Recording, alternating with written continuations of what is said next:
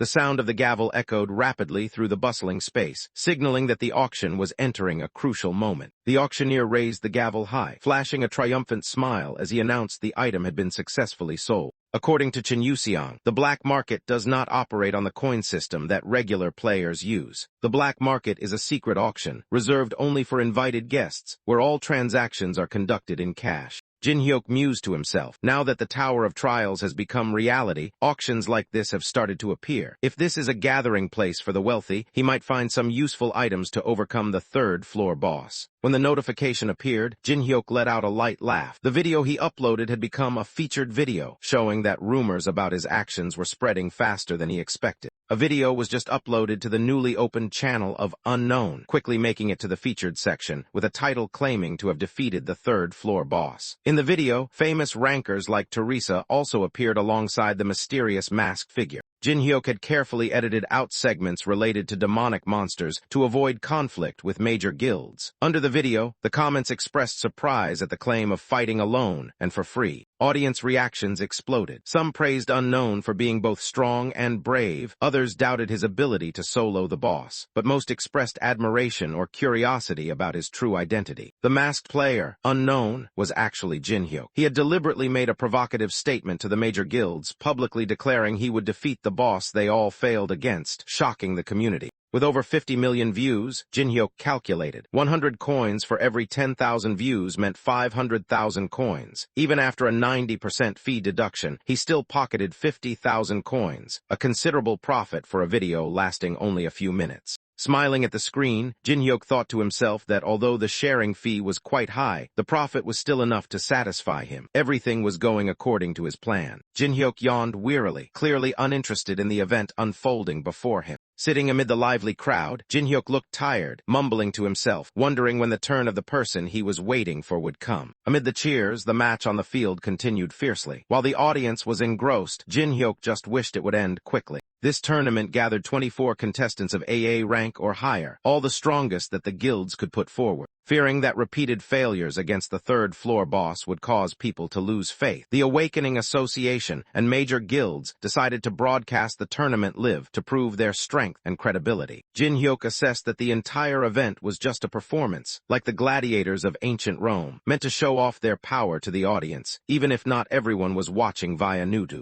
He admitted that organizing such battles wasn't a bad idea. At least it could stir up the atmosphere. An unexpected challenge was issued, along with the promise of an invitation ticket to the black market if Jin Hyuk accepted the duel. Jin Hyuk paused and pointed out that he was not AA rank or higher, so he was not eligible to participate in the tournament. However, the other party's response ignored that as if it didn't matter at all. Although he was flatly refused, the man continued to ramble on, revealing that the tournament winner would be able to choose one of two rewards, a replica of a relic from the National Museum of Korea. The second reward was the right to challenge any player not participating in the tournament, and that made Jin Hyuk feel uneasy. The opponent lost his temper, loudly declaring he would defeat Jin Hyuk this time in front of the entire audience, not hiding his hatred during the call. On the arena, the battle between the two players was intense. One side laughed arrogantly, taunting the weaker opponent. The other responded with a cold threat, saying he was holding back so as not to kill his adversary. As the match was heating up, a strange noise rang out, causing both contestants to turn and look. A giant figure cast its shadow over the arena floor, signaling that something unusual was about to happen. Before the astonished eyes of the audience and contestants, a dark creature was summoned, beastly in form, massive, and radiating a terrifying killing intent. Its appearance made the atmosphere suffocating. Unable to react in time, the contestants were tossed aside like leaves in a storm. The summoned creature charged in with overwhelming power, making the arena shake violently. Before anyone could recover, a sudden fire attack struck again, engulfing the arena in a sea of flames. The two contestants screamed in pain as they were caught in the massive explosion. As the smoke and fire faded, the only two survivors were an old man and a girl in black standing next to the summoned creature. Looking at the two contestants lying motionless, the old man thoughtfully remarked, "This pair seems useful." In the audience seats, the recruiters nodded in satisfaction. The match was of higher quality than expected, helping to ease public opinion. Someone suggested, "There are quite a few promising contestants here. What do you think, sir?" Among the audience, a striking white-haired man with sharp, calculating eyes stood out. He was Hong Deokpyo, the guild master of Black Cloud Guild, a formidable S-rank. Amid the tournament's lively atmosphere, only one person truly caught his attention. While the other spectators were cheering wildly, Deokpyo's gaze remained fixed on a young man standing firm in the arena. He silently assessed. Excellent, just one word, but it carried great weight coming from someone like him. Deokpyo closely observed every movement. That young man displayed composure, controlled the match with broad vision, restrained his strength, and maintained good control. More importantly, he fought efficiently without showing off. A rare, clean battle. Immediately after the match, Deokpyo's subordinates quickly approached to recruit him, but the young man bluntly refused without hesitation. Deokpyo smiled with interest. This was the first time someone dared to refuse his invitation. In his eyes, this young man was different from those who only knew how to bow their heads. Although the smile still lingered on his lips, Deokpyo let out a soft sigh, his eyes following the receding figure. For the first time in a long while, he felt annoyed just because of a refusal. That stubbornness only made him more intrigued. Beside him, a subordinate lightly adjusted his glasses, his eyes flashing with resentment. He complained that if he had participated, he could have easily dealt with those vermin, and made the arrogant Chen Yuxiang kneel before them, instead of arrogantly rejecting their offer. Jiang Doyun, a AAA rank member of Black Cloud Guild, flashed a smug smile as he asked the guild master for his opinion on his assessment. Despite the guild master's advice, Doyun remained arrogant, asserting his position in front of the cameras, paying little attention to the ongoing match. Hong Deokpyo admitted that Doyun's talent could reach S-rank within 3 years, and if his reputation spread, the fame of Black Cloud Guild would also rise, though he was weary of his subordinates' show-off nature. The battle in the arena continued to heat up as the sound of clashing metal echoed, drawing wild cheers from the stands. A warrior with cold, sharp eyes brandished his blade, while the girl behind him nonchalantly blew a bubble with her gum, both ready to enter the fray.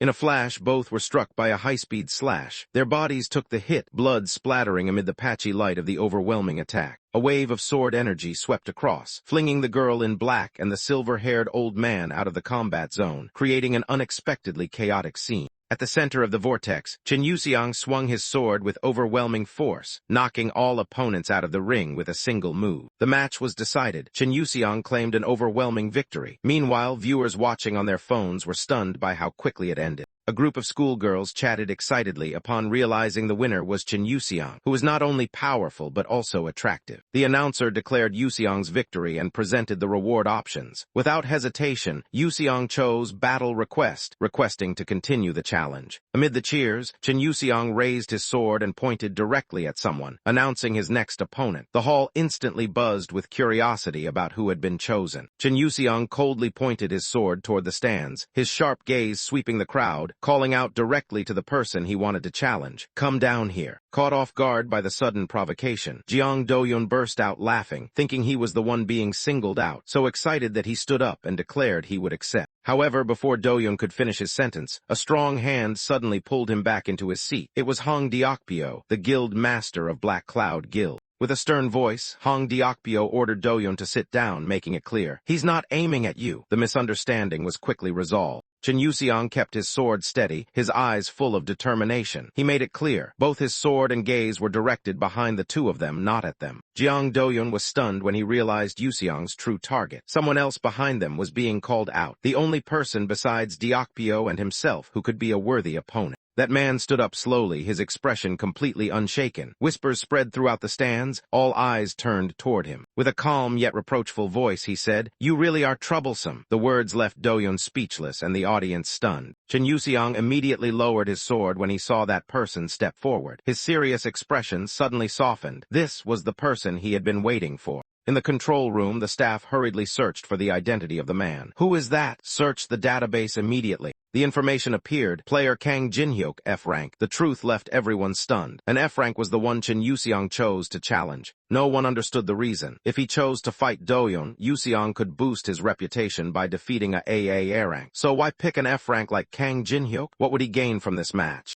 Jinhua frowned suspiciously, her sharp gaze fixed on Chen Yuxiang in the arena. Cautious thoughts echoed in her mind. Was he deliberately trying to humiliate a weaker opponent in front of the crowd? Meanwhile, Kang Jinhyuk stepped up to face Chen Yuxiang, his voice calm but resolute. He requested that if he failed again this time, the other should stop clinging pointlessly. It was time to learn to let go. Chen Yuxiang showed no sign of wavering. On the contrary, he responded coldly. Who could be sure he would lose again? He refused to accept hasty judgments when he had just claimed victory. Jinhua stood in the stands and nodded slightly, acknowledging that the opponent had grown stronger. He praised Jinhyuk for having trained hard, as shown by the sharp aura of his swordsmanship just now. Jinhyuk clenched his fist, his eyes filled with hatred and determination. He had never stopped training, for one reason only, to overthrow Chen Yuxiang, the person he always saw as the target to surpass. In front of the whole arena, Jinhyuk drew his sword and activated his strongest move. The blade shone brilliantly as the level 6 skill, soul-chasing sword energy, was unleashed, officially starting the challenge. Chen Yuxiang summoned sword energy with intense force, blue streams of light flaring up like living flames, painting the image of a blazing soul swirling around his body. Facing the rising aura, Kang Jinhyuk merely frowned slightly, pinching the bridge of his nose as if already too familiar with such showiness, a gesture both weary and indifferent. With a deep breath, Jinhyuk activated his power. Orange flames burst from his hand, reflecting unwavering determination, ready to face the upcoming battle. The two charged at each other in an explosion of light and energy. Jinhyuk shouted in anger, "You detestable stalker!" As the flames and sword energy collided, the air around the arena seemed to be torn apart by the force of their opposing attacks. The modern city bathed in the morning sunlight above the massive domed arena, where a battle between superclass players was taking place. Everything remained peaceful before the storm. Suddenly, a blazing beam of light tore across the sky, plunging straight down into the arena with terrifying destructive power, causing a violent explosion that shook the entire stands. The roof of the arena was severely damaged. Tons of concrete and steel shattered, leaving a gigantic hole opening up to the sky above. Fragments from the dome rained down onto the arena floor, scattering everywhere. Thick dust spread all around, signaling the beginning of a battle with no limits. Chen Yuxiang, shrouded in smoke, his angry gaze piercing through the swirling debris. He roared, filled with frustration at what was happening. He staggered to his feet, his cloak in tatters, his body scratched and bruised. Even so, Chen Yuxiang clenched his fists tightly, angrily questioning Jinhyuk, "Just how many skills do you have?" Chen Yuxiang collapsed on the cracked arena floor, his body paralyzed, no strength left to resist. Kang Jinhyuk's slow, deliberate footsteps echoed, signaling the absolute end of the match. Jinhyuk bent down, calmly rummaging through Yuxiang's pockets. He told himself this wasn't theft, since the other had promised to hand over the item if he lost. Holding the gold-plated card in his hand, Jinhyuk smiled in satisfaction. The invitation to the black market now belonged to him, a well-deserved reward for the victor.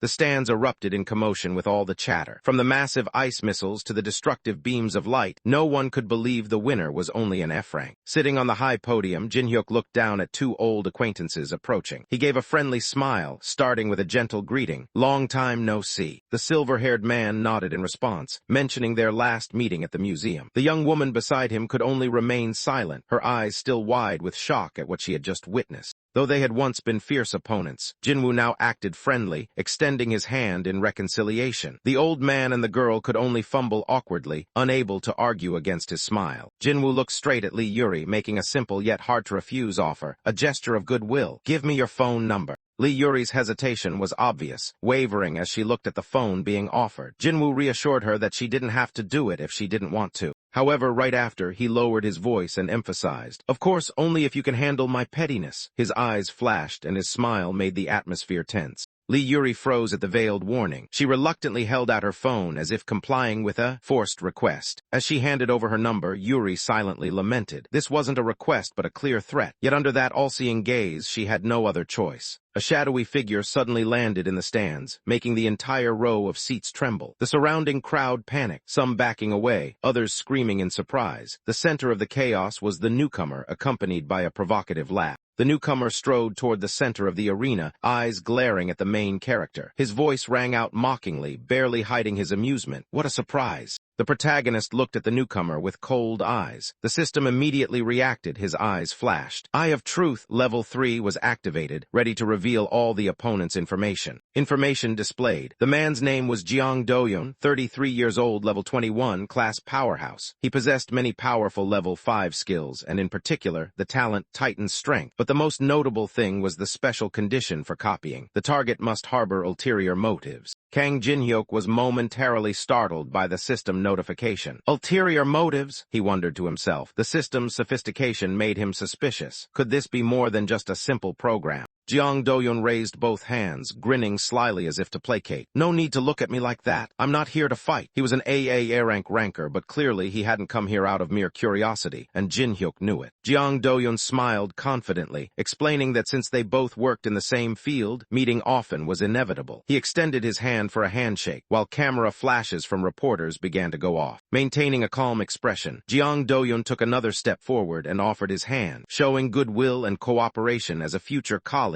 who would stand side by side at work. However, Jin-hyuk only gave a cold smile. Inside, he activated the Eye of Truth skill at level 3, and the system immediately detected that Jeong Do-yeon's words were a lie. Behind the polite mask, Jin-hyuk clearly sensed the anger and inferiority complex within Jeong Do-yeon. His outstretched hand seemed friendly, but in reality, it was to activate the Titan's Strength skill, while the Black Cloud Guild Master was also watching expectantly. If Jeong Do-yeon could humiliate Jin-hyuk right here, in front of reporters and the public, he would easily seize the spotlight of victory that Jin-hyuk had just earned. The plan to reclaim attention for himself was obvious. But Jin-hyuk was not easily lured. With a contemptuous smile, he quietly rejected the blatant trap. The system chimed ding, confirming he had seen through Jeong Do-yeon's true motives. The condition was met, and the system quickly registered a new skill, Titan's Grip, successfully stored in his skill system. Jin-hyuk now possessed Titan's Grip of Grade B, a skill that greatly increased his grip strength like a giant, allowing him to handle objects 10 times his body weight.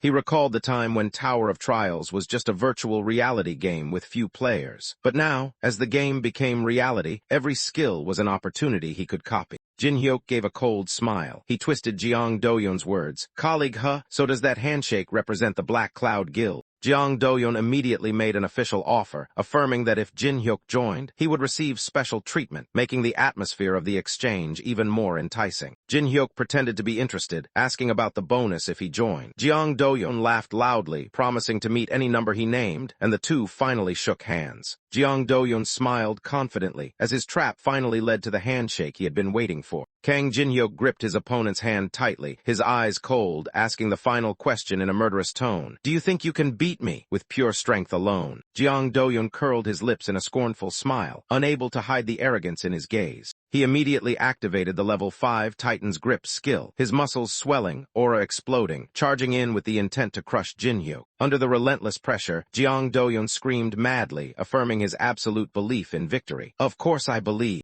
But just as he tightened his grip, a crunch sounded, a shockwave in reverse, as if things were not going as he had planned. The Anubis judgment skill was suddenly activated, manifesting a divine figure holding the scales of judgment, causing Jeong Do-yeon to freeze in terror. Do-yeon's body staggered, his eyes wide with shock as he realized he was completely immobilized. Jin-hyuk still gripped his opponent's hand tightly, calmly commenting on his endurance, while the sound of cracking joints echoed in the air. Looking into Jin-hyuk's cold eyes and expression, he bluntly mocked. The one who was once confident in his strength was now crying like a child. The power of the copied Titan's Grip began to show, Jin-hyuk's hand tightening, crushing the arrogance evaporating from his opponent. Jeong Do-yeon screamed in pain, his cries echoing throughout the arena as undeniable proof of the defeat of someone who had challenged the wrong person. Jin-hyuk squeezed Jeong Do-yeon's hand, unleashing a series of POW blows as if striking lightning onto his opponent's hand. Against the overwhelming strength, the desperate scream, "STOOP," rang out, but Jin-hyuk coldly replied, "You are truly shameful." In a sudden reversal, Jin-hyuk slammed Jeong Do-yeon hard onto the floor, making the entire arena shake with a heavy wham. The move, combining skill and strength, seemed to declare the challenger's utter defeat. Jeong Do-yeon could no longer maintain his dignity, vomiting everything left in his stomach. The gap between true ability and the illusion of strength left him stunned in humiliating shock. Under the dazzling stage lights, Jeong Do-yeon's body was hurled far away, smashing into the floor with a resounding crash. Shattered stones scattered around as if marking the end of his attempt to bring down Jin-hyuk.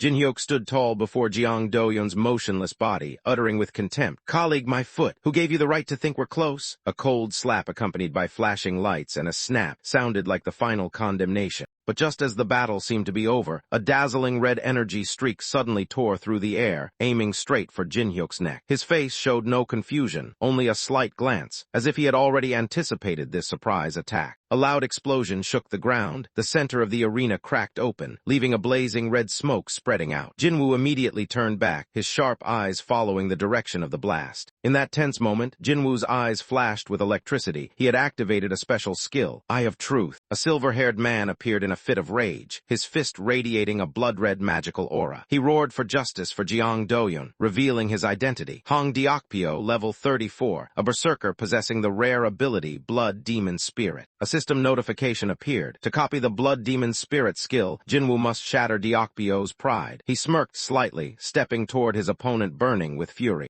Hong Deokpyo roared in anger at Jinwoo's suggestion to back down. Blood demon flames blazed fiercely around him, as if his pride was erupting. Jinwoo remained unfazed, replying calmly but coldly. He had no interest in crushing any guild master, at least not yet. Hong Deokpyo's eyes burned bright red, clearly showing his rage as he completely lost control, a sign that his special ability was about to be activated. Roaring furiously, Deokpyo lunged at Jin-hyuk like a wild beast unleashed, simultaneously summoning his unique skill, Blood Demon Spirit. Radiating murderous intent, Deokpyo charged in, his arm ablaze, shouting as if to tear apart his opponent for daring to provoke his pride. In contrast to his opponent, Jin-hyuk simply raised his hand calmly, as if preparing to unleash a skill without the slightest hesitation. A system notification appeared. Kang Jin-hyuk had activated Daylight Level 2. A brilliant light burst forth, making everyone squint in astonishment. The light enveloped the entire arena, and before anyone could adjust, Jin-hyuk quietly placed his hand on his sword hilt, ready to finish his counterattack.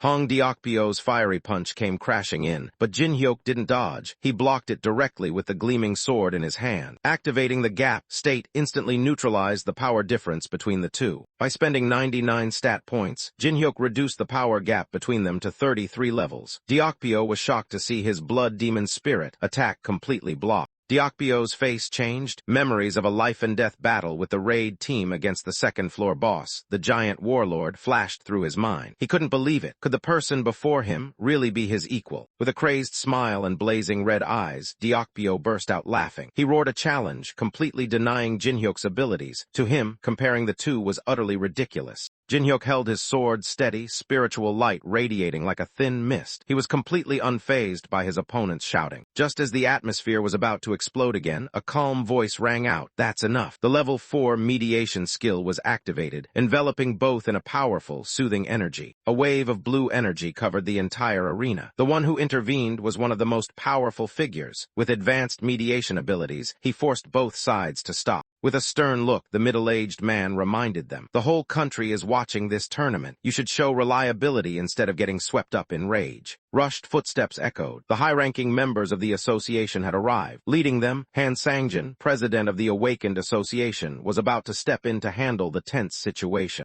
Amid the tense atmosphere, a group of people entered the arena with a majestic aura. Leading them was none other than Han Sangjin, the president of the Awakening Association. Jin-hyuk watched the powerful man intently, silently nodding. This was the person leading all awakened players in South Korea. Han Sangjin's stern gaze clearly conveyed authority. He was the head of the Awakening Association, Han Sangjin, a figure with supreme influence in the community. Hong Deokpyo immediately stepped forward, shouting loudly as if he had been waiting. "Mr. Han, perfect timing. This person beat my member to the brink of death." However, Han Sangjin remained calm, responding in a controlled tone. "Calm down, Mr. Hong. This is a competition, not a festival. Injuries are inevitable, don't you think?" Leaving Hong Deokpyo stunned and unable to believe his ears. Han Sangjin, head of the South Korean Awakening Association, personally came to meet Kang Jin-hyuk at the arena. He took the initiative to introduce himself, showing seriousness by addressing him with the official title, Player Kang Jin-hyuk. A flashback appeared. 20 minutes earlier, Han Sangjin had no knowledge of Jin-hyuk's existence. He only began to pay attention after receiving an urgent call from Park, the person in charge of this competition. From the stands, Park called with a panicked expression, requesting Chairman Han to come immediately because an unbelievable event was happening at the competition site. Suspicious of many irregularities, Han Sangjin ordered a re-examination of all of Jin-hyuk's results. Through this, he discovered that the examiner had been forced to conceal something during the ability test. He looked directly at Kang Jin-hyuk with a serious gaze, preparing to make an important announcement after fully understanding the situation. Before the entire audience, Han Sang-jin congratulated Kang Jin-hyuk for officially becoming South Korea's 16th S-rank player. He bowed his head apologetically for the initial misclassification by the association. The shocking announcement immediately threw the hall into chaos. Reporters shouted, spectators stood up, and all cameras focused on Jin-hyuk, the new S-rank who stirred the entire nation. Reporters immediately rushed out of the stands, shouting and pushing to reach the scene. The emergence of a new S-rank was breaking news not to be missed.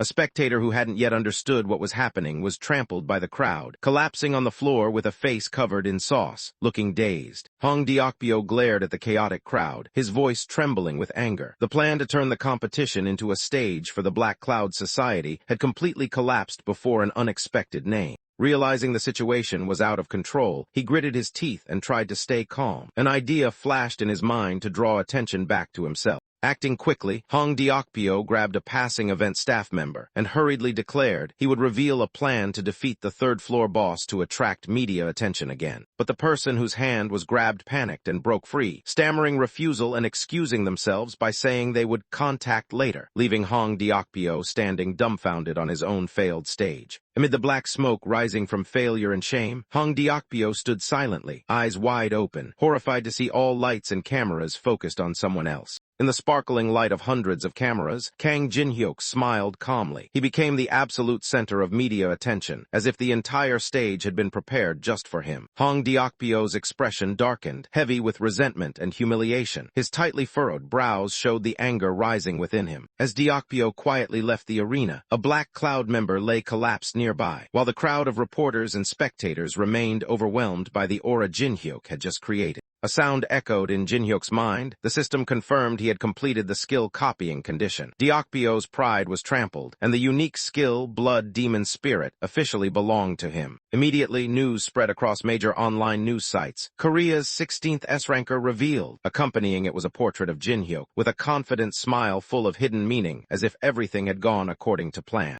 After the video went viral online, views and comments exploded. The public was thrilled to witness a strong opponent defeated with a single strike. Sitting on the plane, Jin-hyuk scrolled through online reactions with a satisfied smile. He silently thought this response far exceeded expectations. Han Sang-jin, head of the association, personally expressed goodwill. He offered to sponsor all flight expenses to Las Vegas to make amends for the previous misjudgment. Jin-hyuk leaned back comfortably in the first-class cabin, feeling the special treatment that an S-rank receives. Now, he understood why everyone craves a high rank. The plane bearing the spinning flower emblem glided through the fiery red sunset sky, carrying South Korea's 16th S-ranker toward Las Vegas, where the next challenge awaited. On the flight, a female flight attendant approached Jin-hyuk with a friendly smile, signaling that a special service was about to begin exclusively for him. The attendant gently placed a lavish meal on the table, leaving Jin-hyuk amazed. This was the first-class service he had only heard about before. He tasted the first bite with satisfaction. The flavor was so delicious that Jin-hyuk smiled softly, as if savoring every moment. Just as he was immersed in the meal, Alice suddenly appeared through a mental link, calling his name in a serious tone. Jin-hyuk. Jin-hyuk glanced toward the blonde man in the upper cabin, just as Alice pointed out. She asked, "Do you see that guy?" Jin-hyuk replied briefly, "I see him." Alice frowned, clearly sensing a dense evil aura surrounding that man. His blood scent made her shudder with disgust, a kind of blood she never wanted to taste. Jin-hyuk sighed upon hearing Alice talk about blood again, but she cut him off firmly. "I'm not joking. He's not an ordinary person." Jin-hyuk squinted thoughtfully. If even Alice, who always regarded humans as mere blood bags, issued a warning, then surely something unusual was hidden behind that man's smile. Without hesitation, Jin-hyuk immediately activated his level 3 Eye of Truth skill. His eyes gleamed sharply as the truth gradually became clear. The stranger's personal information was revealed. Alex Judrow, level 27, profession necromancer, possessing skills from a forgotten tomb and linked to the cult of the dark gods. A warning appeared. To copy his power, one must become a member of that demonic cult. Jin-hyuk was stunned. The opponent was not an ordinary person, but one of the dark gods. Even more puzzling, he could remain so calm in front of everyone. At that moment, Alex turned and started a conversation with Jin-hyuk. His face showed surprise when their eyes met. With a bright, natural smile, Alex pointed at Jin-hyuk and asked directly, "You're Kang Jin-hyuk, right? The newest S-rank player in Korea everyone's talking about." Jin-hyuk realized this coincidence was too suspicious. The other had deliberately boarded the same flight to approach him, no doubt about it. He nodded to confirm his S-rank status, maintaining a friendly expression, while Alex appeared excited to meet the famous player he had been following through the match. Alex politely took out a business card and introduced himself as if this were just a casual meeting between fellow travelers. With a natural smile, Alex suggested they share some drinks to enjoy the trip, using the chance encounter as an excuse to get closer. Jin-hyuk smiled slightly, pretending to play along with the other's act, signaling agreement to probe further into his true motives. On the table, fine wine was poured as Alex began to chatter about himself, part boasting, part testing Jin-hyuk's reactions. Alex enthusiastically recounted his success in the cosmetics business and the difficulties he had overcome since the tower appeared. They clinked glasses in a relaxed atmosphere. Jin-hyuk smiled politely but silently wondered, did this grinning enemy know that his identity had already been seen through? Alex continued to smile carefreely, unaware that Jin-hyuk had long recognized him as one of the dark affiliates. While raising his glass, Alex suddenly confessed. The reason he came to Korea was not for cosmetics business, as he had said. He revealed his true purpose was to expand activities related to awakened individuals, seizing the new trend of the era. Taking a sip of wine, Alex admitted he was facing a troublesome problem, causing Jin-hyuk to raise an eyebrow and ask calmly. Alex Judro leaned back relaxedly, lifted his glass, and unexpectedly changed the subject, asking Jin-hyuk about a mysterious player recently always appearing with a mask. Jin-hyuk skillfully responded by mentioning the video where Unknown declared he would defeat the third-floor boss, then probed whether Alex's problem was related to that person. Alex nodded, admitting his group had also planned to defeat the third-floor boss, but was decisively blocked by Unknown, putting them in a difficult position. Alex continued speaking in a lower voice. In public, Unknown claimed he wanted to protect friends, but in reality demanded Alex's group not interfere in his personal affairs. Jin-hyuk pretended to be surprised by Alex's vague words, hinting that he seemed to know Unknown quite well. Alex just smiled, calmly confirming it. Jin-hyuk smiled meaningfully, secretly amazed at Alex's brazenness in lying right to the person involved. Meanwhile, Alex continued to criticize Unknown as greedy and unreasonable. The clink of ice cubes echoed in the wine glass. The blonde man began shifting to the main topic after a friendly prelude. He poured more wine into the glass, then skillfully made an offer. If Jin-hyuk could join them on the third floor, it would be an extremely great help. Kang Jin-hyuk was momentarily surprised. He pointed at himself, feigning astonishment. Did Unknown declare he would defeat the boss alone?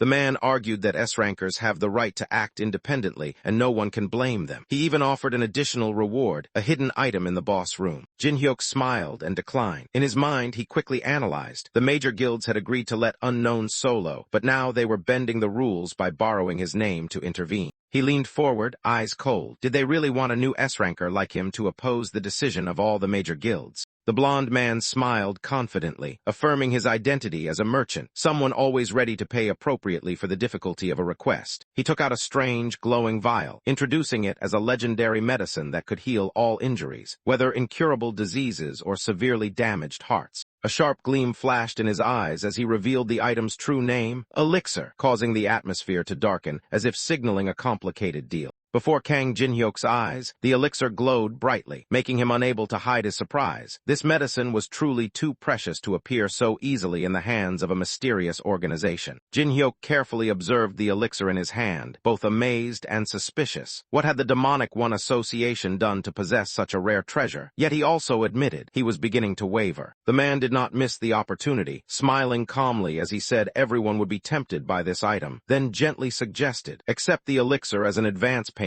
for the upcoming deal. Alex slid the contract over, requesting Jin-hyuk just sign it, simultaneously activating the level 5 skill, Contract of the Dead. Jin-hyuk looked at the contract emitting black energy, surprised. This was no ordinary contract but a cursed one. It appeared harmless on the outside, but in fact the contract was cursed. Any violation would bring deadly consequences. A symbolic image of judgment appeared, a sword piercing through paper radiating evil energy, affirming, whoever breaks the agreement will be claimed by death. Jin-hyuk calmly pushed the contract back, refusing to sign. He gave the reason that he did not want to confront the major guilds and maintained a cautious attitude. Alex was silent for a moment, then showed disappointment. He admitted the offer still lacked weight, although he had high expectations for Jin-hyuk. When rejected, the man in white coldly withdrew the elixir vial, implying that the precious gift would not be given without a signature. His expression changed noticeably when he saw Jin-hyuk's unexpected action, angrily asking what he was doing. Jin-hyuk raised the elixir vial, smiled mysteriously, and began to reveal the true nature behind his cautious appearance. Black energy surged, his eyes blazing with magic power. Jin-hyuk admitted his ambition. Though cautious, he always took what he wanted. The businessman turned pale, his body trembling, unable to believe what Jin-hyuk had just said, a recklessness beyond his expectations. Immediately after, the entire room shook violently. A powerful explosion occurred, signaling unavoidable consequences from the recent action. Alex panicked and jumped up, clearly feeling the power Jin-hyuk was drawing out. In his mind echoed a crazy suspicion. Could this guy be planning to blow up the entire plane? Meanwhile, the warning lights sounded. The speaker system announced that passengers should return to their seats and fasten their seatbelts as the plane was entering a turbulence zone. Jin-hyuk calmly stood up, his cold gaze directed at Alex. He smiled, reminding him to listen carefully to the announcement, then turned away, leaving a cryptic question. Do you know which organization I belong to?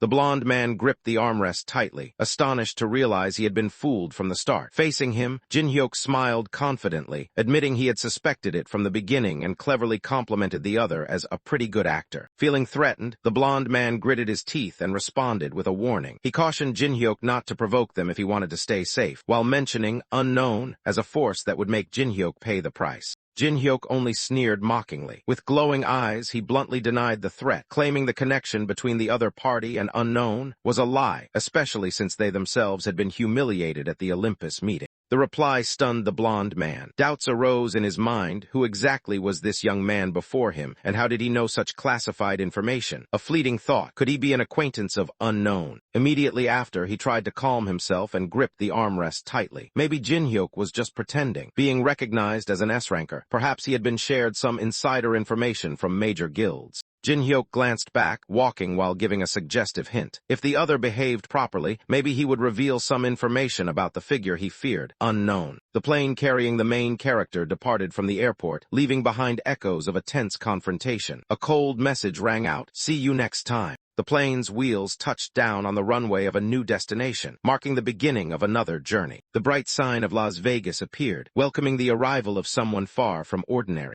Under the dazzling lights of casinos and shopping centers, the lively atmosphere of the modern city filled the frame. Fountains, a giant Ferris wheel, and a replica of the Eiffel Tower symbolized a glamorous Las Vegas, a place seemingly only for entertainment, but now preparing to face an unimaginable event. A large billboard appeared with the image of a fiery red-haired woman, and the words, "Fire Blossom," a fragrance full of implication like a flame about to burst. Alice looked up at the city lights with curious eyes. Setting foot in the human world for the first time, she wondered if this was truly the city of humans. Jin-hyuk walked beside Alice through the bustling crowd. She smiled, commenting that this place wasn't bad, while he reminded her to keep silent as promised, or she would be sealed again immediately. The blond man, the mage from before, was reminiscing. He explained that he had temporarily unsealed Alice as a reward for helping identify the presence of a demonic aura on the plane. However, the maximum height he could create for her was only 150 cm. Standing amid the dazzling scenery, Kang Jin-hyuk quietly activated the world memory, a special ability only someone like him could use, preparing for the next step in his plan.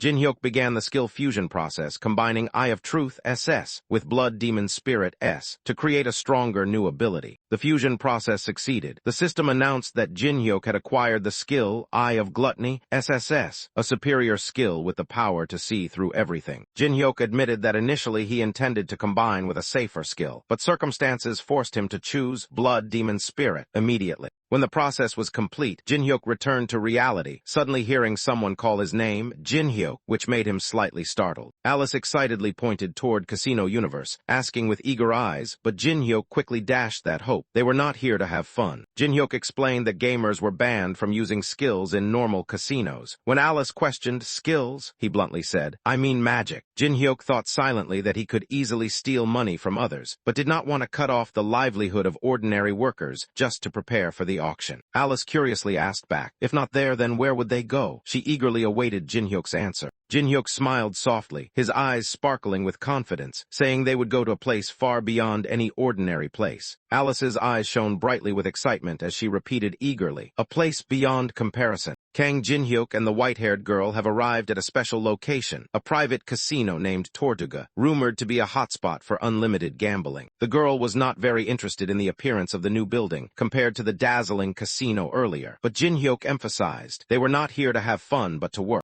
Outside the casino, a man was panicking on his knees, accusing someone else of using cheating skills while playing cards, and he clearly believed he was being cheated. Immediately, the accused kicked him hard in the face, retorting that he himself had used skills in the bet and had no right to complain. The accuser was mercilessly trampled under the opponent's feet. In this place, the rules were clear. The one who gets cheated is the fool. Upon entering, Jin-hyuk calmly admitted to the accompanying girl, "He's not wrong. That's exactly how this world operates." The girl's eyes sparkled, attracted by the luxurious scene inside. Although she didn't understand what was different, it was clear this place was full of interesting things. Jin-hyuk casually lifted her up, explaining that Tortuga allowed players to freely use magic. The rules here were completely different. She was seated while still bewildered, not fully understanding Jin-hyuk's intention. The situation seemed to be preparing for something bigger. Jin-hyuk went to the bar, opened a tab, and told the staff to serve whatever the girl wanted to try. Under the warm lights, she reacted with frustration at being tied down on her first outing after a long time. Kang Jin-hyuk calmly finished his drink, ignoring the worried question from the girl. He showed no hesitation, as if all plans had been predetermined. Setting the glass down, Jin-hyuk smiled confidently and moved toward the gaming table. In the lively casino atmosphere, he declared a simple yet bold goal: make some dollars. Without wasting time, Jin-hyuk raised his hand to deal cards. A bright red magical aura rose from his arm, showing he was activating a skill to gain an advantage in the bet. The system immediately responded. The level 3 skill, Advanced Blockade, was activated. For the next 10 minutes, the skill could not affect the designated person, but Jin-hyuk himself could still use abilities as usual. Pedro, the dealer at the Tortuga table, flipped his cards showing 2 black and red jacks. A bead of sweat rolled down his temple, but inside he sighed in relief. This hand was strong enough for an even match.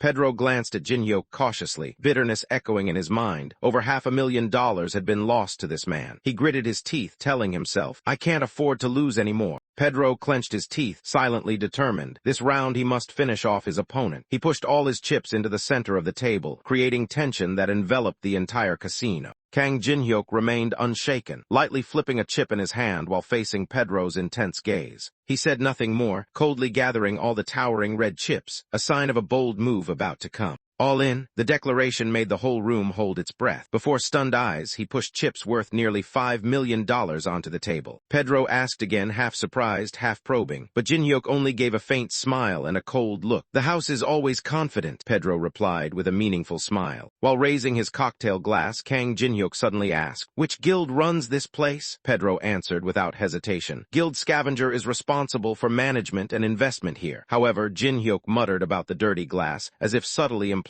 something deeper. Pedro felt suspicious when he saw his opponent suddenly switch from silence to asking many questions, making him wary. Under the pressure of everyone's gaze, Pedro reluctantly smiled and replied that as a server, he was obliged to answer any questions from customers. However, inside, Pedro began to panic, doubting whether his opponent possessed mind-reading skills, making it impossible for him to hide his cheating intentions. Not losing control, Pedro started to flip cards with a premeditated cheating plan, but still maintained absolute confidence that his trick would go unnoticed. At the moment of flipping cards, Pedro activated level 3 skill, Sleight of Hand, planning to swap cards during the deal to ensure an absolute win. But when the cards were revealed, both were jacks as originally dealt. The swapping plan completely failed, leaving Pedro stunned by the unexpected result. The dealer was stunned looking at the revealed cards, a different pair of jacks. Horror filled his eyes as he realized the outcome was not as planned. While he was still shocked, Jin-hyuk's glowing red eyes showed overwhelming dominance. The 2 cards he had secretly kept were proof the swapping trick had been nullified by a force beyond understanding. Jin-hyuk smirked, raising the winning pair of kings with a casual demeanor. He calmly declared victory, seemingly fully in control of the situation. A close-up frame appeared with a red eye symbol. The mind-reading feature from the Eye of Gluttony had helped Jin-hyuk easily anticipate and counter his opponent's cheating tricks. Wasting no more time, Jin-hyuk reached out to gather the huge pile of chips before him. He coldly declared he would take his rightful reward and leave. But at that moment, a shout cut through the atmosphere. The sound of hurried footsteps signaled someone rushing in to stop him. The situation was about to take a tense turn. Right after the match ended, tension suddenly flared as a group of men in black suits stormed to the poker table with murderous looks. One of the men stepped forward, pointing at Kang Jin-hyuk, accusing him of using unusual tricks and demanding he come with them. Jin-hyuk remained seated, calmly questioning how they treated their guests. A cold, red-haired man appeared, cutting off the argument. He clearly declared that anyone daring to leave with that much money could not be considered a guest. In response, Jin-hyuk only slightly smirked, as if the whole situation was a joke he had long anticipated. The leader ordered Jin-hyuk to be taken straight to the room, implicitly referring to a place to deal with those who dared challenge their system. But just as the guard stepped forward, a sudden powerful strike hit him, sending him flying backward to the astonishment of everyone present. Facing him, Jin-hyuk calmly clenched his fist. He said what had just happened reminded him of an interesting story he heard upon arriving here, as if igniting a completely different game. Amid rising red smoke and glowing eyes, Jin-hyuk laughed. He repeated the infamous saying of this underworld. Here, the one who gets cheated is the fool. The moment the bullet rang out, Jin-hyuk lunged to dodge, leaving behind a pillar of bricks shattered into pieces. One of the shooters in a black vest, face tense and teeth clenched, desperately aimed the gun barrel straight at the target. Without giving the opponent time to react, Jin-hyuk landed like a thunderclap, causing the wooden floor to burst apart under the weight of his strike. Amid the chaos, a few players sitting and drinking suddenly stood up cheering gleefully, excited by the unexpected violent scene. Meanwhile, the silver-haired girl sat calmly at the bar, smiling as she enjoyed the glass of wine in her hand, indifferent to the chaotic scene behind her. The deep red cocktail sparkled in the dim light as the bartender slowly explained. Kiss of Fire, a drink symbolizing the passionate love of newlyweds. While everyone was still recovering, a fiery explosion erupted right behind the silver-haired girl, burning the space as if reflecting what she called passionate love. The girl sipped her cocktail, her eyes half-closed with indifference, calmly uttering, "So boring." Amid the chaos, the red-haired security guard shouted asking for the guild leader's location, only to receive a chilling reply. "They won't arrive for at least another 30 minutes. He began to feel uneasy. Everything was going beyond expectations. Although this place had no rules, it felt like something seriously wrong was happening. Meanwhile, Kang Jin-hyuk continued to crush his opponents with overwhelming speed and strength, leaving the guards unable to react. No one believed one person alone could cause such chaos. In the midst of the turmoil, an employee rushed to the red-haired man, holding out a phone screen with a terrified expression. "What could be worse than this?" he shouted in extreme tension. The red-haired man froze as he looked at the phone screen. The information displayed filled him with extreme horror. On the screen appeared an image of Kang Jin-hyuk with the appraiser, along with the message, "Player Kang Jin-hyuk, newly announced Korean S-ranker just days ago." He swallowed hard in fear. An S-ranker. There were fewer than 20 people at this rank in all of America, yet such a person was standing right in front of him. A chilling thought echoed in his mind. If Kang Jin-hyuk truly wanted to destroy this place, this casino could be completely wiped off the map. Realizing the terrible threat, a man urgently ordered amid the chaos, "Stop everything for me." Immediately, one of the bodyguards hurriedly pulled his collar, preparing to activate the emergency signal. Shaken by the true identity of his opponent, the red-haired man quickly knelt down and bowed his head apologetically. He admitted his mistake in not recognizing Jin-hyuk and begged for forgiveness just this once. Jin-hyuk raised an eyebrow, coldly asking back, "Why suddenly apologize?" Anger was clear on his face, as if he was all too familiar with those who only knew how to bow before power. The manager tried to explain fearfully, but before he could finish, Jin-hyuk stepped forward with a contemptuous smile. "Don't make me laugh." Jin-hyuk bent down, eyes gleaming with mockery. He enunciated each word harshly, reminding of the harsh truth about this place, a place where the weak are crushed, and those who are deceived are simply fools. Without giving his opponent a chance to respond, Jin-hyuk made a clear demand. He wanted all his winnings returned, along with compensation for mental distress caused by the unprovoked attack. When the figure of $10 million was spoken by Jin-hyuk, the man opposite immediately twitched. Sweat rolled down his forehead as he panicked and exclaimed, "10 million. Kang Jin-hyuk tightened his grip on the man's collar, smiling coldly. His voice was threatening yet decisive. Either pay up or shut down the casino. The choice was in the hands of the weak. Right after, Jin-hyuk's phone displayed the newly transferred balance, $10 million.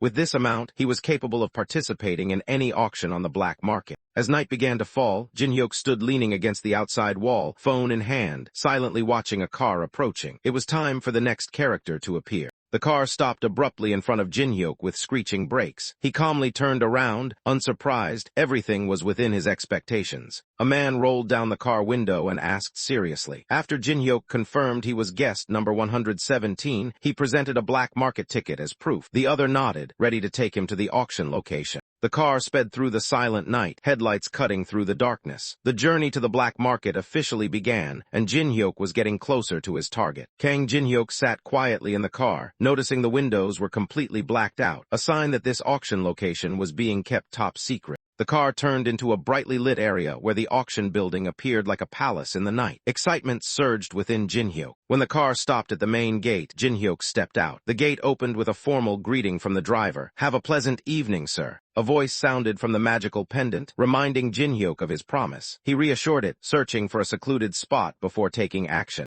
A pair of women's shoes suddenly touched the ground, the pale red light from the pendant signaling the imminent arrival of his companion. Just freed from the containment space, the white-haired girl took a deep breath of the night air. With a radiant smile, she declared this place worthy of a noble creature like herself. When Alice asked if they were heading to the auction, Jin-hyuk confirmed and warned her not to do anything to attract attention. He understood well that this environment was unlike any place Alice had known. Inside the luxurious auction hall, crystal lights glittered over a crowd dressed in formal attire. Jin-hyuk and Alice quietly stepped among countless scrutinizing gazes from the elite. Attendees whispered about the 175th auction. Some expressed excitement over rumors that many rare items from the Tower of Trials would be auctioned. Rumors spread that an ichthyosaur heart would appear at the auction. People eagerly discussed how magical waves from the Tower of Trials had caused ancient treasures to re-emerge one after another. While the outside atmosphere brimmed with anticipation and excitement, Alice suddenly paused. Her glowing red eyes showed alertness, as if sensing something unusual. Alice held her nose, frowning in discomfort. A smell was irritating her. Jin-hyuk looked at her in surprise and immediately asked what was happening.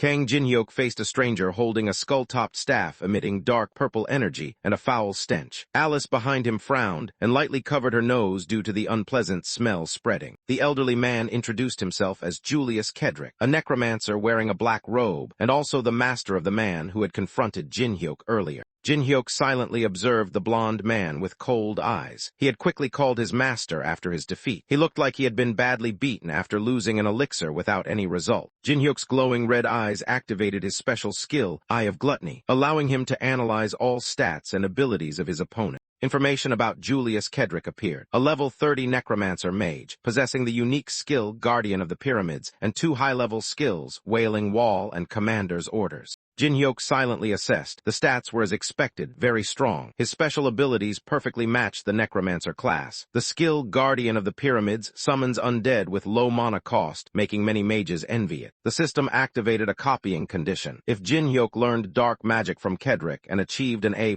grade, he could copy his skills or special abilities. This condition only made him sigh in frustration. Despite his dissatisfaction with the system, Jin-hyuk decided to take advantage of the opportunity to provoke Kedrick. He smiled provocatively, thanking him for the precious item and the interesting flight that his disciple had inadvertently provided. Not letting Jin-hyuk dominate for long, Kedrick seriously changed the subject, expressing his main purpose. He wanted to ask about information related to Unknown, an important matter for his faction. Jin-hyuk silently judged Kedrick as straightforward but skillfully delayed the exchange. He smiled and declined, saying this was a special occasion and it was better to save such discussions for another time. Just as Jin-hyuk was about to leave, Kedrick suddenly raised his staff to block the way. The atmosphere immediately grew tense, his eyes radiating clear killing intent. Kedrick coldly declared there would be no next time. He had to settle everything here and now, with a threatening tone that turned the situation into a dangerous turning point. Jin-hyuk did not back down. He suddenly flicked Julius's staff lightly, clearly showing provocation.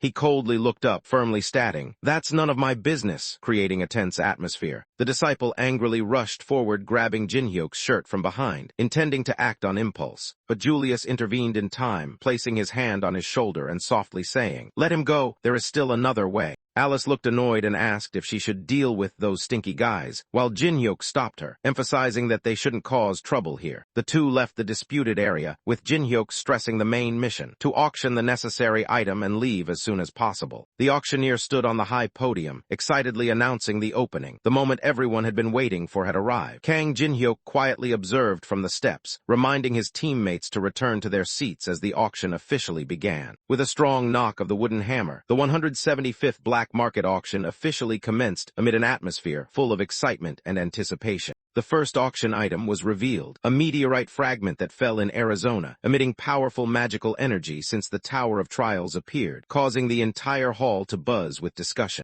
The starting price for the meteorite fragment was set at $100,000. The auctioneer slammed the hammer, igniting fierce competition among ambitious wealthy bidders. Bid cards were raised continuously, with bids quickly rising to $150,000, then $200,000. Kang Jin-hyuk sat still, observing the developments while others began to actively compete. While the whole hall focused on the item, Jin-hyuk smiled confidently, because at this moment, no one but him knew how to craft the rare metal called fallen iron. Kang Jin-hyuk realized this was a rare chance to win the meteorite fragment at the lowest price, and quickly raised bid card number 44 to join the auction. With a satisfied face, Jin-hyuk quietly celebrated having bought fallen iron, a meteorite containing magical energy, at a bargain price of only $300,000. However, a mysterious person suddenly raised bid card number 6 and offered an exorbitant price, $1 million, instantly shocking the hall's atmosphere. The auctioneer could not hide his confusion at the sudden and excessively high bid, immediately confirming the $1 million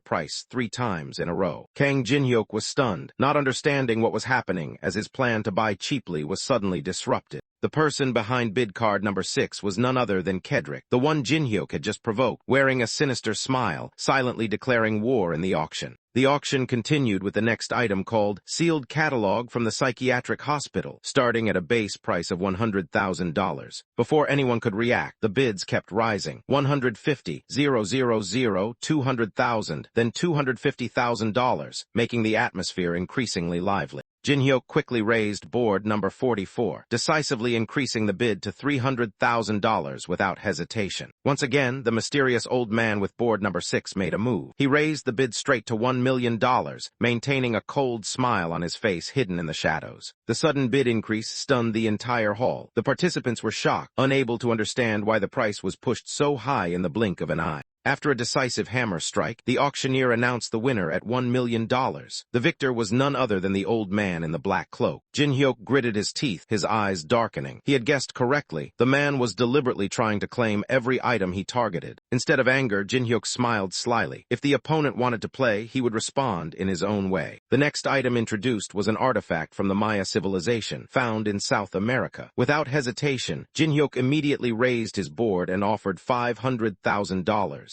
The white-haired girl beside him was stunned by Jin-hyuk's reckless action. However, he responded calmly. Everything was part of the plan. Unyielding, Kang Jin-hyuk boldly declared a raise to $1.5 million, his eyes showing determination amid the tense auction atmosphere. The old man in the black cloak remained unfazed, instantly raising his board and shouting, $3 million, causing the hall to hold its breath at the fierce confrontation. The auctioneer excitedly confirmed the latest bid, unable to hide his thrill as the competition now exceeded initial expectations. At the auctioneer's firm question, Kang Jin-hyuk raised the bid to $1.5 million without hesitation, his eyes full of challenge. Immediately, the old man wearing a hood reacted fiercely. He shouted, raising his bid board as if to tear apart the atmosphere, pushing the price straight to $3 million. The host announced the new price with excitement, confirming that the current auction had skyrocketed to $3 million.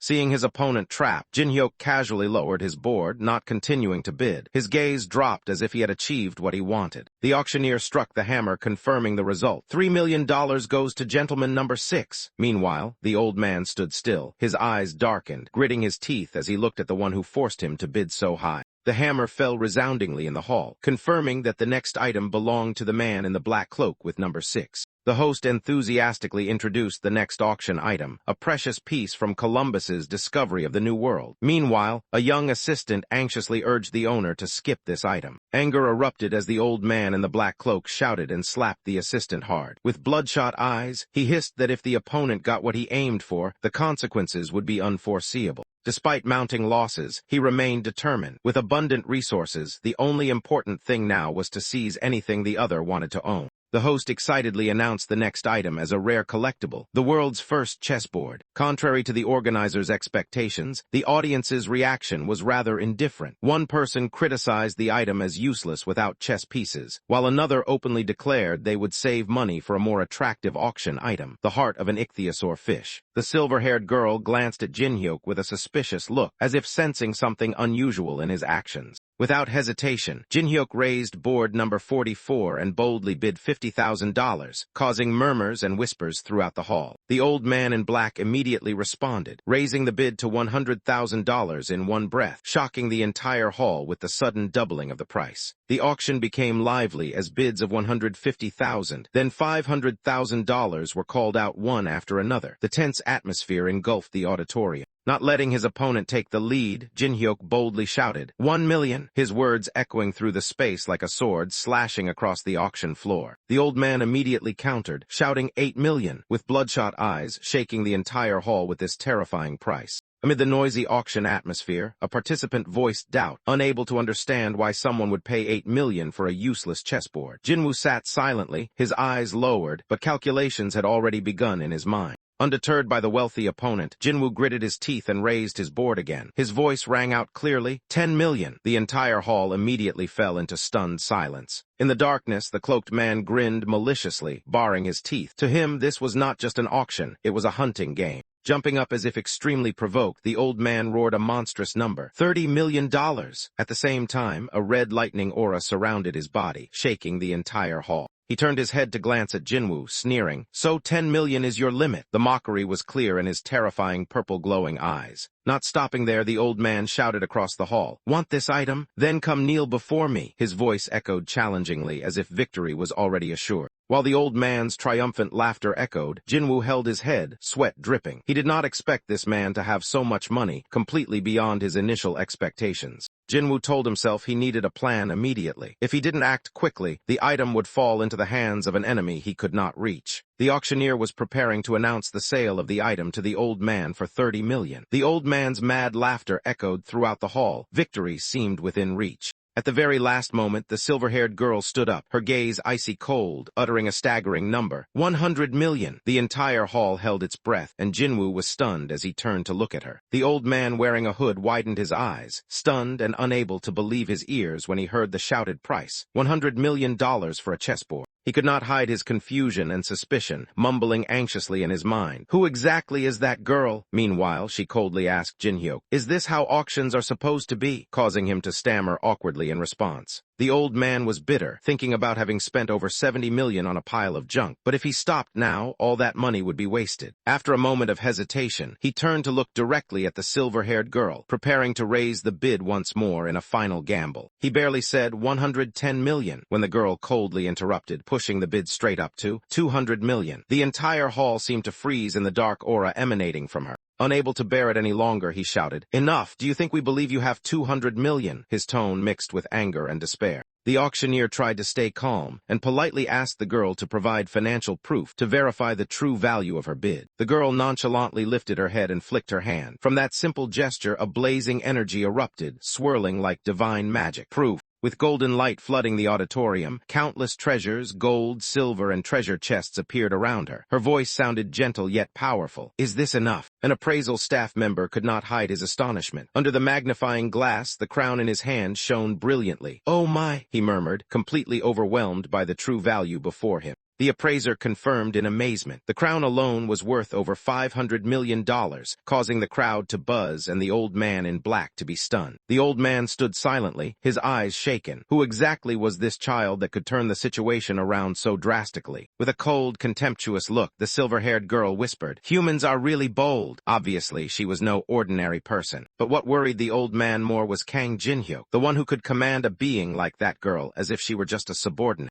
The old man's sharp eyes showed vigilance. His instincts told him that Jin-hyuk would be a more unpredictable opponent than anyone before. Rising with a serious demeanor, he declared in a deep voice, "The situation has reversed," stunning his subordinates. Jin-hyuk smiled meaningfully. Everything was unfolding exactly as he planned. The blond man laughed wickedly with enthusiasm, as if he had been waiting for this moment for a long time, ready to dive into the chaotic game about to unfold. The host smiled and declared the victory. The world's first chessboard officially belonged to the girl at an unprecedented price. Jin-hyuk chuckled and asked back with a fake naive look, while the girl frowned in annoyance, pointing at him, "Give it to him, not me." Meanwhile, the staff were still gathering treasures scattered across the floor. Alice calmly replied that her treasure was already too full, so spending money was just an opportunity to clear some out. But the real reason was that she could not bear others looking down on Jin-hyuk, whom she regarded as a worthy partner. Jin-hyuk turned to look at Alice, surprised to hear her sincere words. His eyes showed both surprise and warmth, as this was a rare moment of genuine care from Alice. However, just as the atmosphere softened, a sudden horrific explosion occurred behind them, shattering the peace and pulling both back into a dangerous reality. Amid the collapsing rubble, a blonde girl struggled to shield herself, trying to maintain balance among the dust and aftershocks from the recent blast. The ceiling began to crack violently. The girls shouted a warning in panic, while those around her also realized with alarm that the imminent danger threatened their lives. The crowd immediately panicked and fled toward the exit. Screams and chaotic sounds filled the auditorium, which had once been quiet but now turned into a storm of disorder. People pushed and shoved to find escape routes, ready to knock down anyone blocking their way. In the panic, survival instincts made everyone selfish and desperate. But amid the fleeing crowd, a cold voice rang out. A bloodied sword sliced through the air, signaling that the real nightmare was just beginning.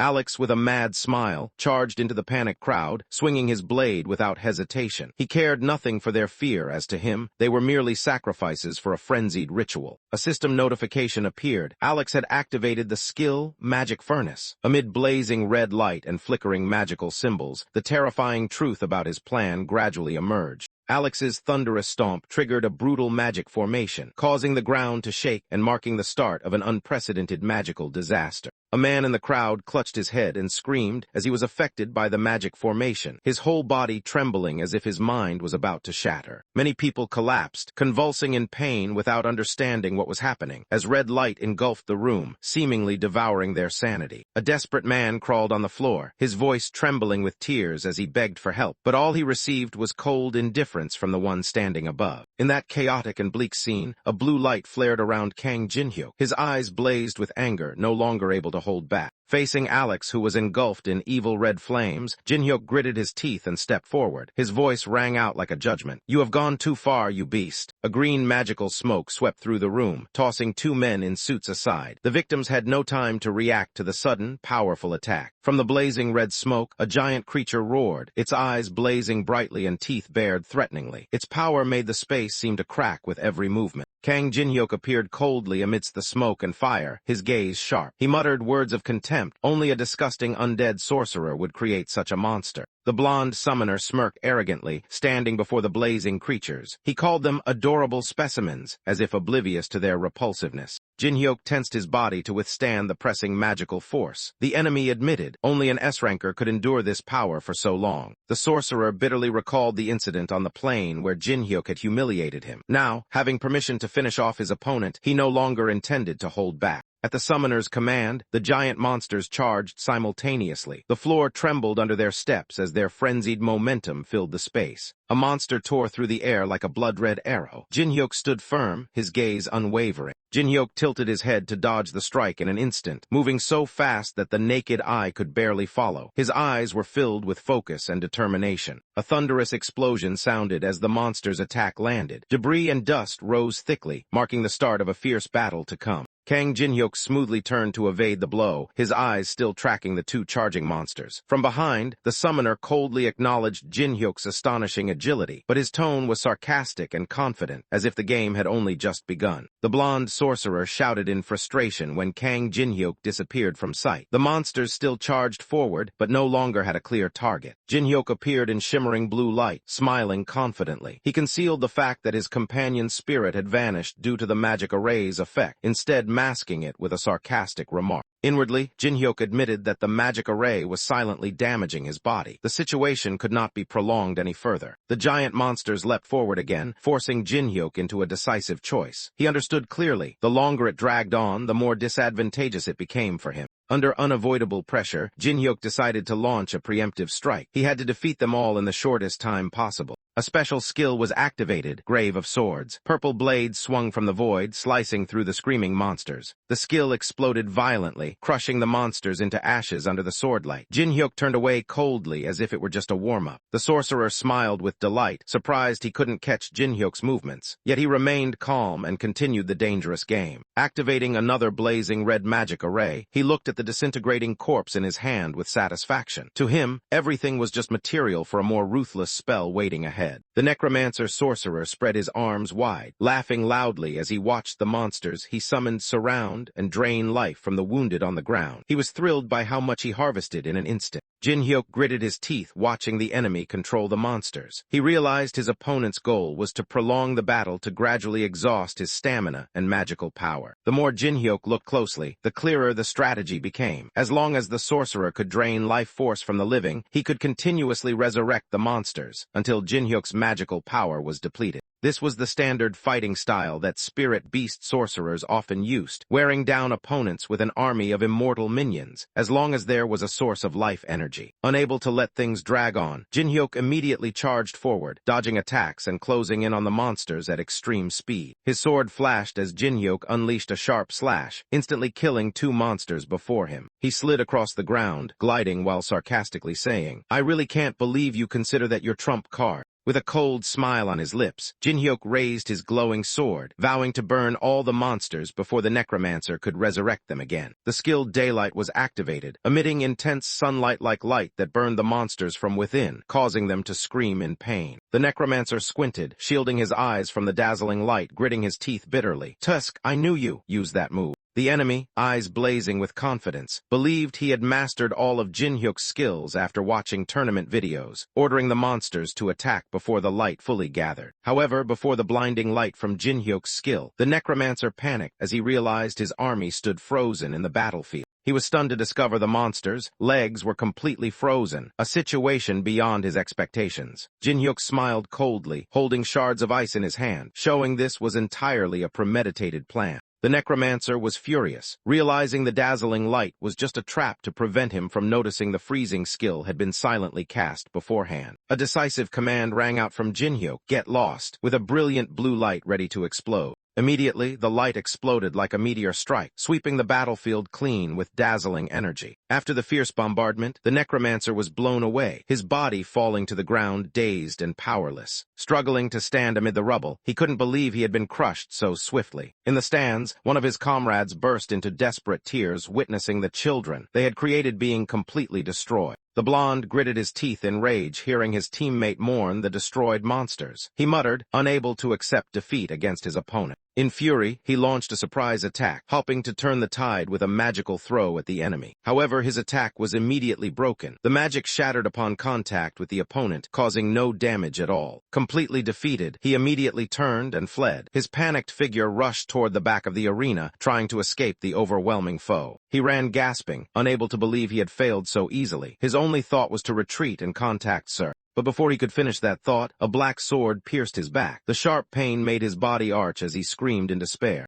His body collapsed, blood spilling from his mouth as he fell to the ground. The strike was swift and ruthless, leaving no time to react. From the rising smoke, Kang Jin-hyuk stepped out, calmly adjusting his stance and coldly said, "If you throw a weapon, it has to be like this." Stepping closer to the defeated enemy, Jin-hyuk looked down at the dying blonde and said coldly, "After causing all that trouble, you planning to run?" Raising his glowing magic sword high, Jin-hyuk cruelly declared, "Now let me explain to you how you will die." The blonde began coughing up blood, eyes wide with horror as he heard Jin-hyuk describe a slow death. The lungs would fill with blood over the next 30 minutes. Jin-hyuk stood coldly amid the mystical light, saying that death by suffocation was one of the most painful ways to die, second only to being burned alive. He lowered his voice, holding out an elixir bottle in his hand as a bargaining chip, demanding information about the Cursed One's association. The blonde's eyes widened, realizing the item in Jin-hyuk's hand was a precious elixir, something that could save him from the impending death. He tried to whisper, grabbing Jin-hyuk's leg, but was interrupted by a violent cough. Blood surged up his throat, preventing him from speaking further. Knowing he couldn't speak, he switched to writing by hand, intending to use his own blood to write the information on the ground.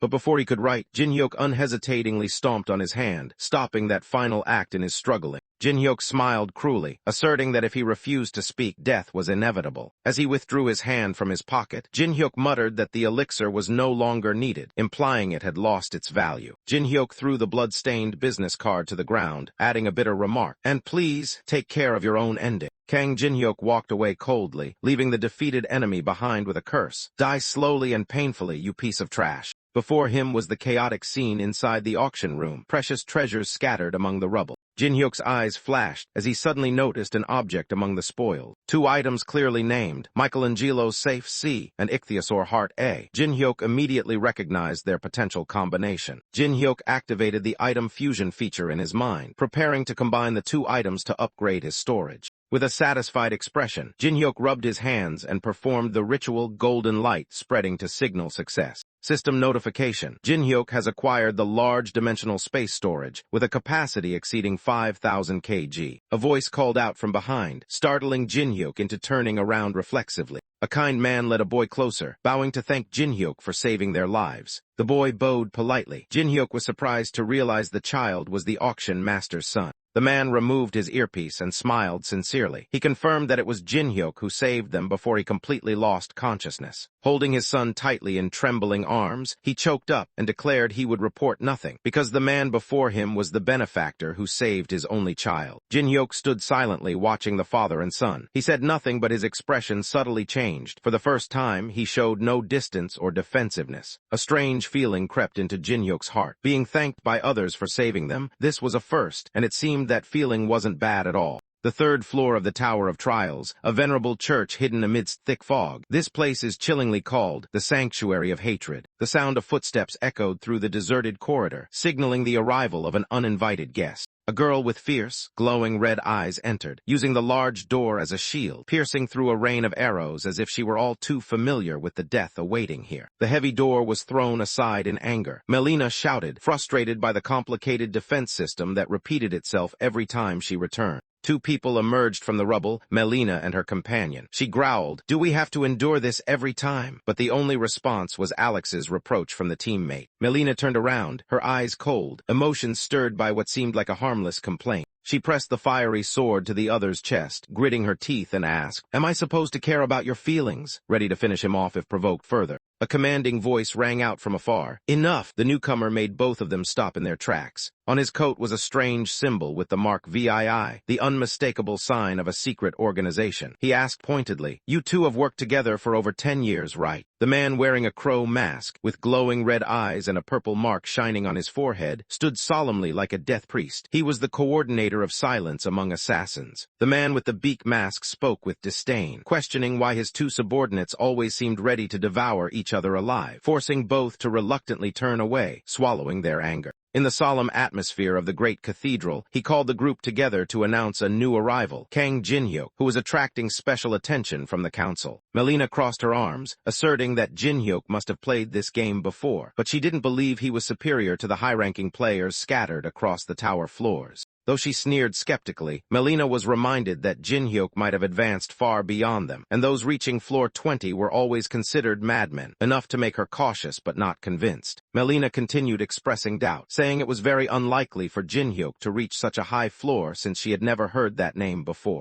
The young man with red glasses interjected, explaining that their group chose Tower of Trials precisely because it had few players and helped avoid Interpol's surveillance. That was the only reason they understood the game system so well. Melina sighed wearily, leaning back, wondering if anyone would choose such a brutal game just because they were bored. Melina reclined on the couch, mocking that only a twisted lunatic could play this cruel game without a purpose. The masked man bowed his head thoughtfully. Though both still underestimated the situation, he sensed something different. Truly dangerous people always recognize each other. His mind raced. Kang Jin-hyuk was not someone to be underestimated. A silent threat had appeared within the tower's heart. With cold eyes and surrounded by black smoke, he gave a decisive order to eliminate that threat early. Kedrick was assigned to the task. As the gloomy atmosphere lingered, a voice warned one last time, "Don't let things get out of control." Melina responded with a faint smile, showing no concern. The scene shifted to a peaceful morning outside a modern house, but a loud noise shattered the silence. A black-haired girl unleashed a powerful kick, rushing forward like a whirlwind, her strength clearly beyond that of an ordinary person. Her opponent, a male student wearing a red helmet, showed a mix of surprise and caution facing the lightning-fast attack. The kick struck directly at the opponent, producing a shocking sound. The impact was so strong that his body was thrown backward. The helmet and protective pads were flung into the air, falling to the ground with a crash, showing the overwhelming power just unleashed. The young man wearing an ice pack waved to call Yonhwa over, signaling her to come closer as he focused on the tablet screen. He pointed to the playing video, which showed a mysterious young man guiding how to defeat the third-floor boss of the Tower of Trials. He said he had been following him and suspected he was plotting something. Yonhwa looked doubtful, thinking he was just an attention seeker. However, she still believed there was something special about this person. Both watched the video intently, where the setting appeared as the human-faced tree temple inside the third-floor boss room. He explained, if players answer the 3 questions of the human-faced tree correctly, they will receive a special item. But then he showed clear worry, saying the real problem lay elsewhere. Because those 3 questions were absurdly difficult, the scene shifted to the main character in the video facing the human-faced tree. Meanwhile, online comments were buzzing with excitement. The human-faced tree spoke first, saying it had been a long time since it last met a human. Its eyes shone with curiosity and solemnity. In a serious tone, the human-faced tree asked if he had come to answer the questions. The man did not hesitate, nodding firmly, "Ask away." The human-faced tree confirmed the rules. If all 3 questions were answered correctly, the reward would be a maple leaf with a special attribute chosen by the player. But if even one question was answered incorrectly, the consequences would come immediately, and the heavy footsteps of the human-faced tree served as a warning. In the gentle breeze of dusk, Kang Jinhyuk's scarf fluttered, creating a quiet moment before the approaching storm. 3 giant creatures with glowing red eyes descended from above, threatening to punish Jinhyuk. But he calmly responded, requesting to start with the first question. A holographic image appeared from the tree god's memory, a giant sea dragon winding through deep waters. The question was, what are the optimal depth and temperature for the marine creature, Kelgorn? Both Yonhwa and her friend were astonished. With stunned expressions, they exclaimed that this question was impossible. No one could know the answer. Without hesitation, Jinhyuk casually gave the correct answer, 175 meters and 1.5 degrees Celsius. His confidence made everyone pause. Yonhwa and her friend remained silent. Their expressions shifted from doubt to extreme amazement. Before the tree god could confirm the answer, Jinhyuk requested the next question. His decisiveness left the tree god bewildered. The tree god gritted its teeth in concession, shouting angrily. It declared that the next question would not be as easy as the previous one. The second question was posed immediately. How to eat the corpus spongiosum of the Peliony species. Jinhyuk answered promptly. Stew it with solar desert salt and high priest's holy water for 5 hours. The tree god shouted the final question in despair. The giant eagle of the sky plateau mates only once a year. When is that time? The young man in white did not hesitate, immediately pressing the answer button as if he already knew the response. With absolute confidence, he raised his hand pointing straight ahead, boldly declaring the answer. When the first snowflake falls in the tower, the mouth of the ancient tree slightly curled up, revealing a smile as if trying to hold back surprise. Immediately after, the ancient tree burst into hearty laughter. This was the first time someone had passed all its challenges. The player in white responded with a smug smile, admitting he was also happy to talk about the tower after a long time. The live chat exploded in astonishment. Viewers could not believe their eyes witnessing someone truly pass the test. The ancient tree kept its promise, asking the young man which type of maple leaf he wanted, red, yellow, or green. The ancient tree explained, the red leaf carries the fire attribute, the yellow leaf enhances defense, and the green leaf increases speed. The girl watching the livestream quickly analyzed. Since the third-floor boss specializes in large-scale battles, choosing speed would be the most reasonable. But instead of choosing any leaf, the young man leaned closer to the ancient tree and requested something else, something no one was supposed to know about. The ancient tree was stunned, its eyes wide open and sparkling with a mysterious red swirl, trembling as it asked, "How do you know about the black leaf?" In front of the live broadcast screen, the 2 viewers could not hide their surprise when the main character mentioned the black leaf, something they had never heard of before. The tree god began to plead, making an enticing offer. If he chose the red leaf, he would also receive the green leaf, but this plea only increased suspicion. The young man let out a sarcastic sigh, recalling the original promise of the human-faced tree, that he could choose any leaf, but now it was clear the other party was trying to delay. With rising killing intent, the young man coldly demanded the black leaf, using the honor of the Spirit Wood tribe to force the human-faced tree to fulfill its promise. Sweat poured down the wooden face. The human-faced tree feared the consequences if the overseer discovered the existence of the black leaf, which was not supposed to be revealed. Reluctantly, the human-faced tree sighed softly and quietly summoned the hidden reward, according to the ancient pact, a black leaf rising amid mysterious purple smoke. The system announced, the player has received 1,280 black leaves. Each leaf has the ability to cause the decay effect, making enemies lose 1% stamina every 3 minutes without affecting the user. Looking at the final item completing his set, the young man clenched his fist, muttering that he must deal with these guys first before continuing his journey. A soldier gently nudged his comrade with his elbow, whispering excitedly, "Hey, have you heard the news?" Both stood before the third-floor teleport gate, where a glowing purple energy vortex shone brightly, and the soldier announced, "The one named Unknown has already entered the third-floor boss room alone."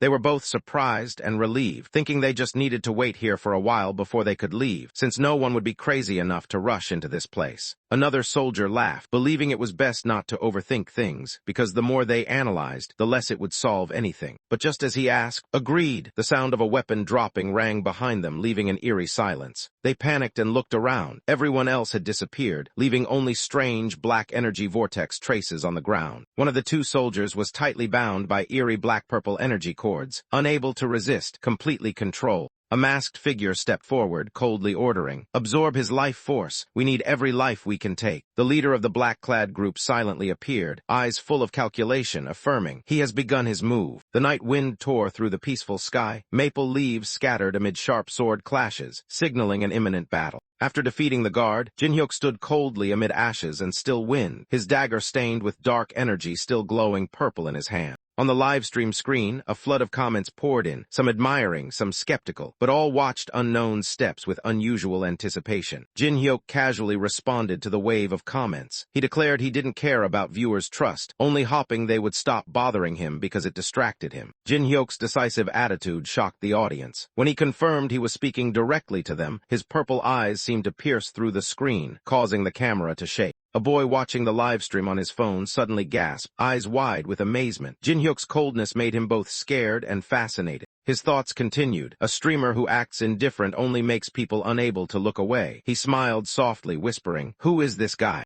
In the chat box, viewers began to change tone. Some enjoyed the arrogant personality, others were confused because they didn't feel angry but found it appealing. Ignoring the chaotic public opinion, Jin-hyuk continued toward the third-floor boss gate. Each step seemed to carry the heartbeat of the viewers. Suddenly, an explosion sounded from afar. Jin-hyuk stopped, his sharp gaze turning toward the shock, instinct warning of something unusual. His eyes flashed lightning. "Is someone else here?" Then, without hesitation, Jin-hyuk immediately ended the live stream. The comment wave reacted frantically, but the last message appeared. "The broadcast has ended." The ground shook violently as two armies faced off on the brutal battlefield, their momentum soaring as if ready to explode. Dark mages raised their hands to cast spells, rings of purple light appearing as a sign of an impending fierce attack. The black-armored monster army with sharp horns and glowing red eyes surged forward, forcing the opposing enemies to retreat under terrifying pressure. The ranks of stone soldiers remained unshaken, advancing with long spears and bloodshot eyes, shouting the slogan, "Charge," in unison. From the other side, a horde of skull warriors charged wildly, metal clashing echoed across the battlefield, signaling a merciless massacre.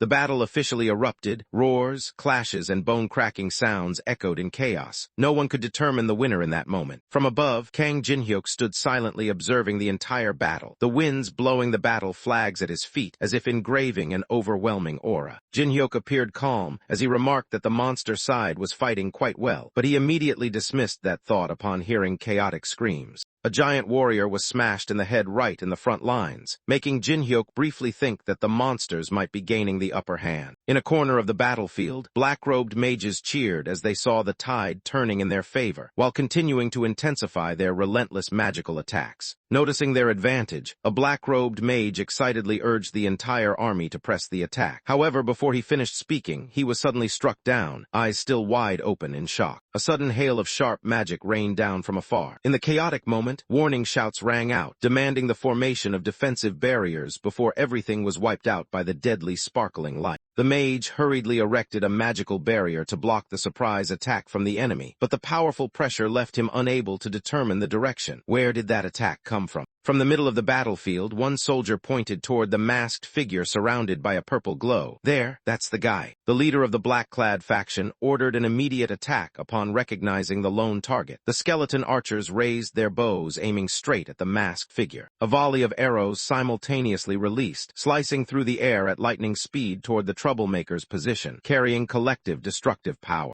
As the arrows flew, the warriors near him were taken down in an instant, each strike precise and deadly. Without delay, the masked figure immediately activated the skill, Blessing of the Stars. A dazzling magical ring exploded in his hand. Under the effect of Blessing of the Stars, the giant Minotaur warriors roared fiercely. His forces were now enhanced to a terrifying level. The black-clad faction panicked as they lost control over their summoned creatures. The divine light had broken their magical bonds, revering the battlefield in an instant. A necromancer ordered regaining control over the monsters' minds, but a demonic light flashed in the giant warrior's eyes. However, the monster was no longer controlled. It swung its weapon destructively, causing the necromancer ranks to fall into chaos and scream in panic. The sound of crashing echoed as the third base was completely destroyed. A panicked soldier reported to his superior, "Master Kedrick, the third base has fallen." Kedrick, the senior mage, erupted in fury. His face darkened as he coldly responded to his subordinate with disdain. Meanwhile, the masked figure quickly analyzed the situation. He realized the enemy had established 4 bases to effectively control the undead. Based on his strategic plan, he knew the third base was destroyed, and if he destroyed the first base next, the connection would be completely severed. He dashed toward the next target, a blazing fireball in hand, shouting loudly to draw attention, "I'm here." The fireball shot straight at a guard's face. He sneered, mocking his opponent for reacting too slowly. "You think that speed can catch me?" At that moment, a notification appeared. He had just summoned a special combat unit. Combat type, Moe statue. Giant stone statues charged forward, creating tremendous pressure. The enemy panicked seeing the Moe statues approaching. One shouted in alarm, "He's charging this way." Another yelled, "Is that even a question? Stop him now." As the two enemies panicked trying to counterattack, Jinhyuk suddenly appeared between them at lightning speed, coldly uttering a single word, "No." The giant Moe charged like a whirlwind, leapt high, then slammed down on the enemy troops with unstoppable destructive force. Both soldiers only had time to widen their eyes in fear before the thunderous roar signaled the impending devastating strike. The impact shook the ground as the Moe smashed down in the middle of the enemy formation, crushing everything beneath a rain of dust and blood. A henchman rushed in with bad news. Base number 1 had also been destroyed, causing the entire undead control system to begin malfunctioning. Kedrick went mad, his eyes blazing red and his furious screams echoing across the battlefield. Why was his plan always being ruined by him? Ignoring warnings, Kedrick activated his ultimate skill, Guardians of the Pyramid, consuming massive mana to summon his final card. Disregarding all concerns about the consequences, the old man vowed to use all remaining power to eliminate Jinhyuk at any cost. From the black and red smoke, the grotesque-shaped guardians began to rise, roaring and beating rhythmically as if signaling the gates of hell opening. While the guardians roared forward, Kedrick knelt, gasping for breath, admitting he had overexerted himself, but still refused to stop. Kedrick bowed his head, sweat streaming down his face, his cold eyes whispering for someone nearby to come closer. The servant approached, confusedly calling Kedrick's name, but was suddenly grabbed tightly by the hand. A wave of black-purple energy spread from Kedrick's hand, clinging to the servant's body before he could understand what was happening. A sharp pain erupted. The servant screamed in despair as his body was engulfed by the evil energy. Kedrick coldly watched his struggling prey, advising him to stop resisting because it would only make death more painful. From afar, Kang Jinhyuk witnessed everything, unable to hide his shock upon discovering Kedrick was draining the life force from his own comrade. The servant's body collapsed, drained of vitality, leaving a pool of dark energy spreading from his tattered cloak. Kedrick wiped his face, his red eyes blazing anew. He smirked slightly and provocatively said, "Sorry to keep you waiting." Kedrick's entire body glowed with the newly absorbed magical energy. Standing among the giant monsters, he smiled wickedly. "Shall we start again?" The mummies were summoned simultaneously, screaming fiercely like creatures from hell, pouring out like a deadly army. Kedrick laughed proudly, smugly boasting about his powerful army preparing to crush the enemy. He continued to explain. The mummies under his command could control their bandages as weapons, with hardness comparable to steel. With a strong whip, the sharp bandage shattered the armor, demonstrating their terrifying, destructive power. Kedrick confidently asserted that these were the strongest undead, possessing both attack capabilities and extremely solid defense. He admitted that he initially intended to keep this army for the third-floor boss fight, but killing the masked man right now would also satisfy him. In a frenzy, Kedrick swung 2 skull-headed staves, shouting a curse and delivering a fatal blow to his opponent. The controlled bandages whipped out in all directions, creating a deadly rain of attacks that made both the masked man and surrounding soldiers stagger. Observing from above, a red-haired girl and a boy wearing smart glasses commented that the masked man was braver than they had thought. However, the boy with glasses coldly analyzed. He made a mistake by not retreating after attacking the base, as he had misjudged the enemy's true strength. The masked man attacked thinking he had the upper hand, but he did not expect Kedrick's true abilities to be more sophisticated and dangerous. Realizing the situation was out of control, the boy with red glasses decided to retreat, believing further involvement was unnecessary. The red-haired girl was briefly surprised by the change in her teammates' eyes, sensing something unusual was happening below. A loud explosion rang out, causing her to immediately turn back to observe the battlefield, where the masked man was still fighting recklessly. Undeterred, the masked man unleashed a powerful strike directly onto the steel undead, creating a violent shockwave. His eyes flashed after the hit, not with confidence, but recalling an important lesson once taught. A silver-haired teacher appeared in his memory, calmly analyzing, "Your sword is sharp and strong, but it is dispersing too much energy." The master raised a rope, beginning a visual example, guiding his student to an important lesson about true power. He said, "A true master can generate double the force with the same amount of energy. Like wind enveloping space, supreme swordsmanship must combine inner gentleness. The lighter the attack at the core, the stronger the force released." The old man whipped the rope strongly through the air, simulating the soft yet powerful motion of an ideal strike, gentle at the start but strong at the finish. Wind swirled around the young man as he focused on the lesson. The timing of releasing power was decisive. The strike must hit precisely at the critical moment. The old man looked at his student sternly, suggesting, "Apply this newly learned rule to your soul-chasing sword skill." Immediately after that advice, the system notified that part of the soul-chasing sword dance skill had been restored, opening a new direction in executing the technique. A leap and a sword slash cut through space, creating a blazing red trajectory, rushing fiercely toward the enemy. The monster was hit unexpectedly, unable to react in time. Flames engulfed its body, accompanied by the effect of a critical strike. The young man unleashed all his strength. His eyes brightened, his body moved flexibly, and the technique now bore the distinct mark of a sword master. A sparkling symbol appeared, confirming that the soul-chasing sword dance skill had fully awakened, marking a new milestone in his journey. The enemy staggered back in pain. The recent strike had pierced through defenses and caused real damage. In a panic, the man was shocked to realize that the magical vortex created by the young man was so strong it sucked the entire battlefield into the eye of the storm, a power beyond imagination. The skill soul-chasing sword dance entered its fifth stage, a new level of power unlocked, enveloped in the aura of death and brilliant blue light. The move, soul-chasing destruction, was unleashed, creating a massive pillar of energy exploding in the battlefield, sweeping away everything within its reign. The shockwave spread like a storm, shattering the ground and tossing the undead minions, forcing even the leader to retreat. A system notification appeared, dual shield activated. In an instant, the old mage established a magical barrier to protect himself from the fury.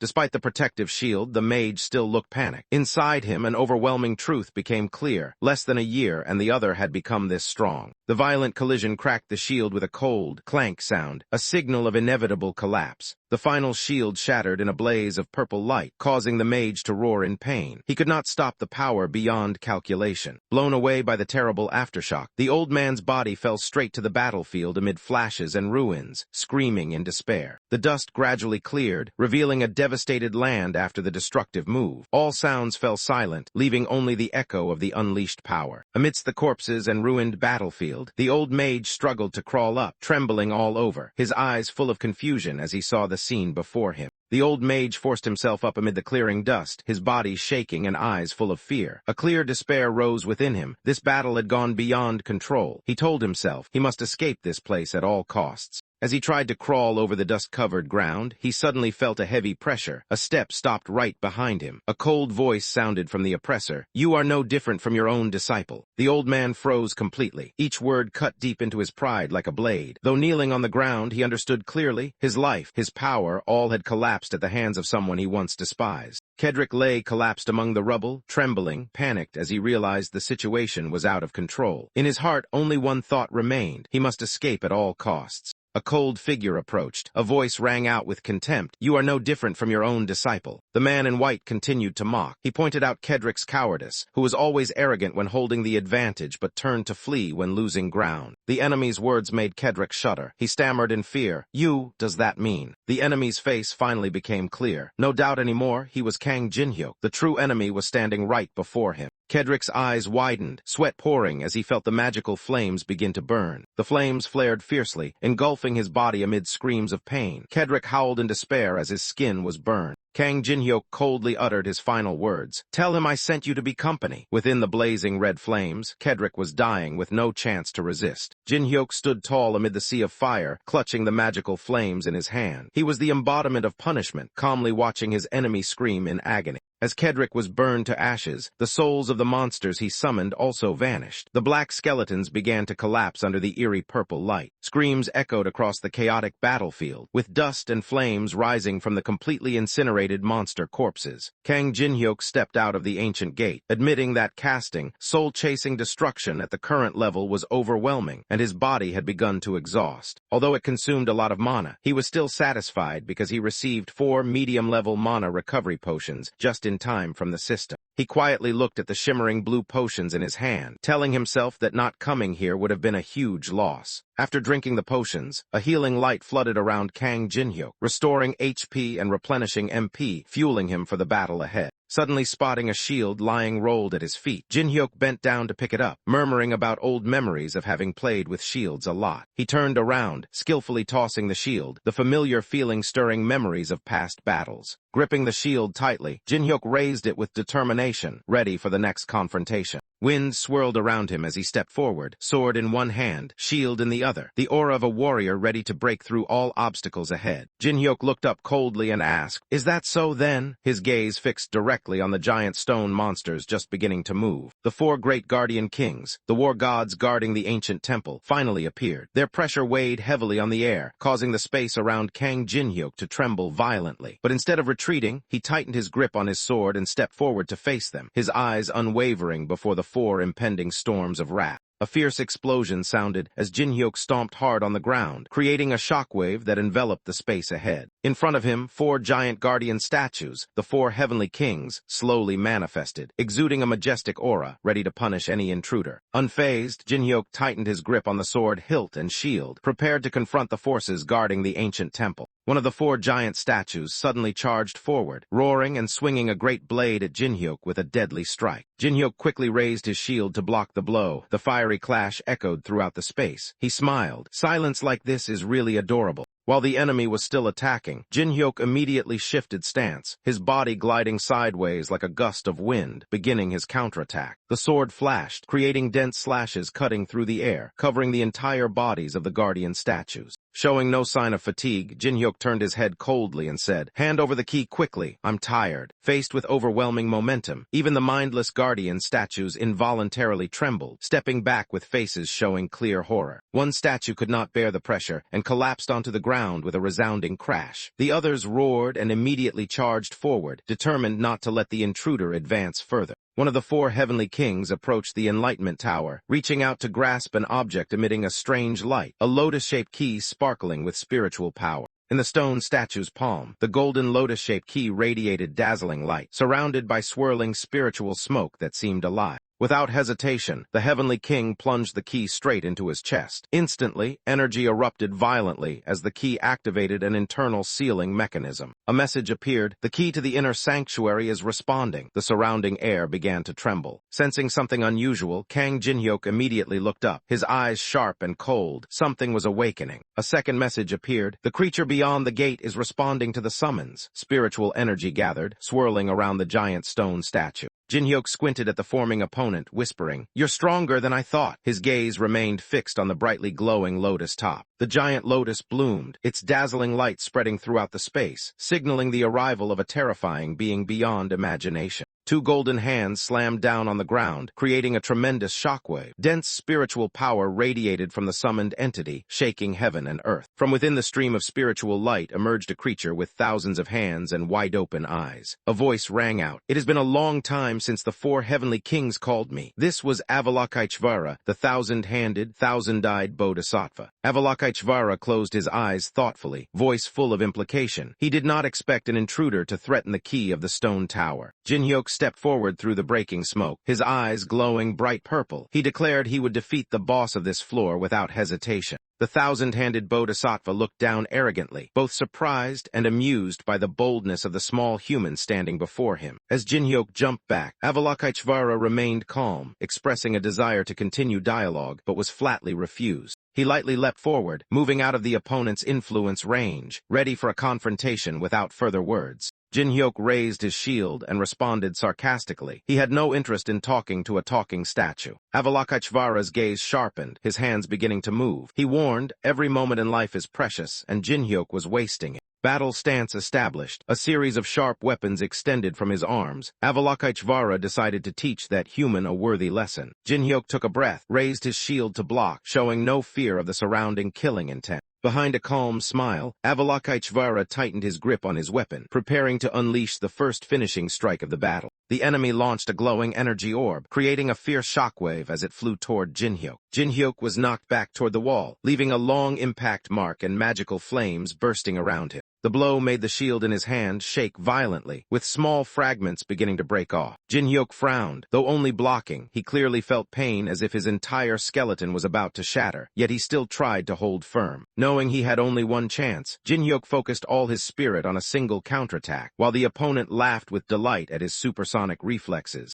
Seeing the battle become more exciting, the enemy leapt from above, delivering a powerful strike with a giant golden sword. At that moment, Jin-hyuk activated the ice sculpture skill, creating a ring of ice swirling around his body. The ice storm suddenly erupted, covering the entire area with sharp and dense ice pillars. Jin-hyuk counterattacked in the center of the snowstorm, delivering a blow that exploded the opponent, causing the ice block to crack violently. Among the shattered ice pieces, the enemy's weapon was knocked away, showing that Jin-hyuk's attack had begun to take effect. As the thin mist dispersed, the god began to notice something unusual about the opponent before him, his eyes showing suspicion. He frowned, muttering angrily. The previous move bore traces of low-level tricks from the west. Not letting his irritation last, he swung his hand, releasing a lightning-fast internal force to break the formation. His glowing golden hand reached out, grabbing the heavily damaged shield after the fierce collision just now. He sneered contemptuously, squeezing the shield hard and mocking, thinking the opponent was too inexperienced to use such tricks.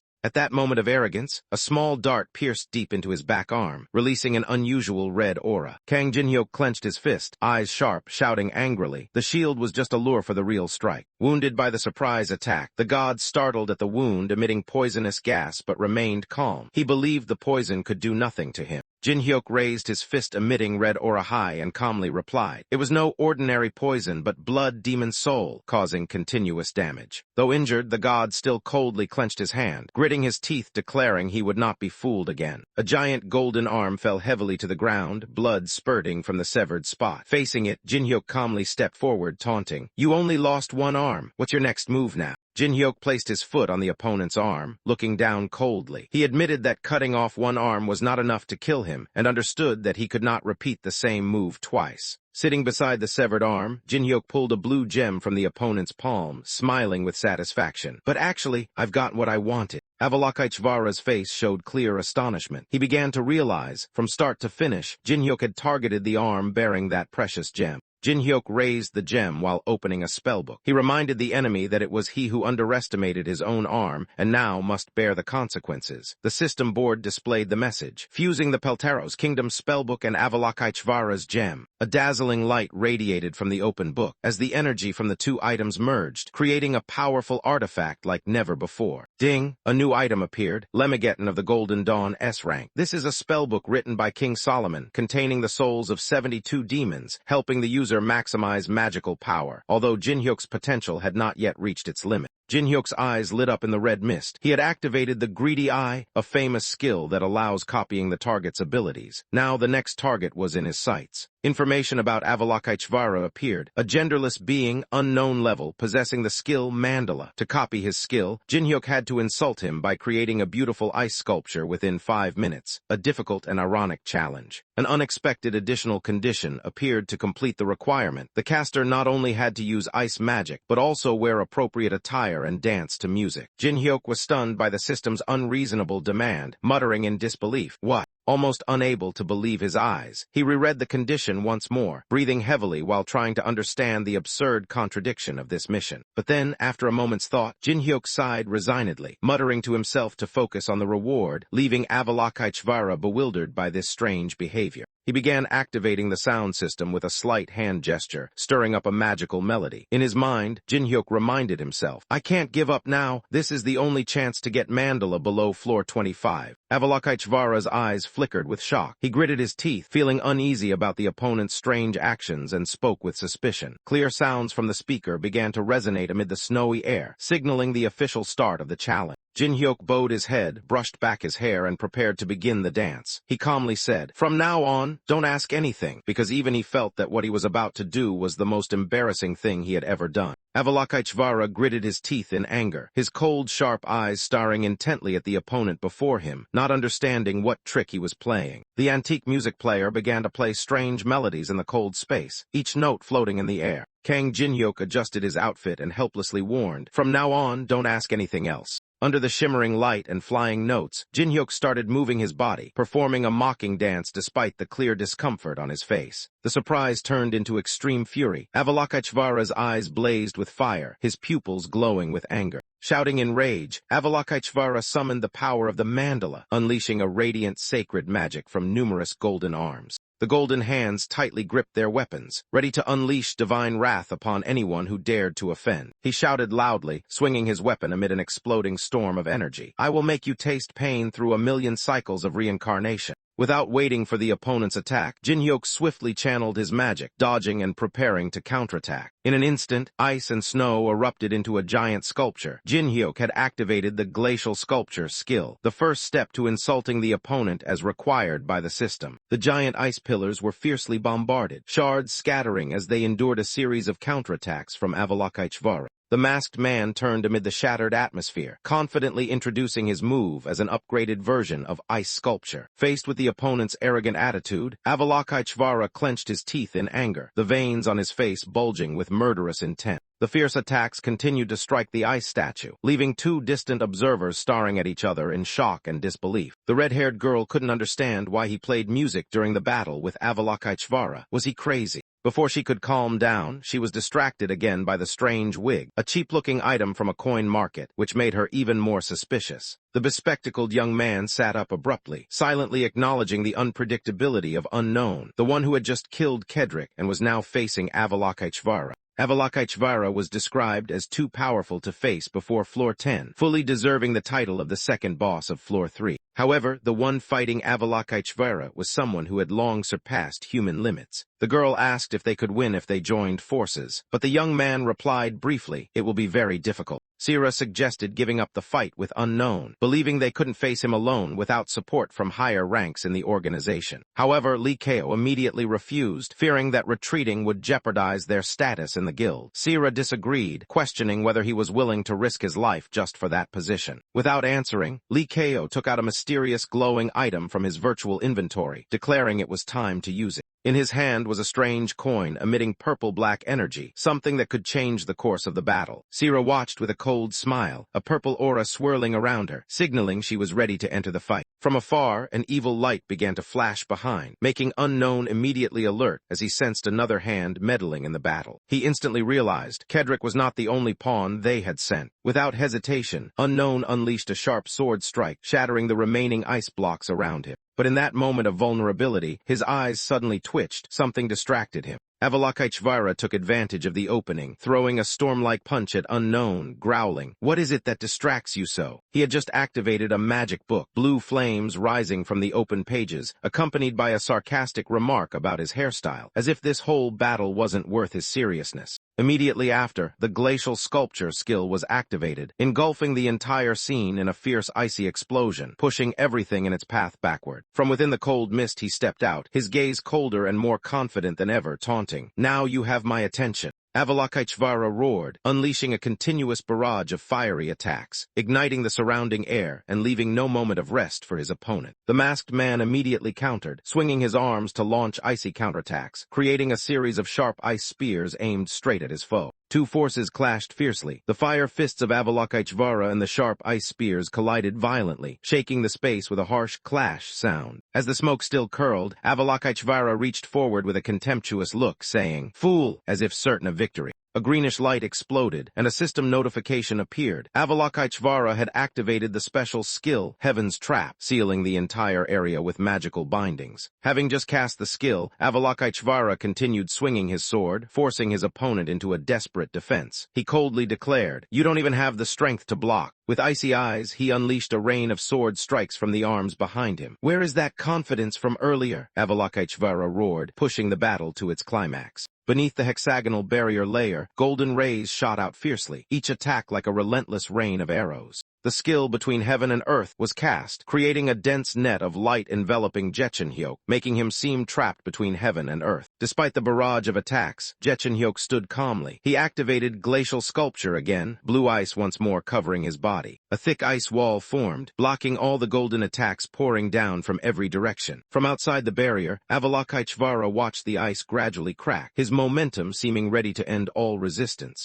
He raised the sealing orb in his hand, his cold gaze and voice echoing. "Resistance is meaningless." The misery move was activated, and the entire dense seal pressed heavily on the ice pillar imprisoning Jechenhyok, creating destructive pressure. Without stopping, Avalokiteshvara continued channeling energy, raising the legendary spear. The skill Infinity Spear was officially unleashed. At the moment the spear plunged down, the ice shattered under the tremendous piercing force. The entire battlefield trembled. Large ice fragments scattered in the air. Jechenhyok's silhouette was crushed into countless pieces, seemingly completely vanished. Avalokiteshvara channeled magic power, summoning a swastika-shaped light weapon, preparing to unleash his next ultimate move with a confident and patient expression. He squinted slightly, repeating a sarcastic remark. Hadn't the enemy declared that the same trick wouldn't work twice? But at that moment, he was completely caught off guard by an attack from below. The enemy had reused an old move with surprisingly effective results. The enemy immediately disappeared from sight, flipping upside down in midair, hands covered in sharp blue ice, ready to launch the next strike as he dove down. Avalokiteshvara retreated angrily, his body beginning to crack under the influence of the icy energy. The scene was filled with cracking sounds and violent tremors. A giant ice pillar descended from above, trapping Avalokiteshvara amid screams of pain. The glacial prison skill was fully executed.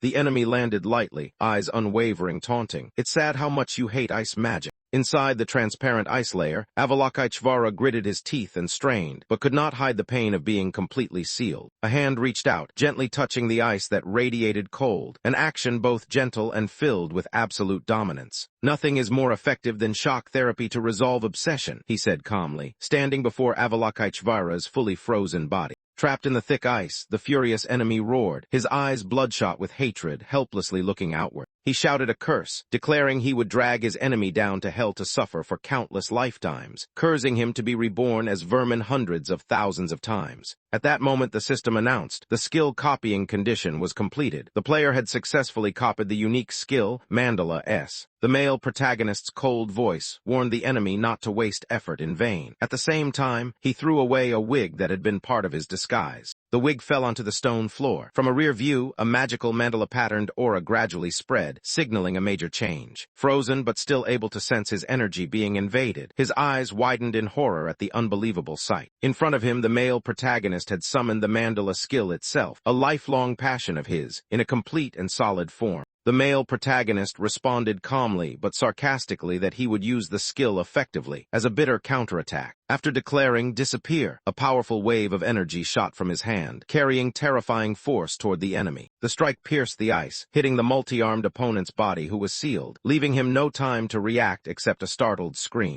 In desperation, the six-armed old man summoned all remaining strength, calling forth the last holy light from his cracking body, delivering a blow that pierced through the sealing ice layer. His gaze flashed with rage and determination, energy gathering between his brows, shaking the space as if signaling an unexpected counterattack was about to be unleashed. A sharp crack rang out as the golden arms of Mandala were shattered by a fierce opposing force, the flashing collision of light signaling that the counterattack had officially landed. The giant body formed from Mandala's arms shattered under intense pressure. The aura radiating from the strike shattered the barrier, causing the caster to stagger and be swept into a destructive energy wave, crushed amid a storm of thunder and lightning. 2 consecutive notifications echoed in Jinhyuk's mind. He had leveled up. Amid the remnants of the battle, purple smoke still lingered, enveloping the defeated body of Avalokiteshvara. Jinhyuk searched through the debris and picked up a strange item, a glowing golden lotus key. The system announced he had obtained the stone tower key. Detailed information appeared immediately after. This key can summon the current floor's boss regardless of the player's progress, but it can only be used on the 3rd floor. After the battle, Jinhyuk sighed and gently rubbed his aching shoulder. Although he had defeated this enemy as a gamer before, doing so in real life was much more exhausting. As he stepped over Kedrik's charred corpse, Jinhyuk pondered. Between Kedrik and Avalokiteshvara, he had poured nearly all his strength into this fight. His status panel appeared. Kang Jinhyuk, 27 years old, level 21. With his gap points still at a perfect 100, he decided to allocate all remaining attribute points into magic. Touching the control panel, Jinhyuk confirmed the action. A notification appeared. His magic stat increased from 71 to 77. He stretched, sweat dripping, finally able to breathe a sigh of relief after the long battle. However, he muttered, next time he should prepare more magic support items. Suddenly remembering something, Jinhyuk clenched his fist with determination. He still had a troublesome matter to handle, one he could not ignore. The challenge tower was a special environment. At night, temperatures dropped rapidly, making monsters more ferocious and significantly increasing their strength. In the quiet night, the campfire blazed brightly, and giant shrimp roasting on bamboo racks crackled enticingly. Jinhyuk reached out and picked up a golden-brown shrimp, its shiny shell emitting an alluring aroma, a rare shrimp species found only in the river near the 3rd floor temple. Without hesitation, he opened his mouth wide, ready to take a big bite with excitement he could hardly hide. Jinhyuk bit into the tender, sweet shrimp, his eyes gleaming with satisfaction as he fully enjoyed the familiar flavor he hadn't tasted in a long time. Sitting by the fire, Jinhyuk chewed happily, thinking it had been too long since he last enjoyed this special dish unique to this place. He promised himself to copy cooking skills next time. Suddenly, a sound came from the bushes behind, making Jinhyuk alert, his hand still holding tightly to the shrimp he was eating. The girl smiled confidently, affirming that if they shared the same goal, they could achieve more than he imagined, as long as they stood on the same side.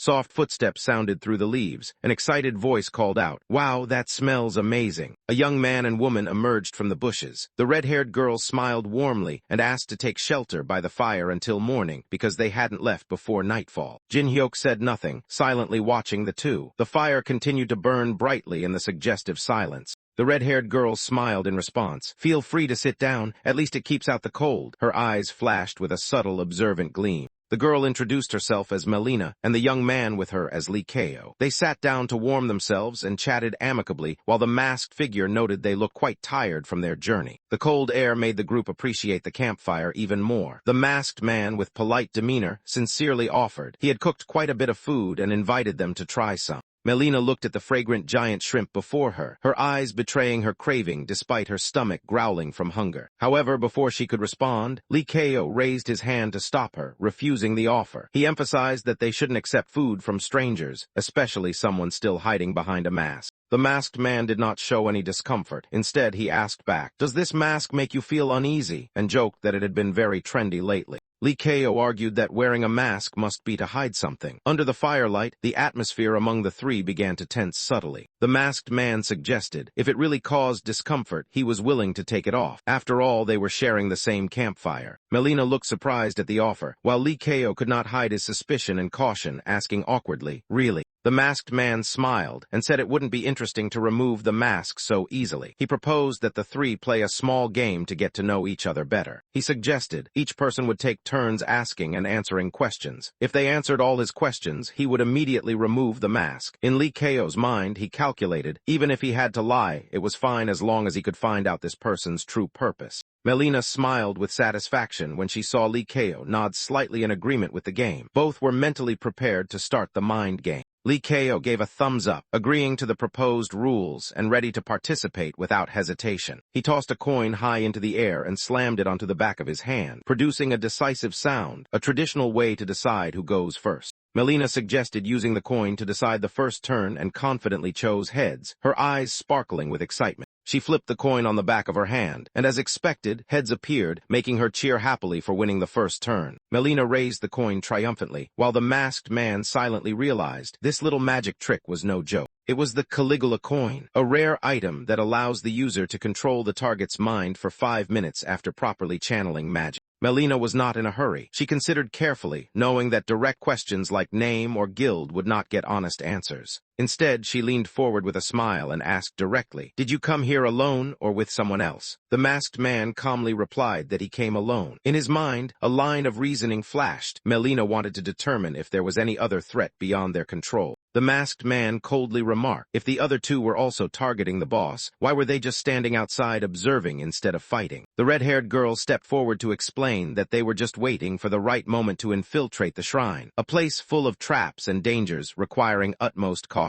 Not letting the opponent lead too long, she took control of the conversation with a new question. What is the real reason you are climbing the challenge tower? In the masked man's thoughts, he clearly sensed the probing intent from the others. Perhaps they were considering recruiting him to their side if conditions were right. He responded with a challenging counter-question. If I really want something, do you have the ability to give it to me? The young man accompanying her smiled slightly, his demeanor still calm but his eyes betraying vigilance. The masked man leaned forward, requesting to ask one last question. In return, he promised to remove his mask if given a satisfactory answer. The fire blazed brightly in the night, reflecting the tension as he prepared to reveal what he wanted to know, a single question that could change everything. He stood up abruptly, eyes glowing, voice lowering with deadly intent. Does the Demon Guild really think you two can face me alone? The red-haired girl stepped forward, affirming that the masked man already knew their identities beforehand. She also acknowledged his incredible strength in single-handedly defeating Avalokiteshvara. But then she took the initiative, stepping closer to the fire and stating. No matter how strong he was, he must have exhausted a lot of energy and was now at his weakest state. With a confident smile, Melina waved her hand to summon energy. She declared that she alone was strong enough to finish him off without her teammates' help. Melina charged forward, her eyes blazing, launching a purple-colored attack straight at the masked man, an assault filled with the arrogance of someone who believed victory was assured. The space fell silent, as if time had stopped. The masked man remained motionless by the fire, showing no reaction to the attack just launched. Melina looked down at her hand in shock, exclaiming angrily when she realized her attack had no effect. Her teammate also panicked and questioned her. The masked man calmly replied, the coin of Caligula was not broken. He continued to enjoy his bowl of noodles as if the entire opponent's plan was in his palm.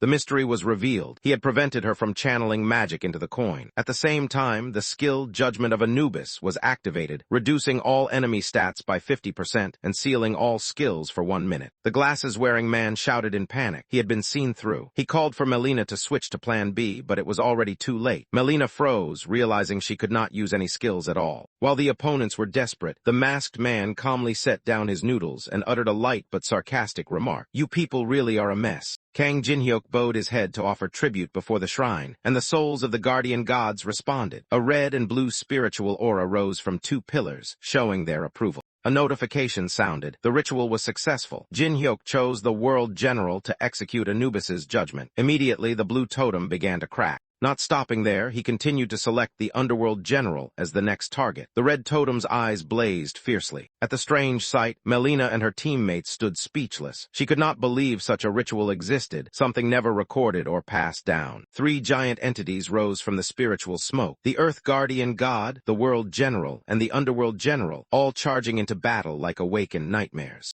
The glasses-wearing man realized the food Jinhyuk had just eaten was not for eating but a sacrificial offering to summon the totems. He clenched his fists, swallowing fear mixed with anger. While the opponents were still stunned, Jinhyuk casually leaned back to rest. He issued a warning. If I were you, I wouldn't move. Running is useless. The Underworld General activated a special skill. Forbidden Path. Magical seals blazed immediately, surrounding the area and blocking all escape routes for the enemy. A fierce leap shattered the air. An attack from the glasses-wearing man was about to be launched, aiming to end Jinhyuk and break the seal. With murderous intent soaring, the glasses-wearing man charged. These damn things will disappear if you die, his hands glowing with skill light, ready to deliver a fatal blow. Kang Jinhyuk's cold warning rang out, but the glasses-wearing man did not listen. Immediately, from above, the giant hand of the World General descended like divine punishment. The skill Exemplary Punishment was activated, crushing the defiant under the wrath of the gods. The man wearing red glasses rushed in with overwhelming murderous intent, thinking that killing Jinhyuk would be enough to break the terrible summoning attack. Jin-hyuk remained calm, repeating his warning, and at the very moment the enemy struck, a giant arm from the totem descended. The skill, Exemplary Punishment, was activated from the World Totem, a model punishment strike for those who disobey orders. The crushing blow shattered the opponent, causing him to scream miserably as his body was broken apart by the terrifying force of the totem's spiritual power. Without stopping, the totem continued unleashing a series of attacks, smashing, crushing, pounding repeatedly on the battered body, leaving no chance of survival. A shard of the enemy's eyeglass flew off, rolling silently like a death knell after the horrific punishment. Yusira clenched her fists, trembling with regret. The earlier warning to flee had become a late regret. Kang Jin-hyuk's skill, Eye of Gluttony, could not be activated due to a huge level gap. A red warning appeared, signaling failure because it was beyond current capability. Kang Jin-hyuk frowned, silently sighing as his luck stat had no effect this time. Still, he was not upset. All was as expected. The enemy was completely defeated, lying motionless in a crack pit. Jin-hyuk calmly set the condition. He only needed honest answers to a few questions to spare his life. Jin-hyuk looked down at him, his purple eyes flashing. He had known about the demons for a long time, but still could not understand why they kept trying to interfere in humanity's survival game.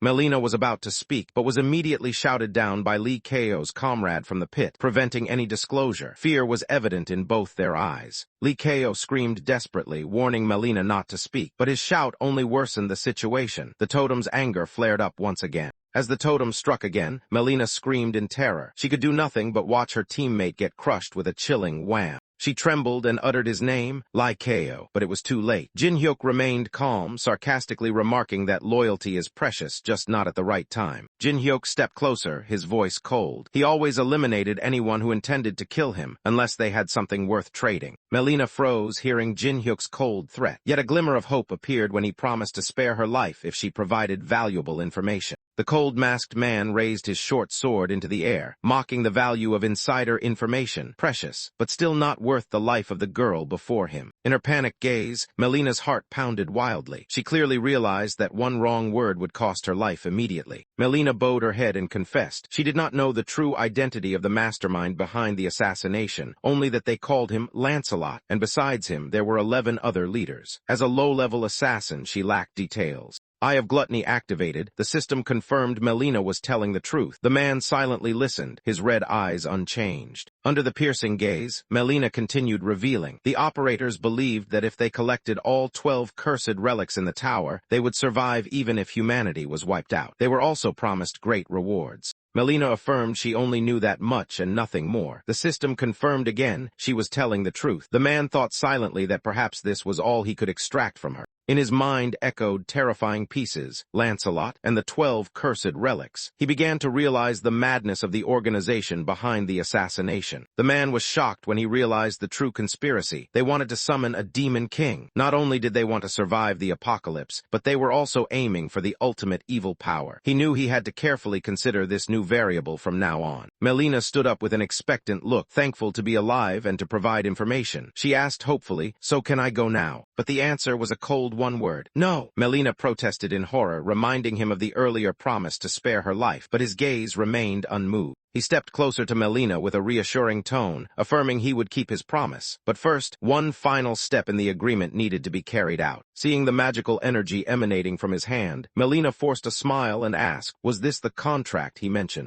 The skill Brand of Obedience was activated. He grinned slyly, declaring this was a binding contract forcing Melina to obey absolutely from now on. Melina was stunned, but deep inside she tried to stay calm. After all, being forced was better than being killed on the spot. A scream echoed inside her, just to live. No matter how much submission it required, she was willing to pay the price. The sun rose high, the morning mist faded. In the bamboo forest, a relieved sigh sounded, signaling a new chapter was about to begin. An announcement was posted publicly. Players would not live-stream the boss fight on the 3rd floor, but only post edited videos afterward. Mixed reactions began to appear. The mastermind behind the plan swiped his finger across the screen, smiling cunningly. He knew the crowd was eager because the bait livestream trick had worked. He lifted his foot and left through the quiet forest, each step exuding confidence and absolute control of the situation. Stopping before the distant city gate, he quietly asked himself, was it time to start the most interesting part of the plan? Kang Jinhyuk smiled confidently as he summoned a special item, the Flower Stone Tower Key, its purple glow sparkling in his hand like a signal to begin the upcoming battle. As soon as the Flower Stone Tower Key was summoned, it immediately emitted a signal reacting with the surrounding space, creating a strange ring of light in the quiet bamboo forest. A massive energy burst exploded from the key, lifting Jinhyuk into the air, the brilliant purple light stretching like a sword cutting through the blue sky. From the ground, Jinhyuk watched the radiant light in the sky. The signal had been sent, no turning back now.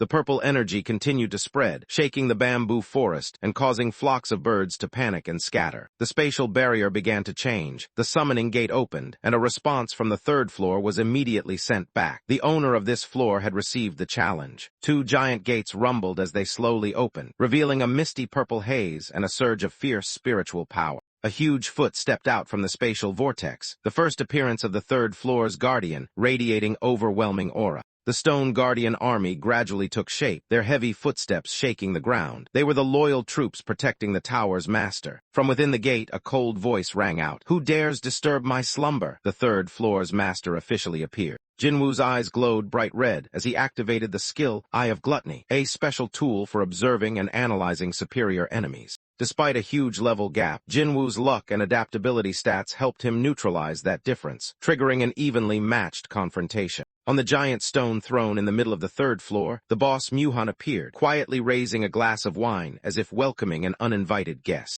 Muhan spoke casually, recounting that countless humans had dared to challenge his army, but Jinwoo was the first to summon him with the official key. Jinwoo smiled mockingly, provoking Muhan. "But where is your army?" And immediately, tens of thousands of towering stone soldiers appeared behind the third floor boss. "My army," Jinwoo repeated confidently, stepping forward as if hiding a trump card yet to be revealed. A brilliant blue light shone in his hand. Jinwoo had summoned a strategic item, the first chessboard, marking the start of the battle between genius and monster. His hand struck the ground, activating the chessboard in an instant. A series of glowing squares spread across the ground like a battle formation. A system announcement sounded, "You are activating the first chessboard," and immediately, Jinwoo stepped into the center of the board like a true commander. 2,851 magical chess pieces were summoned, all glowing with blue radiance. Jinwoo had completed his formation to face Muhan's Stone Legion. Kang Jinhyuk smiled confidently, pressed the system control panel, and declared coldly, "Just wait, I'm not done yet." Immediately, the system displayed that he had used 2,851 amplification potions on all 2,851 magical chess pieces. Under the potion's effect, all the chess pieces shone brightly, their bodies expanding, transforming into magical warriors and knights with overwhelming momentum.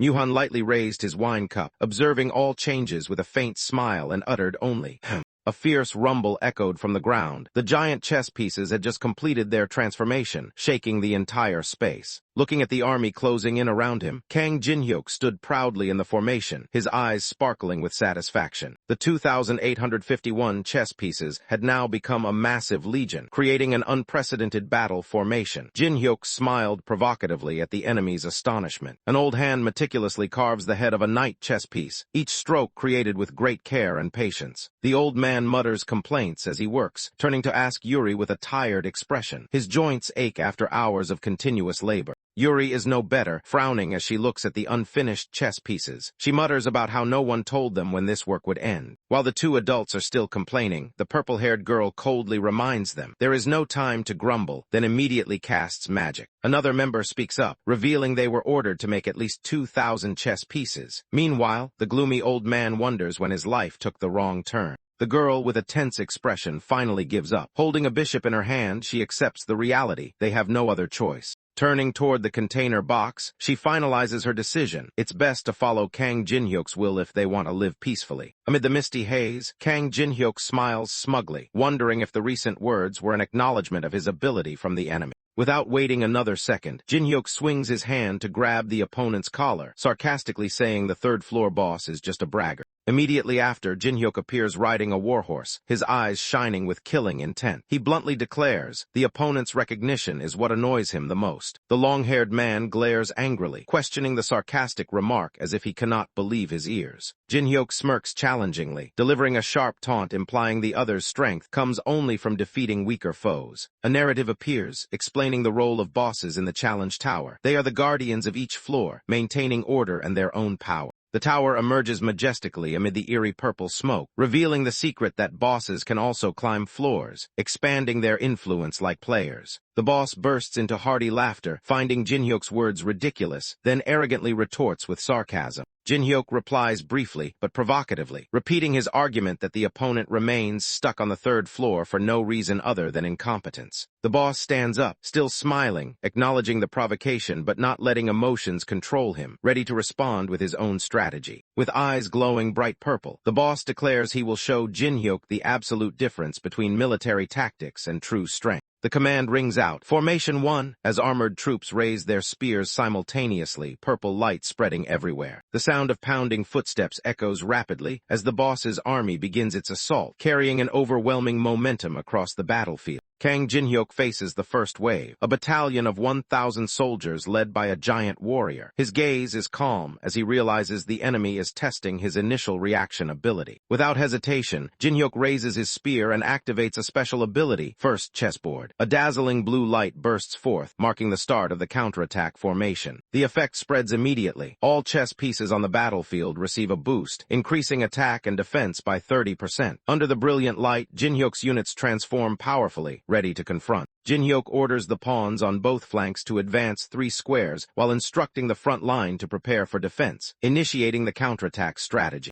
The pawns obey and instantly form ranks, heavy footsteps resounding as the formation is established with discipline. The pawns' iron stamina skill activates, enveloping the entire team in a solid blue energy armor. The first enemy arrow rain pours down, creating intense pressure, but Jinhyuk remains calm, ordering to maintain formation. The two sides officially clash. The chess pieces of Jinhyuk collide fiercely with the boss's soldiers, sparks flashing from every strike. Jinhyuk's side takes heavy hits. His warriors stagger back after the impact but still hold firm without collapsing. A warrior slips on the ground after the collision, leaving a long trail as he tries to keep his balance, showing the overwhelming power of the attack. Shouts echo across the battlefield as the frontline chess pieces charge into fierce combat, holding the defensive line against the intense assault. Seizing the opportunity, Jinwoo orders an attack. The rooks immediately activate their arrow barrage skill, raising their crossbows and firing simultaneously. A volley of glowing arrows rains down like a storm, piercing through the air and aiming straight at the advancing enemy formation. The enemy troops try to raise their shields to block the attack, but many soldiers are hit by arrows and fall in the midst of battle.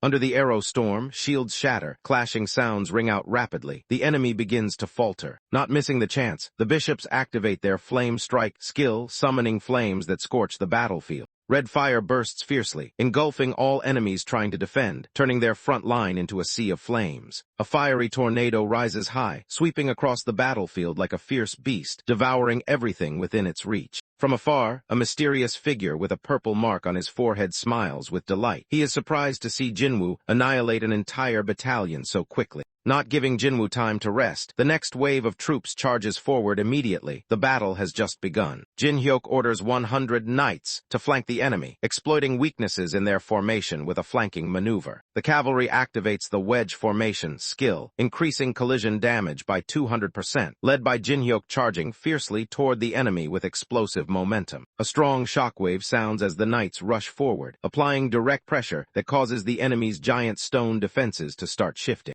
The giant stone warriors roar and move, preparing to confront the spearhead of the charging cavalry formation. The collision erupts violently. Jinhyuk and his knights pierce through the defense line with superior strength and speed. Myuhan begins to realize the difference. Jinhyuk's command ability far exceeds expectations, smoothly transitioning between offense and defense. He notices that Jinhyuk is not only flexible in tactics, but also precisely times each battlefield command. However, Myuhan's gaze does not miss a gap in the enemy formation, an unusual opening in the front line, enticing like a prearranged trap. Activating the weakness detection skill, Myuhan analyzes the entire battlefield, focusing on the single target that could turn the tide, the crown. Observing from afar, he concludes that destroying the crown will disable all chess pieces, a straightforward victory within reach. Myuhan's eyes suddenly widen in extreme surprise as he realizes something unexpected in the opponent's plan. Immediately after, he bursts into loud laughter, admiring the opponent's boldness and admitting he misjudged them. The apparent grave mistake was actually a daring lure. He silently acknowledges his misjudgment. The sound of high heels echoes across the battlefield, signaling a shift in the battle's course. Alice appears proudly wearing a radiant crown, proving she is the queen targeted by the opponent. Provoked, Muhan quickly orders the scout group forward, preparing to counterattack at the first opportunity. On Jinhyuk's side, the vanguard chess piece immediately sets off. An armored knight points toward the target, initiating a new wave of attack. From a strategic perspective, Alice recognizes the entire layout. With 3,000 troops pushed forward, the gap behind is the weakness that Jinhyuk is targeting. Jinhyuk orders to bypass the scouts and focus on a direct attack. He has seen that the enemy is weakening their own defense by moving the main force. Muhan quickly realizes the trap. He understands that Jinhyuk is deliberately creating a gap to lure him into a counterattack, then strike at the crown. Meanwhile, a giant armored colossus pounds the ground like an earthquake, causing a series of violent explosions on the battlefield. 3 black-robed mages simultaneously cast fire magic, scorching the air with fierce flames rushing forward.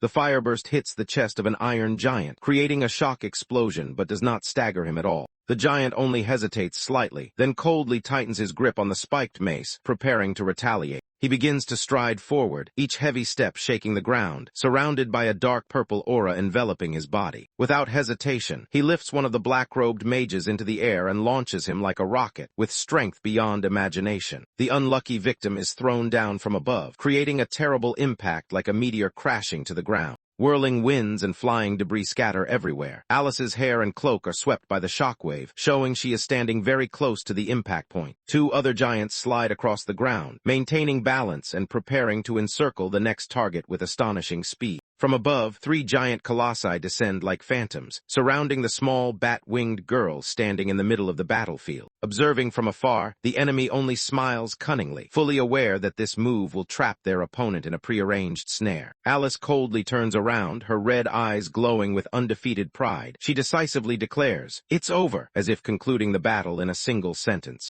A silver-haired maiden, wearing an icy crown, stood silently amidst the devastated battlefield. She coldly declared, "It's over." At the same time, black-armored cavalry charged forward through the dust clouds, their eyes glowing, signaling a thunderous attack was underway. Before them stood a giant warlord amidst the dark army. He sneered, praising the infiltration group for advancing so far with such a small force. But Jinwoo did not let him dominate. He gripped the reins tightly, cutting off the taunts and exposing the enemy's trap to lure them in. The mysterious man with the purple mark was startled, whispering, "He knows this is a trap." He immediately mocked Jinwoo's decision, considering it foolish to leave the crown to a weak girl and lead a small number of soldiers. Confident in his plan, he activated magic with fiery eyes, declaring he would end the game with destructive power. Right after, Jinwoo summoned 2 giant statues, Ukasma and the statue of David, overwhelming the darkness with fierce strength. Ukasma roared violently, while the statue of David calmly pondered, then mocked humanity for none possessing a perfect body. The enemy stared in shock as Jinwoo dared to summon forbidden beings, unable to hold back, shouting, "Are you crazy?"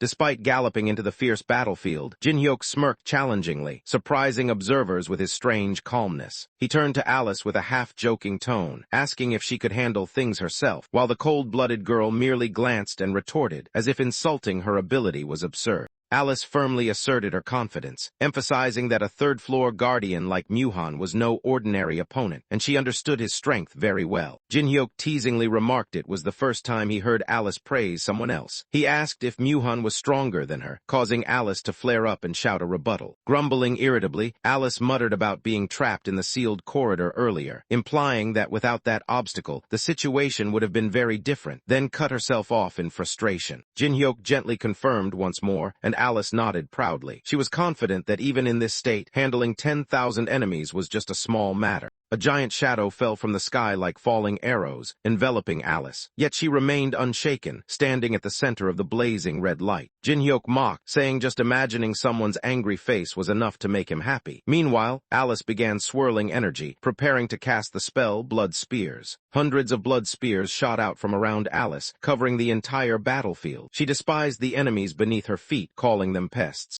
With fiery eyes, Alice lunged forward with fierce power. She shouted angrily, vowing to punish those who dared touch her noble body. Alice unleashed an attack with blood thorns, piercing through numerous enemies like a blazing red rain, creating chaos across the battlefield. Surrounded warriors couldn't react in time to the overwhelming force. Their bodies cracked and shattered under the pressure of magical blood. One of the surviving warriors clenched his fist, preparing to retaliate, but the violent tremor from the attack made him waver. From above, Alice activated her next skill, Blood Fury. A massive blood vortex formed, engulfing the atmosphere in a swirl of dark red killing intent. The vampire queen raised her hand high, controlling the blood vortex with a cold expression. Amidst the chaotic swirl, the death sentence echoed, "Die." The giant blood orb fell like a meteorite, crashing into the ground and causing a terrifying explosion. A sea of red flames engulfed the entire enemy formation in an instant. As the dust settled, Alice calmly landed, her heels touching the rubble with proud authority. She stood amidst the enemy's ruins, arms crossed, head held high. Her cold face clearly showed disdain for what had just been destroyed.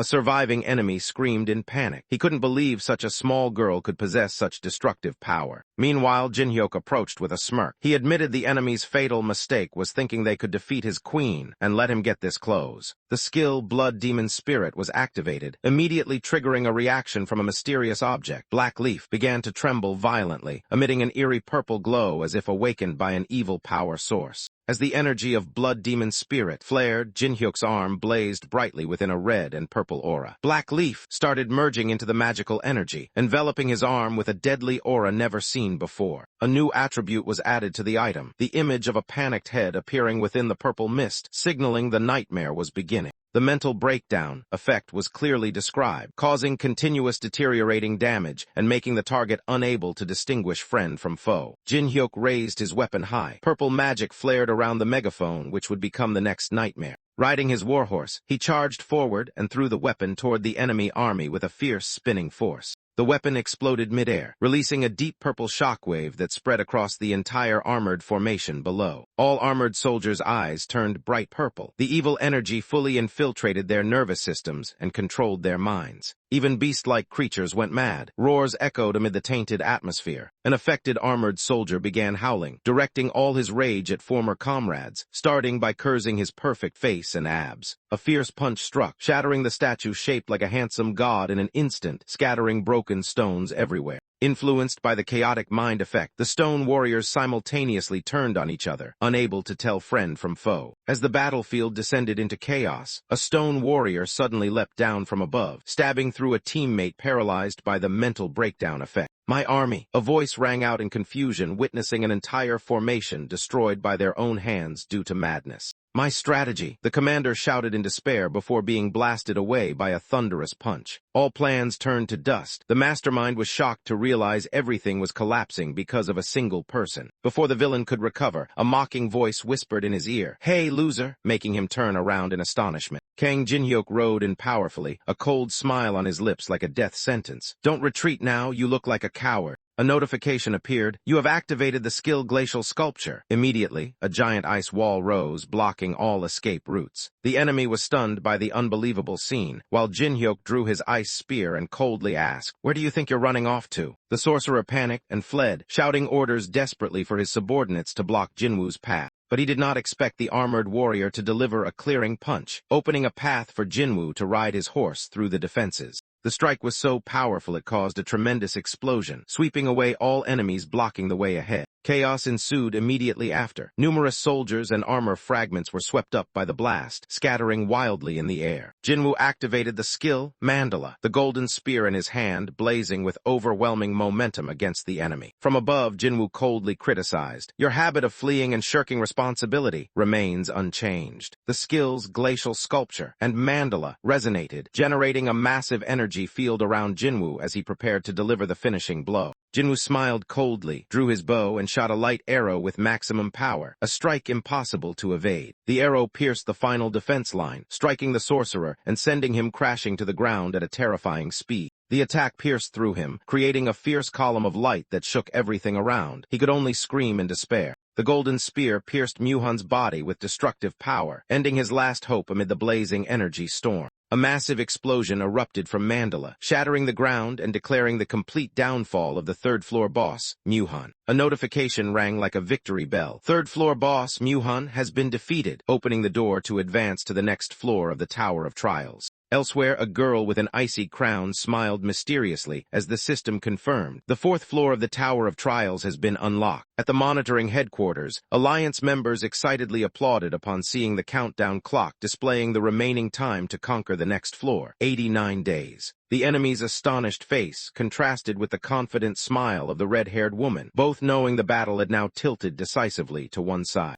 Another female member quietly observed the screen, her eyes flashing with amazement mixed with excitement upon seeing the countdown for the new floor. Muhan's body collapsed, emitting fatting light as the ground trembled violently. In the distance, Jinhyuk's figure stood tall amid the ashes as proof of victory. Jinhyuk's footsteps gently touched the devastated ground, signaling a new beginning after a resounding victory. The ding sound echoed repeatedly in the system space. Jinhyuk quickly allocated reward points to the magic attribute, then turned his gaze to the upcoming reward. Walking confidently, Jinhyuk suddenly paused as he sensed something unusual was happening. He recalled the treasure classification system by color, from low-level red to highest purple, and knew well that below level 10, normal rewards were only red. Yet before him was an orange chest, a rank far beyond expectations, leaving him stunned. Jinhyuk smiled knowingly as he realized the cause. The exclusive occupation effect was activated, granting maximum rewards to a lone hunter. When opening the chest, a brilliant light poured out. The system listed a series of rare items, from pink diamonds to sun seeds, making the loot extraordinary. He laughed with delight, unable to hide his joy at such an unexpectedly generous item drop. Suddenly, Jinhyuk's eyes turned sharp and cold. A special object had just captured all his attention from inside the chest. Before him was the Black Sun Stone, a legendary item. The burst of light confirmed. The exclusive occupation effect was truly insane. Kang Jinhyuk chuckled with satisfaction as he held the Eclipse Stone, confident it would help him easily conquer the fourth floor. Alice glanced at Jinhyuk's strangely excited expression, slightly frowning as if to say, "Here we go again." Though feeling helpless before that weirdness, Alice still smiled and admitted, Jinhyuk really couldn't be fixed. In the high-level meeting room, a heavy atmosphere prevailed. All eyes were fixed on the person standing at the head of the table. The blonde leader sighed, almost unable to believe Jinhyuk had truly passed the challenge alone. The old silver-haired man laughed heartily as if witnessing a miracle, while the female colleague beside him only breathed a sigh of relief. However, not everyone was happy. The man in the red suit clenched his teeth, full of resentment. He slammed his hand on the table, angrily shouting out of fear that Jinhyuk would take all the attention and affect their plans. He continued reacting fiercely, criticizing the whole team for letting Jinhyuk shine alone, causing the group to be overshadowed. In response to that accusation, the blonde girl stood up abruptly, vehemently rebutting. Thanks to Jinhyuk, humanity gained 90 precious days without relying on dark forces. Teresa shouted angrily, unable to accept teammates turning their backs on the one who helped them overcome the crisis, the one who saved them when no one else could. She called out Maria and Mr. Beak, hoping they would speak against the ingratitude, but only received heavy silence that made the atmosphere even more suffocating. Teresa's eyes shone with disappointment and pain, as she realized that perhaps they all truly agreed with Tenway's coldness. She turned to question the people in the meeting room, hoping someone would dare to stand up and say what was right instead of silent complicity. Teresa was speechless, only able to look down as everyone's answer was prolonged silence to a heartbreaking degree. Finally, Teresa made her decision. If no one valued what was right, she would leave the summit conference from today onward. Maria jumped up in panic, shouting upon hearing Teresa's decision, unable to believe that the person she had worked hard to invite now wanted to withdraw. Mr. Beak emphasized the special role of the conference. This was not a place where anyone could come and go as they pleased, but a place for the elite who cared for humanity. But Teresa stood still, turning her back on everyone. She did not hesitate before the warning, but silently thought of the person she trusted most. She firmly grasped the door handle and gently but resolutely replied, "Yes." For her, trust in that person was more important than any conference. Teresa burst with emotion, shouting decisively in the tense meeting, affirming absolute faith. "I trust him with my life." On the peaceful shore, Jinhyuk walked slowly after the battle, tired and intending to find a luxury hotel to rest. Suddenly, Jinhyuk's phone vibrated. The caller ID showed, "Yu Yeonhwa."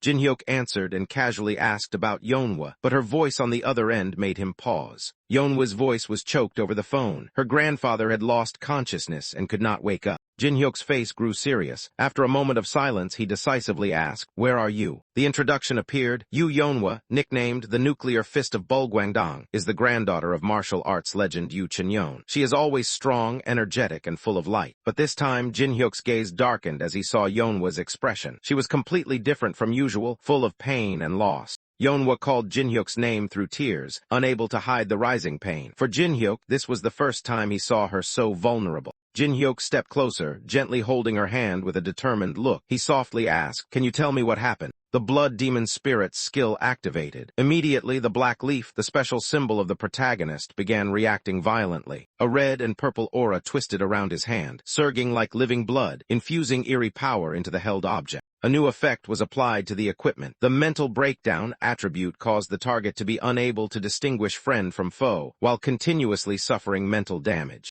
The protagonist swung his giant weapon filled with dark purple energy, creating a powerful energy wave preparing for the decisive throw. From the back of his warhorse, he launched the weapon like a meteor descending, carrying terrifying killing intent toward the enemy. The throw hit the ground, exploding into a huge radiant ring engulfing the Guardians, distorting space with its fierce destructive power. His purple eyes shone brightly. The Guardians affected by the mental effect became chaotic, losing control between friend and foe. Even the ferocious creatures were not spared. Purple eyes flashed in the darkness, growling, ready to pounce on anyone in front. One of the space-guarding statues stared intently at the opponent. His body trembled as he felt the pressure radiating from the adversary. A giant three-headed guardian roared angrily with rage, jealous of the opponent's appearance and physique, the fury turning into savage killing intent. Hyo Jinsu lowered his voice apologetically, believing he had misunderstood Jinhyuk's purpose, thinking he was trying to enter the therapy field. Another doctor turned away, sighing helplessly. He admitted that he only invited Jinhyuk out of desperation due to Mr. Yu's unchanging condition.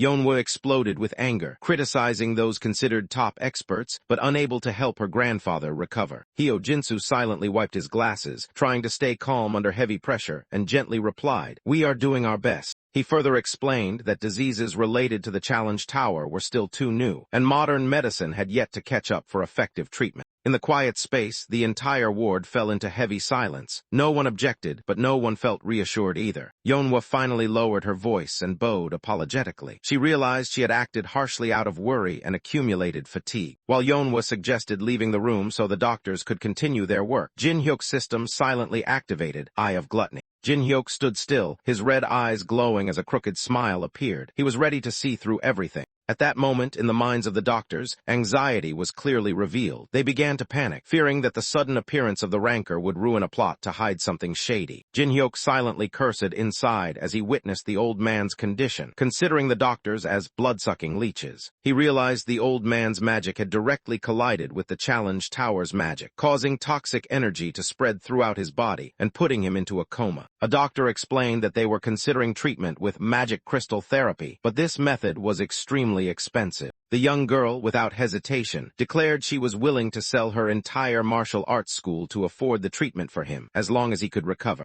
Hearing that answer, the chief doctor sneered and nodded in approval, acting as if everything was going according to plan. However, Jinhyuk suddenly spoke up, his sharp gaze exposing the fraudulent act. "What the hell are you scheming to cheat her out of money?" Jinhyuk stepped closer, anger flaring, directly calling him a bastard, shaking the entire room in the tense atmosphere. Suddenly insulted, the group of doctors reacted fiercely, rushing to confront him, feeling humiliated by Jinhyuk's accusation. The chief doctor tried to stay calm, feigning hurt and attempting to distract. "You can't speak recklessly just because you're her friend." In his mind, chaotic thoughts appeared, fear of being exposed but still confident in hidden accounts and cryptocurrency wallets. But Jinhyuk, hearing every word clearly, sarcastically confronted him. "Oh, fake accounts and crypto wallets? How much have you embezzled?" Hearing Jinhyuk's loaded words, the girl angrily questioned in confusion. Words like accounts under other names made her begin to doubt the hidden truth. Pressed by the accusation, the doctors awkwardly countered, desperately denying and demanding Jinhyuk provide concrete evidence. They showed outrage at being called frauds. But while they shouted, Jinhyuk's glowing red eyes silently observed, reading each person's true thoughts, the fear, confusion, and clear signs of guilt. A thought arose from the leader. If Jinhyuk knew about the connection between the Black Cloud Guild and the Tower Dwellers, then the situation was out of control. At the same time, Jinhyuk began piecing together clues, suspicious of that secret relationship. Faint images of a figure in the shadows, and the tower appeared in Jinhyuk's imagination. He started to realize a horrifying truth. The Tower Dwellers and humans were actually in contact. The atmosphere in the hospital room was tense, two sides facing off. Jinhyuk and Yeonwoo on one side, the group of doctors led by by the bespectacled man on the other. The recent conversation had left an undeniable rift. Jin-hyuk still couldn't believe the truth. Hong Deokpyo, a member of the Black Cloud Guild, actually dared to make direct contact with a tower dweller. In the eyes of tower residents, humans were always a threat that needed to be eliminated. Suddenly, the heart monitor beeped repeatedly along with a violent cough from the old man lying in the hospital bed. His body convulsed as a surge of evil mana rose, signaling that something was happening inside. Yeonwha gasped and screamed in despair when she saw her grandfather react strongly. She rushed over, terrified and in pain, thinking he was about to die. The bespectacled doctor frowned. The unexpected incident confused him. His eyes flashed with panic but also cunning calculation. Immediately after, he sprang toward the door. He tried to escape amid the chaos, hopping to get away from the crime just exposed. But before he could open the door, Yeonwha's thunderous kick struck his face. He collapsed instantly, blood spraying with a sharp wham sound. Yeonwha angrily grabbed his collar, growling, "Where do you think you're running? If you're innocent, why run?" With eyes blazing red with fury, Yeonwha hissed a cold warning. "If my grandfather dies, don't expect to leave here alive." Jin-hyuk stepped forward, signaling her to stop. His voice was calm but carried absolute weight. "Calm down, Yeonwha." Yeonwha's grandfather writhed in pain as streaks of purple mana flared violently. A doctor spoke up, affirming that treating him was the top priority. The doctor panicked and tried to justify himself, pretending he was just going to get medicine. He reacted fiercely to threats, but clearly showed panic when exposed. Jin-hyuk coldly condemned the blatant lies. He turned to Yeonwha, telling her she only needed one kick, clearly out of patience. Without hesitation, Yeonwha leapt into the air, preparing to deliver a punishing kick. She flipped upside down at a terrifying speed, startling the doctor who hadn't yet reacted. The kick landed powerfully, striking the doctor's face, causing blood and teeth to fly with a loud crunch. Jin-hyuk checked Yu Chunyoung's condition and assessed that the mana overload disease was at a critical stage. It was a miracle he was still alive. He clenched his fist, emitting a faint blue light, his mind set on one determination, not to let him die now. The doctor was knocked back and stunned, then shocked when he noticed the glowing object in Jin-hyuk's hand. Jin-hyuk smiled meaningfully and raised the vial. When the doctor stammered, "Elixir," he replied sarcastically. "You know it. Well, it's not completely useless." The young man opened the elixir bottle with a serious expression. This was something he intended to save for the most urgent situation, but because of his long friendship with Yeonwha, he was willing to break the rule. A thought flashed through his mind. This was not just about saving a life. It was also a rare chance to copy the skills of a legend like Yu Chunyoung. A burst of light flared as the elixir was poured. As the magical liquid touched his body, the system announced, "Elixir is being absorbed." Yu Chunyoung writhed as power surged inside him, blue light enveloping his entire body. The elixir spread from his arm, permeating every vein. His body seemed to be changing gradually, with the blue energy continuously flowing. In the blink of an eye, the energy rays quieted. The previously purple veins vanished, replaced by skin returning to a healthy tone. The sound FSHHH echoed as if closing a long-lasting pain. Yu Chunyoung opened his eyes, his breathing steady again. He was no longer in pain, but instead calm. His face relaxed, like a man reborn. Yeonwha rushed to the bedside, choking as she called her grandfather. She couldn't believe her eyes seeing him lying peacefully, no longer in pain. Witnessing her grandfather come back to life, Yeonwha burst into tears. She wept with emotion, while the young man behind her smiled with relief. Another notification appeared. Condition achieved. He had successfully copied the skill Calm Mind technique, a secret method to absorb mana from the air, helping faster recovery and maintaining youthfulness. The doctor stood frozen. He couldn't believe the miracle that had just happened. Yu Chunyoung had truly recovered, something conventional medicine was completely powerless against. The doctors panicked at the unbelievable scene. The leader hurriedly ordered a retreat, knowing he had gotten involved in something beyond control. As he turned around, he was suddenly struck by a powerful kick, his whole body thrown backward, unable to react. Kang Jin-hyuk stepped forward coldly, his gaze sharp as a knife. "Kids, get out of sight." The two doctors behind were stunned by his overwhelming presence. Without hiding his intimidation, Jin-hyuk slightly tilted his head, his voice low. "The adults have some private matters to discuss." The greedy doctor was thrown into the corner of the room, crashing hard and knocking over equipment with a clatter, turning the place into a mess. He trembled backward, cold sweat dripping, trying to sound tough. "What do you intend to do to me? Are you going to kill me?" Jin-hyuk crossed his arms, leaning against the wall as if unconcerned. "No, killing someone for a few stolen coins isn't my style. Just pay Yeonwha back and that's it." The doctor was surprised by such a simple condition. "Just pay the money?" Jin-hyuk smiled, replying gently but with hidden meaning. "Exactly. As for Yeonwha, I'll report back to her." The doctor began to feel something was wrong. Being let off so easily, sweat dripped as suspicion made his heart pound. Jin-hyuk's eyes suddenly turned icy cold, black energy gathering around him signaling an approaching storm. "Why?" he growled each word. "Or, do you no longer want to live?" When the phone vibrated from the sofa, the girl with a smug smile glanced over, as if she already knew something. The phone screen displayed a huge transfer notification. Over 36 billion won had just been sent to Yeonhwa's account. The fraudulent doctor immediately dashed out of the room, everyone's eyes following him with surprise and suspicion. He ran wildly down the hallway, repeating one phrase in his mind: "I'm alive, I'm alive." From the balcony, Jin-hyuk observed everything. He ordered Alice to track the target because letting him go so easily was clearly not his style. The little vampire sitting on his shoulder smiled and asked, "You let him go on purpose, right?" "Of course." The young man explained. "For a small fry like him, digging for info isn't worth it. Better to watch who he contacts." As Alice flew off, he called after her, "Don't stop along the way." "Got it, Tilda," she replied with a smile. Watching Alice's figure fade into the sunset, the young man smiled softly. "She seems pretty excited." Outside the hospital's special care room, a doctor softly called Yeonhwa out to check her condition after using the elixir. She smiled and replied, "Call me when you're done." The door slid open gently, revealing a man sitting silently by the hospital bed, the evening light pouring through the window behind creating an eerily quiet scene. Kang Jin-hyuk quietly turned back, confirming that only 2 people remained in the room. He bent down, his eyes serious as he began a private conversation. The silver-haired man lay motionless on the hospital bed, appearing to be in a deep sleep, but the atmosphere carried a subtle tension. His eyes suddenly opened, his voice tinged with surprise. Turns out all the pretending did not escape Jin-hyuk's gaze. He sat up, admitting he had tried to hide his alertness. Jin-hyuk smiled, reassuring him that the act was truly perfect. With sincere eyes, the old man bowed apologetically, affirming he had no intention to deceive Jin-hyuk. The response he received was simply a nod of forgiveness. He explained the reason for Jin-hyuk's suspicion. A stranger suddenly appeared and healed what medicine could not. He himself understood that such caution was inevitable. A moment of silence passed, the old man's eyes flashing deep contemplation, as if evaluating the person before him. Then he burst into hearty laughter, admiring how Jin-hyuk had guessed his thoughts correctly. The laughter echoed, breaking the tense atmosphere. Jin-hyuk gently replied that Yeonhwa had been very worried about him. That statement made the man realize the connection between Jin-hyuk and his granddaughter. The young man addressed the hospitalized man as Sir, then quietly voiced the question that had weighed on his mind, a question he had been waiting to ask since the man woke up. The man responded sincerely, saying that since Jin-hyuk had saved his life, if it was something he knew, no matter what it was, he was willing to answer. Without hiding his seriousness, the young man asked directly, what really happened on the day the disaster began, the day the world changed. The old man silently placed his hand on the long scar across his chest, a remnant from that fateful day, as if tracing the harsh memory etched into his body.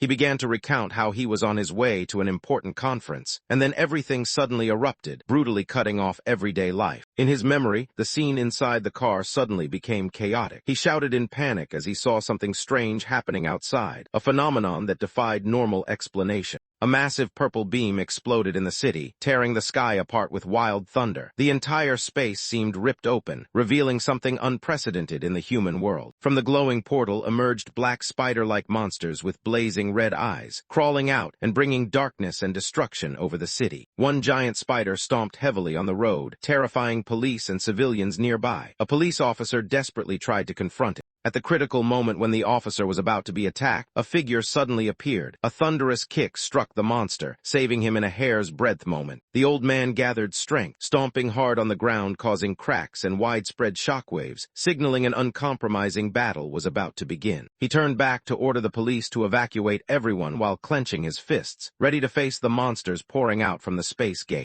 Amidst the dust, a mysterious figure landed softly, wooden sandals stepping on the cracked road, his voice cold as if viewing the battle as mere entertainment. From atop the rubble, an enemy with a shabby appearance but arrogant eyes stood watching the old man. He quietly spoke a sentence, as if inviting the real battle to begin. The stranger revealed a face full of evil aura and a wild smile. His blazing red eyes reflected flames, revealing a danger beyond imagination, then uttered a challenge. Let's have some fun. Write a caption for each image, 1 paragraph per image in the third-person narrative, ensuring the story is clear and coherent, fitting the content, detailed but not rambling. Ensure consistency throughout the series, closely following the content in images from 21 to 30. Without hesitation, he stomped hard on the monster's body and rushed straight toward the space gate gate emitting a bright purple light. Sweating profusely, the old man told himself he could still destroy these giant monsters at any cost. A slow but deadly step approached. The enemy had yet to make a move. Before he could react, the shadow dashed forward like a lightning bolt, leaving a streak of light cutting across the dusty ground.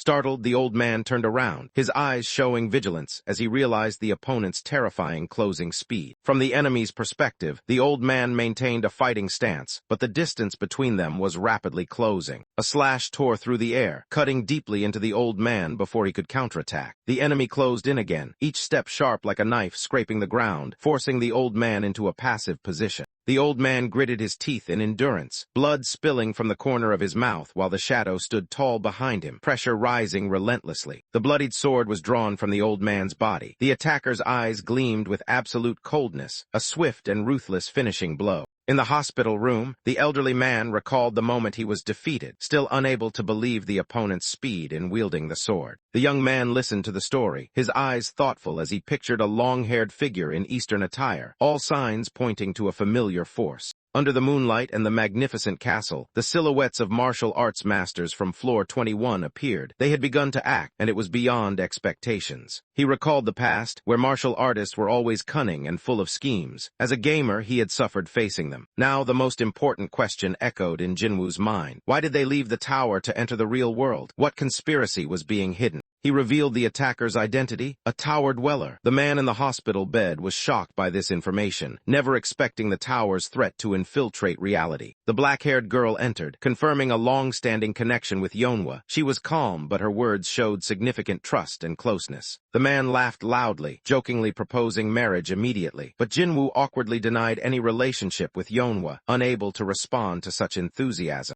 The old man slowly turned away, his face serious. He admitted there were uncertainties, but over time he had learned to read people, a skill sharpened with age. He closed his eyes, exhaled slowly, then opened them coldly. The only skill he truly believed he mastered was the ability to see through people. He gently grasped the hospital gown at his chest, whispering that it is said one must spend 10,000 hours to master a field, and he fully believed that to be true. Kang Jin-hyuk glanced at the playtime statistics. Numbers exceeding 50,000 hours made him realize he had been a true expert for a long time. 3 awakened individuals appeared with confident and arrogant looks, but a bitter remark sounded. They had only risen after the tower appeared a few months ago, yet they already thought they understood everything. In the pitch-black universe, the old man's gaze turned to Jin-hyuk. He sensed experience in him, a person who had fought, failed, and risen again, a true warrior. Jin-hyuk slightly tilted his head, humbly denying it, but the old man smiled. No matter what he said, his confidence and aura could not be hidden. Sitting cross-legged on the hospital bed, the old man lightly tapped his chest, his eyes determined. He wanted to repay the person who saved his life. "What do you want? Just say it." Jin-hyuk smirked thoughtfully, a chance from the most influential figure in Korea's martial arts world. This was a debt that could change everything. The old man laughed heartily without any doubt. "Just say it. Whatever it is, I will do it for you." The girl named Yeonhwa suddenly stopped, glancing at Jin-hyuk with surprise. Her eyes were full of suspicion, as if sensing something important was about to happen. Yeonhwa hurried over, anxiously asking about her grandfather's condition. Faced with her urgent gaze, Jin-hyuk smiled reassuringly. Jin-hyuk calmly replied, informing her that thanks to the elixir, her grandfather would fully recover in just a few days. Yeonhwa sighed in relief, a radiant smile appearing as she expressed sincere gratitude to Jin-hyuk. He responded with a gentle phrase. Jin-hyuk's expression suddenly turned sly, his eyes gleaming strangely as he mentioned that Yeonhwa's grandfather had thanked her on her behalf. In the hospital corridor, Yeonhwa's grandfather stepped out looking relaxed and satisfied, as if a great burden had been lifted. But when thinking of Jin-hyuk's request, tears suddenly welled in his eyes. A silent tear full of emotion rolled down. The elevator stopped at the 101st floor with a ringing bell. A new chapter in Jin-hyuk's journey was beginning. Jin-hyuk entered the luxury room with elegant furnishings. The night lights outside the window reflected his determination. Gazing at the city from above, Jin-hyuk smiled slightly, as if the plans in his mind were gradually taking shape. Looking out at the tower sparkling with lights, Jin-hyuk uttered a meaningful phrase. Money is everything. In his mind, he was ready to enjoy his new privileges. Jin-hyuk relaxed in a chair while the silver-haired girl lay back on the sofa. They watched a TV program about the Challenge Tower, which had once changed his life. The female MC introduced the show Outside the Challenge Tower, gathering top experts to discuss the tower's mysteries. The next guest introduced was Jang Yoonseok, a prominent ranker of Guild Dangun, Korea's leading guild. He appeared confidently before the camera. The MC smiled professionally and began the interview. According to Mr. Yoonseok, what is the most important factor to conquer the tower? Yoonseok replied confidently, to climb the tower, the prerequisite is to train your strength. He began clearly analyzing two main methods to become stronger inside the tower. He pointed out the first basic method everyone knows, leveling up skills and overall level, which is the most common path for challengers. The MC skillfully continued, interesting, so what is the second method? Clearly leading to the core topic the program wanted to highlight. Yoonseok answered without hesitation, using coins. At that moment, the girl beside Jinhyuk opened her eyes, reacting to this familiar but important information. Lying back on the chair, she laughed and sarcastically asked, "You mean the currency used only inside the challenge tower?" Her eyes showed she understood more than what was being broadcast. She looked up at the ceiling, lips moving silently but her eyes fixed on the TV screen, where people discussed things she and Jinhyuk had long surpassed. The door gently opened, revealing the silhouette of a young man quietly sitting beside the hospital bed in the morning sunlight. He spoke up, confirming that no one else was around, no third party to interrupt the conversation about to begin. The elderly man on the bed still had his eyes closed, breathing evenly as if deeply asleep. But his eyes slowly opened, and his calm voice revealed that he had actually been awake for a long time. He slowly sat up and asked if he had revealed too much, but the young man just smiled and replied, "No, you hit it very well." The old man apologized, saying he did not intend to deceive, but the young man just shook his head lightly, showing forgiveness without words. He admitted that his sudden appearance and unexpected healing ability could easily arouse suspicion, and he understood that. A sharp look flashed in his eyes, as if assessing or probing something in the other person. Then he burst out laughing heartily, admitting that he was hit right in the heart with no denial left. Openness gradually replaced caution. The young man mentioned Yeonhwa, the granddaughter who had worried so much she had to rely on him, a rare occurrence that made the old man realize the connection between them. Hot water poured down from the showerhead, weaving through the misty steam, like a rare peaceful moment amid the storm called the tower. Jinhyuk stood motionless under the water, his gaze somber. He knew well, when the tower system transcended cause and effect, humanity's extinction was only a matter of time. The sound of high heels echoed in the parking lot as a woman approached, inquiring about plans for the coming month. The gray-haired man smiled confidently, affirming that he was completely free. After all, preparing to enter the fourth floor required at least a month. The girl cheerfully suggested a month-long relaxation trip, causing the man to laugh and agree immediately.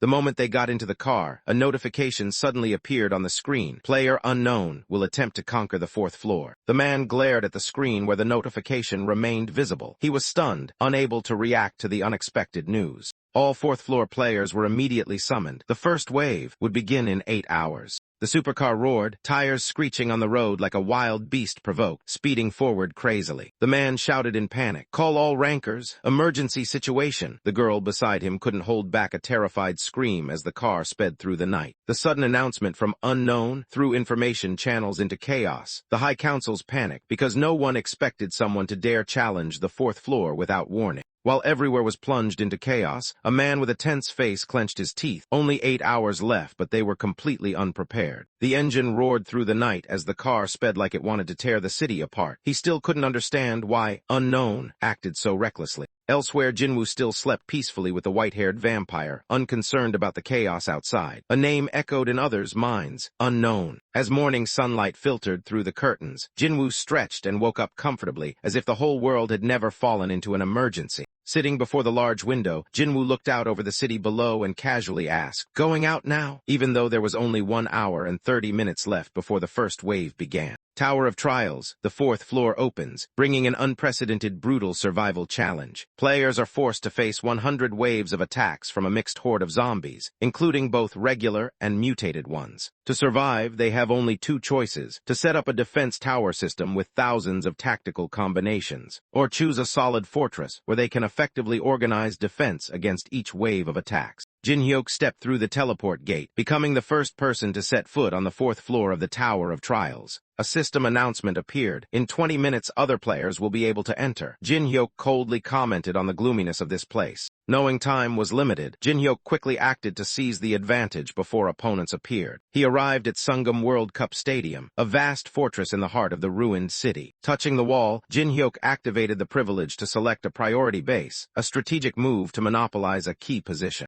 A red red flag flew atop the stadium roof, marking Sungam Stadium as officially under Jinhyuk's control. Jinhyuk softly said after finishing the setup, "Done, let's go back." At the starting line of the fourth floor, groups of players gathered, the atmosphere tense and full of chatter. From above, Jinhyuk observed the crowd below and thought to himself, almost all famous guilds had arrived, proving the seriousness of this challenge. While focusing on assessing the situation, Jinhyuk heard someone call his name, a familiar voice that immediately drew his gaze toward the source. Lee Taemin and Yu Yeonwoo appeared, smiling brightly and waving at Jinhyuk, lightening the heavy atmosphere somewhat. Soon after, Teresa approached with a gentle smile, also waving at Jinhyuk with her usual friendliness and cheerfulness. Yu Yeonwoo and Taemin were surprised to see Teresa appear. However, Jinhyuk calmly explained that he was the one who invited her to join. Without beating around the bush, Jinhyuk immediately explained the situation was progressing faster than expected, leaving no time for detailed explanations. The three others willingly cooperated without hesitation.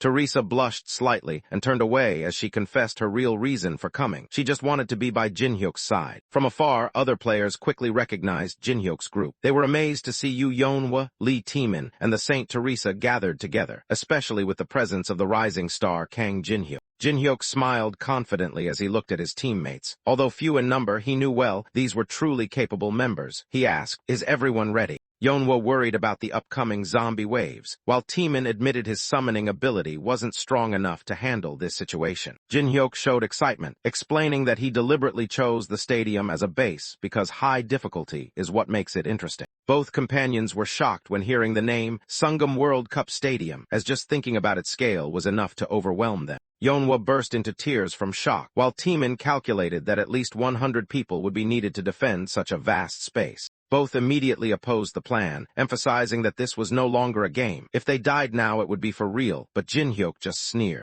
Teresa hesitated, but made a simple yet sharp remark. Jinhyuk really had a tendency to be reckless by always rushing into danger. Ignoring the group's reactions, Jinhyuk affirmed that the stadium was the ideal location for the drive hunting style he aimed for. Teresa hesitated to ask a question, while Jinhyuk calmly allowed her to speak. Teresa reminded a basic rule. To defend a base, at least 5 people are needed. She meant their group was still missing 1 member. The group suddenly realized there were only 4 people now, but Jinhyuk smiled confidently, assuring that the 5th person would appear soon. A stranger appeared amid a whirlwind of energy, landing with a violent shock that caught the attention of Jinhyuk's group. The man gritted his teeth and called Kang Jinhyuk's name, his voice full of hatred as if he had been waiting for this moment for a long time. Drawing a blazing, glowing sword, he stared directly at Jinhyuk with murderous intent. "I will kill you, bastard." Despite the provocation, Jinhyuk calmly closed his eyes, taunting his opponent, which only made him angrier. He tried to restrain himself, telling himself to turn this hatred into motivation for the future. But then his restraint shattered. His anger exploded like an electric shock, fully awakening his murderous will. "I will kill him." The man charged forward, shouting in rage. Meanwhile, Jinhyuk remained calm, smiling and telling him to come closer. Jinhyuk immediately recognized the weapon he held was an elemental sword, an item that integrates magic into the sword, overcoming the weakness of long-range swordsmen. He smirked confidently, guessing exactly as planned. The furious enemy stepped up, asking Jinhyuk if he thought he was afraid. Murderous aura rose along with fierce sword energy surrounding the blade. He shouted, unleashing a powerful sword strike at Jinhyuk as if to vent all his fury, yelling, "Whether I'm afraid or not." Jinhyuk stood firm, wearing a contemptuous smile. "If you want to try, go ahead, but are you planning to fight me with that unfinished sword?" Chen Yuseong gritted his teeth angrily, not understanding Jin Hyuk's meaning when he called his sword unfinished. Jin Hyuk calmly explained that although the elemental sword was strong, it only reached its full power when fully completed. With a meaningful smile, Jin Hyuk pointed out that the final piece to complete the elemental sword, the fire attribute, was in a random chest on this floor. Yuseong angrily retorted, asserting that random chests cannot be predicted for their contents, and Jin Hyuk was just showing off falsely. Jin Hyuk casually replied, admitting he always did things in an unusual way, and made a deal. If Yuseong helped defend the base, he would give the necessary reward to complete the sword. Chen Yuseong fell silent, his eyes deep in thought as he considered Jin Hyuk's unbelievable proposal. Without a word, Yuseong tightened his grip on the sword hilt and engaged the safety lock, signaling his acceptance of the condition just offered. Jin Hyuk smiled sarcastically, reminding Yuseong that he'd better hope the item really exists in the chest. While the system announced the 5-person team had been formed, the system confirmed the group had reached the minimum number for the base defense mission as the team began to leave the scene. Sira whispered anxiously beside Jin Hyuk, doubting letting Yuseong join the group for personal reasons, while Jin Hyuk casually admitted someone like him wouldn't betray until he got what he wanted. Despite his fierce appearance that made everyone wary, according to the two teammates' observations, Yuseong surprisingly had a naive side, as if carrying an unexpected pure aspect. As the atmosphere quieted, Sira suddenly called Jin Hyuk and rummaged through her belongings as if remembering something important. She took out an object wrapped in black cloth and gently handed it to Jin Hyuk with a serious expression. "Take this." The twin dragon sword appeared, a magical ancient relic empowered by the Tower of Trials. Seeing it firsthand, Jin Hyuk couldn't hide his excitement at its exquisite craftsmanship and hidden power. While everyone was still hesitant, a sudden voice rose with fierce, murderous intent from behind. Yuseong stepped forward with an undeniable presence. A girl suddenly remembered something important, calling after Jin Hyuk and searching for something in her belongings. She handed Jin Hyuk an item wrapped in cloth, with a hilt shaped like a dragon shimmering with bright golden light. The inscription, "Twin Dragon Sword," appeared. This is a rare sword enhanced by the Tower of Trials, and now Jin Hyuk directly owns it. Jin Hyuk was surprised to hear that the girl's grandfather personally told her to give this sword to him, an item he had always treasured. Upon closer inspection of the item, Jin Hyuk discovered the word dowry attached, making him laugh and cry at the old man's persistent joke. The group finally arrived at the base Jin Hyuk had chosen, a vast but ruined stadium. Everyone was stunned to learn that all 5 of them would have to defend the entire base. Jin Hyuk just smiled lightly, reassuring them that he had a plan. From behind, a stranger approached with a group of subordinates, calling out Jin Hyuk by name, and his gaze immediately fixed on the sword with a strange seal in the man's hand. Faced with a large number of opponents, Jin Hyuk and his teammates remained highly alert. The atmosphere grew tense as the strangers lined up to confront them. Jin Hyuk stared intently at the symbol on the sword hilt, the thing that stirred memories within him. That symbol was unmistakable. He confirmed in his heart it was the emblem of Murim, one of the major forces on the 21st floor of the Challenge Tower. Quick deductions connected the dots. After the Black Cloud Guild, now another group, it seemed the tower's residents had truly begun to intervene in the outside world. When asked about his identity, Jin Hyuk did not evade. He straightforwardly admitted that he was Kang Jin Hyuk.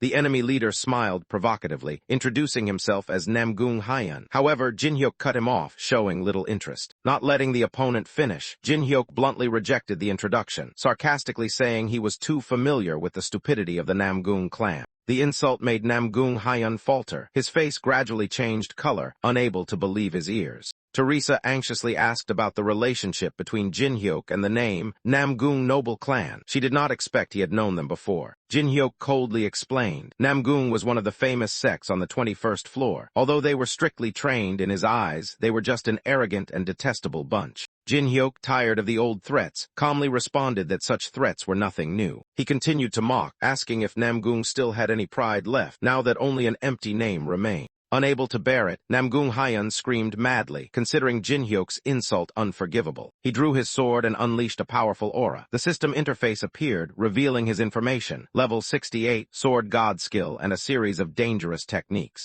A new notification appeared before Jin Hyuk. If he could identify all Murim residents hiding within this group, he would be allowed to copy any skill. Jin Hyuk pondered the condition. Not only Namgung Hyeon but other residents were infiltrating the organization. A simple fight would not suffice. Teresa worriedly asked what Jin Hyuk needed to do next as the situation became dangerous. But Jin Hyuk just smiled confidently, affirming that the only thing he cared about was copying skills, and to do that, he was ready to fight. Namgung Hyeon became extremely furious, ordering his subordinates to attack with full force, cutting off all their limbs. 2 teammates beside Jin Hyuk quickly took their positions. The boy ordered the Nuna to cover the left side, while the girl was excited because it had been a long time since she had a real chance to move. The gray-haired boy swung his hand, activating the skill Lord of Machines, causing gears to glow and shoot out from the virtual space. From the mechanical gears, a giant machine was summoned. He stood on top, controlling all battlefield weapons. Opposite them, the black-haired girl also entered combat mode. The skill, No Retreat in Battle, was activated, increasing her endurance as long as she did not retreat. The blonde nun stepped forward, declaring she would handle rear defense. Magical light gradually enveloped her body.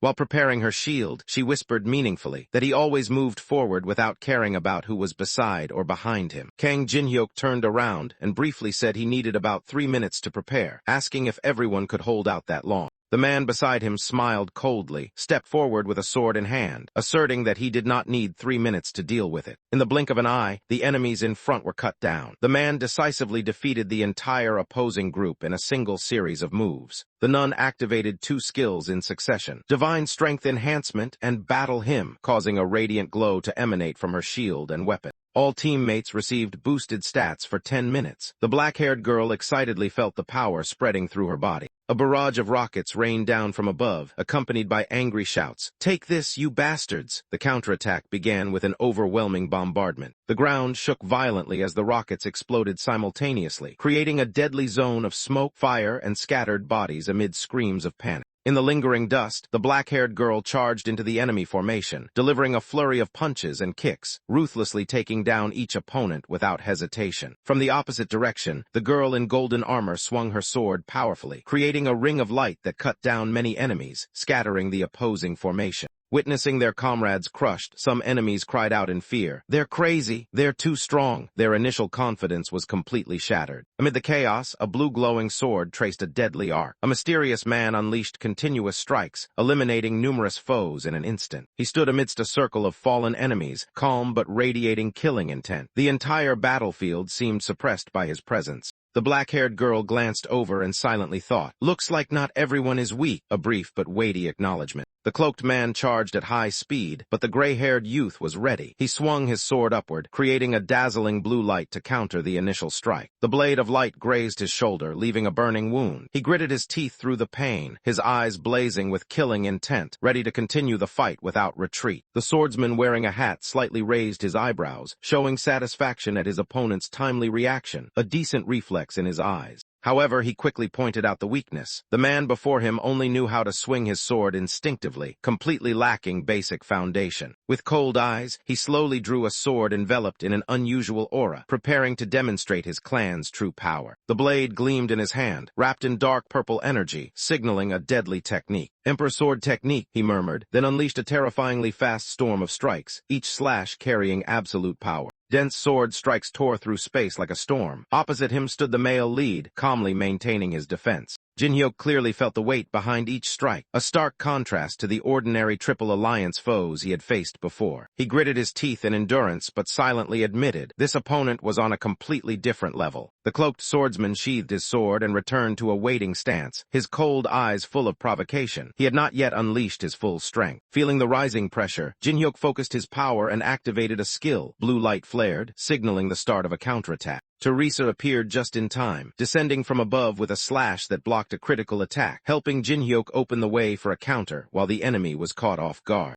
Smiling confidently, Jin-hyuk raised his hand to signal the handover, announcing that his 3 minutes were up. Now it was time for his teammates to show their strength. As control shifted hands, the system notified. The fire element had been activated. Flames surrounded Jin-hyuk, signaling the beginning of a fierce counterattack. Flames blazed fiercely around Jin-hyuk's arm, spreading forward like a burning tsunami, engulfing the entire battlefield. From the center, Jin-hyuk unleashed his full-power fire skill, the orange-red flames spreading like a flood, burning everything in their path and forcing the enemies into a defensive stance. The enemy was startled, trapped in the sea of fire, the flames reflecting in his astonished eyes as he found no way to retreat. Shouting angrily, he stepped into the flames, gritting his teeth and cursing Jin-hyuk's strategy, calling it a cheap trick, but his eyes betrayed his worry. As the flames parted, Jin-hyuk suddenly shot into the air like an arrow, creating a tactical distance that left the opponent unable to react in time. The swordsman disdainfully judged that Jin-hyuk was cornering himself, aiming his glowing sword straight at him and preparing to launch a piercing strike midair. But he was unaware that the ground beneath him had already been frozen. From a hidden position behind, Jin-hyuk raised his hand to activate the light skill Daylight, preparing a finishing blow in brilliant light. A strange player suddenly leapt down from above, his hand glowing with powerful energy as he prepared to activate an attack skill. The hat-wearing man immediately recognized the incoming threat. Panic showed clearly in his eyes as he realized he was becoming the target. From the air, Jinwoo unleashed the move 10 split slashes, creating a blazing red cross-shaped slash that brutally cut through the enemy's front line. Right after the strike, Jinwoo lowered his gaze seriously, clearly sensing a new presence approaching. The situation was far from over. A fiery red object spiraled down like a giant drill piercing the ground, accompanied by a lament. "This is why Hyun shouldn't act alone." A group of 4 emerged from the smoke, led by a man named Hyun. Their arrival immediately reversed the battle, pushing Jinwoo into a new danger. A strong wind swept through the ruins of the city, blowing away the dust and revealing 2 opposing sides locked in a tense, silent stalemate. One of the strangers exclaimed in surprise, never expecting an outsider of the tower to possess such a strong aura, something never seen before. Kang Jin-hyuk smiled coldly as he observed the people before him. Finally, the hidden ones had revealed themselves. The system immediately confirmed that all inhabitants of the tower belonging to the Tam Hop faction had been identified. System notifications appeared continuously. Jin-hyuk had met all conditions and successfully copied the skill Unlimited Steps and began merging it with the skill Grave of Swords. A new combined skill named Sword Steps of the King was born, an S-rank skill that increases speed by 70%. If mana is concentrated in the feet, the user can also use them to attack directly. Jinwoo looked at the notification board with a satisfied smile. A word escaped his mouth, sweet. It was clear he was pleased with the newly copied and merged skill, as if it were the perfect next piece in his above-standard skill set.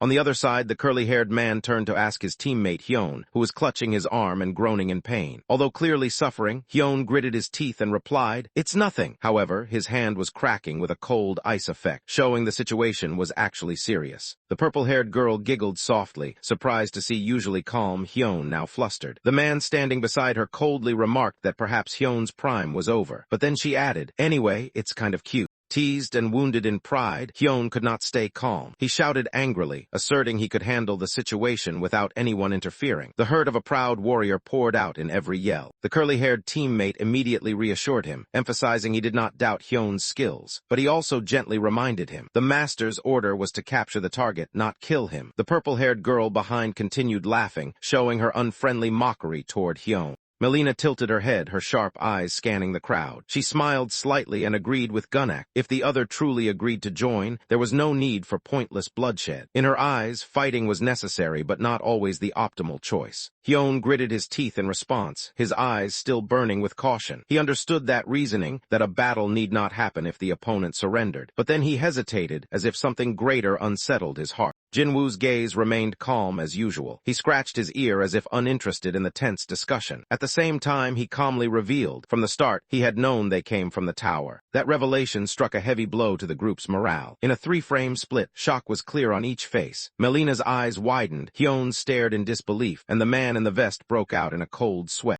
Gunnak could not hide his astonishment and asked for confirmation. "He knows about us." Jinwoo approached leisurely but with pressure, then coldly retorted, "Have I ever lied to you?" Hyun could no longer hold back. His whole body erupted with dark purple energy and he drew a blazing red katana. His declaration was as sharp as a blade. "Forget recruiting. I will kill him. I don't like him at all." A harsh metallic clang rang out. A sword strike was immediately blocked. 2 weapons clashed, sparks flying at the tense center of the unofficial confrontation. Gunnak stepped forward, raising his hand to stop Hyun. In a calm but firm voice, he reminded him, "I understand you're angry, but now we have to retreat." Faced with the unexpected obstruction, Hyun could only freeze and quietly say, "What?" At that moment, another member rushed over, urgently reporting, "The zombie wave is coming from the right. About 3 minutes left." Hyun gritted his teeth in frustration, while Gunnak remained calm, gripping his spear tightly and turning to leave. Jinwoo waved his hand as if seeing them off, his voice both sarcastic and cold. "Get lost. This stadium is ours now. Find somewhere else to take shelter." But immediately, Gunnak responded just as sharply, "We don't need this trash. We have our own base." Gunnak smiled calmly, offering a sarcastic comment about the opponent's shelter. He compared their constructed facility to his own solid base, as if drawing a line on capability and preparation. Before leaving, he casually challenged them. "Good luck. We'll be back after the first wave." Not intimidated by Gunnak's words, the leader of this faction reacted immediately. Standing on high ground, he decisively ordered everyone to retreat and continue reinforcing defenses at the base. The scene grew tense as everyone quickly moved according to orders, readying for the approaching battle. Hyun looked back, his eyes full of hatred and pride. Though unable to defeat the opponent now, he was unwilling to accept defeat. In a threatening tone, he quietly said, "You're lucky this time, but next time I won't make the same mistake." Jin-hyuk, who always maintained composure, now felt weary after the recent confrontation drained much of his spirit. He turned to his teammates, reminding himself to conserve energy for the real battle ahead. When called by name, he nodded in agreement, preparing to enter a new phase. Jin-hyuk's gaze followed toward the A-Mart supermarket, the base chosen by the opposing group. He silently assessed. It was a fairly ideal position to hold tall walls and abundant food supplies. In an apocalyptic context, it was a perfect place to defend when surrounded. Though acknowledging the supermarket's strategic value, Jin-hyuk still smiled coldly. He knew well its fatal weakness, a flaw the enemy hadn't anticipated and would pay for if careless. Without elaborating, he quietly responded to his teammates' call, "Let's go." Amid stormy skies and burning smoke, a modern drone flew swiftly by, carrying out a reconnaissance mission. Its spinning rotors emitted a characteristic whir sound, signaling the beginning of something bigger, something more dangerous. From above, the drone captured a terrifying image, a massive horde of zombies surging toward the central area. This chaotic and threatening scene proved that the first wave Gunnak mentioned was near, and it was approaching faster than they expected. The zombie horde screamed and flooded the streets, their distorted forms and fierce eyes advancing like an unstoppable wave. The word rumble sounded like a doomsday drum. This scene was not for the faint-hearted.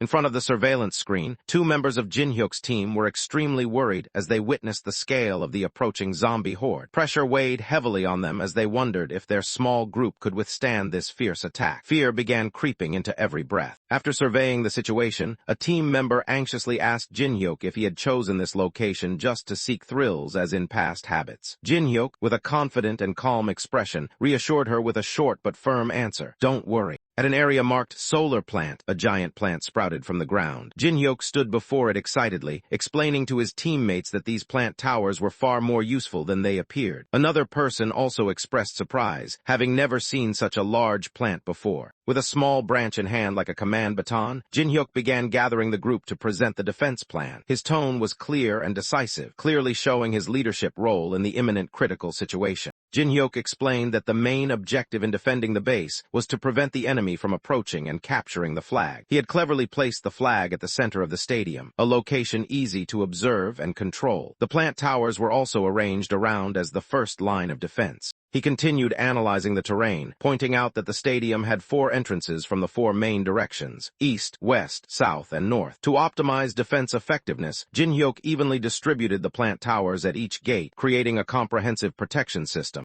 Jin-hyuk asserted that if they could hold the plant towers, they would not only protect this large base, but also have a chance to earn rewards for the highest kill count. The group listened with admiration, with one person asking, "Are the plant towers really that strong?" showing they still had much to learn about Jin-hyuk's tactics. Answering everyone's concerns, Jin-hyuk said the plant towers could eliminate most of the zombies. However, after each attack, they needed about a minute to recharge. The group's task was to defend during that time to prevent zombies from approaching. One of the strong members, seemingly calm and quiet, immediately took on the task of guarding the west gate. Although Jin-hyuk warned not to overexert and become zombie bait, he simply responded gently, showing his determination to fight. When doubted about his survival ability, the man reacted fiercely. With sharp eyes and an angry expression, he firmly stated that no stupid zombie could ever defeat him, his pride and belief in his own strength burning intensely. Jin-hyuk immediately retorted, reminding him that he had once been boastful like that but was brutally beaten by the Murim group. He shook his head, muttering, "Too arrogant," while the other silently walked away, waving his hand in rebuttal. "It's different." Jin-hyuk assigned Taemin to the center position of the base, giving him the flexible task of adapting as the situation changed. He also reminded Taemin not to forget deploying drones to observe the battlefield from above. Taemin nodded confidently, ready to take on the key role of support and surveillance. Shortly after, 2 female members quickly accepted their tasks. One volunteered to guard the north gate, while the blonde female knight did not hesitate to take the south gate. Both showed determination and confidence, fully aware that the upcoming battle would be extremely fierce.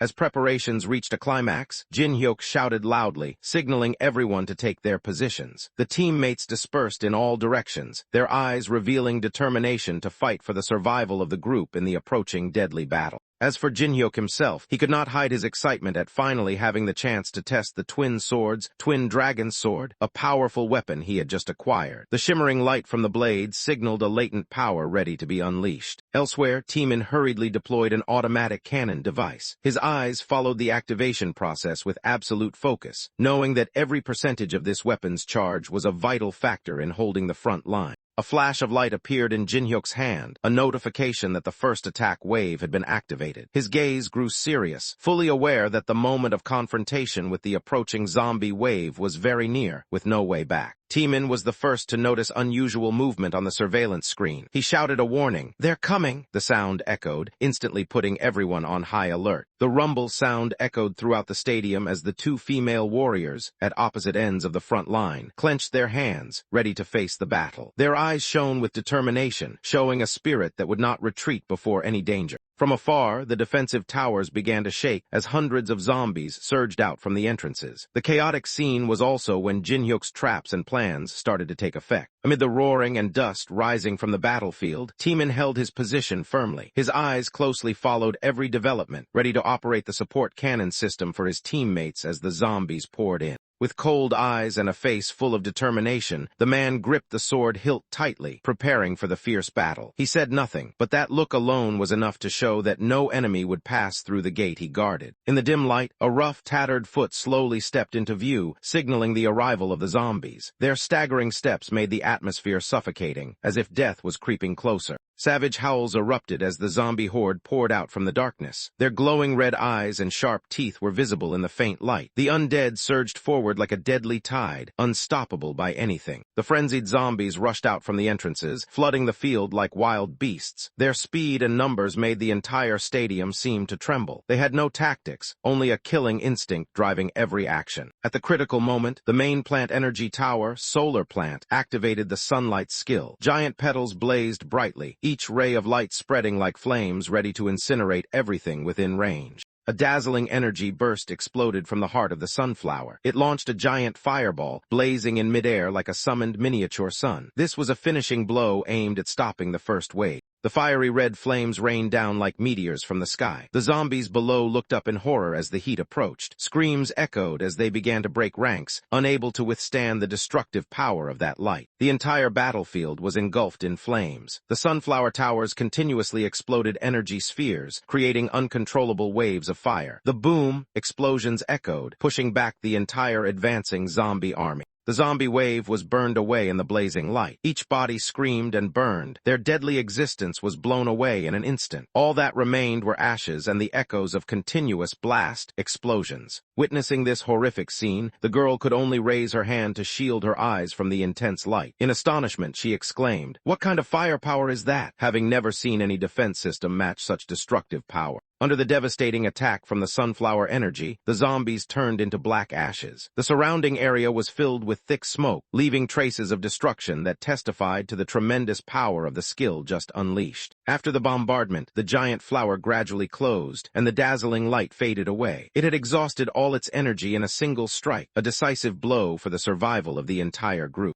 At the sight before her, the female warrior cried out in surprise. She did not expect the attack to have such destructive power. Part of the stadium was now just a pile of rubble. However, the joy did not last long. From the tunnel, another horde of zombies screamed and charged out, led by a mutated creature that seemed much stronger. The real threat had appeared. In that moment, Jin-hyuk did not hesitate. He drew both swords from their sheaths, the sharp light reflecting from the blades seeming to reach the very soul of his opponent. Facing the relentless threat, Jin-hyuk smiled fiercely. He shouted, "This is when the fun begins, just hold on for 1 minute." His words were both a command and reassurance to his teammates. Behind him, Alice, the blonde female knight, turned to look back, her eyes full of trust focused on Jin-hyuk. Though aware of the danger ahead, she felt more secure than ever with him by her side. Jin-hyuk gave a slight nod, a small gesture but filled with determination. In his eyes was an unspoken promise. No matter what, he would not let anyone in the group get hurt. Alice responded with a gentle nod, her face slightly flushed. In that brief moment, a deep bond seemed to form between them, transcending the boundaries of ordinary comradeship. Alice recalled every time she faced life-or-death situations, Jin-hyuk always appeared just in time. He was like a light in the darkness, the only solid support amid chaos. She smiled, her eyes shining with determination, because with him she would never fall. She reminisced about the hardships they had overcome together, thanks to their mutual trust, and smiled softly knowing he was always by her side.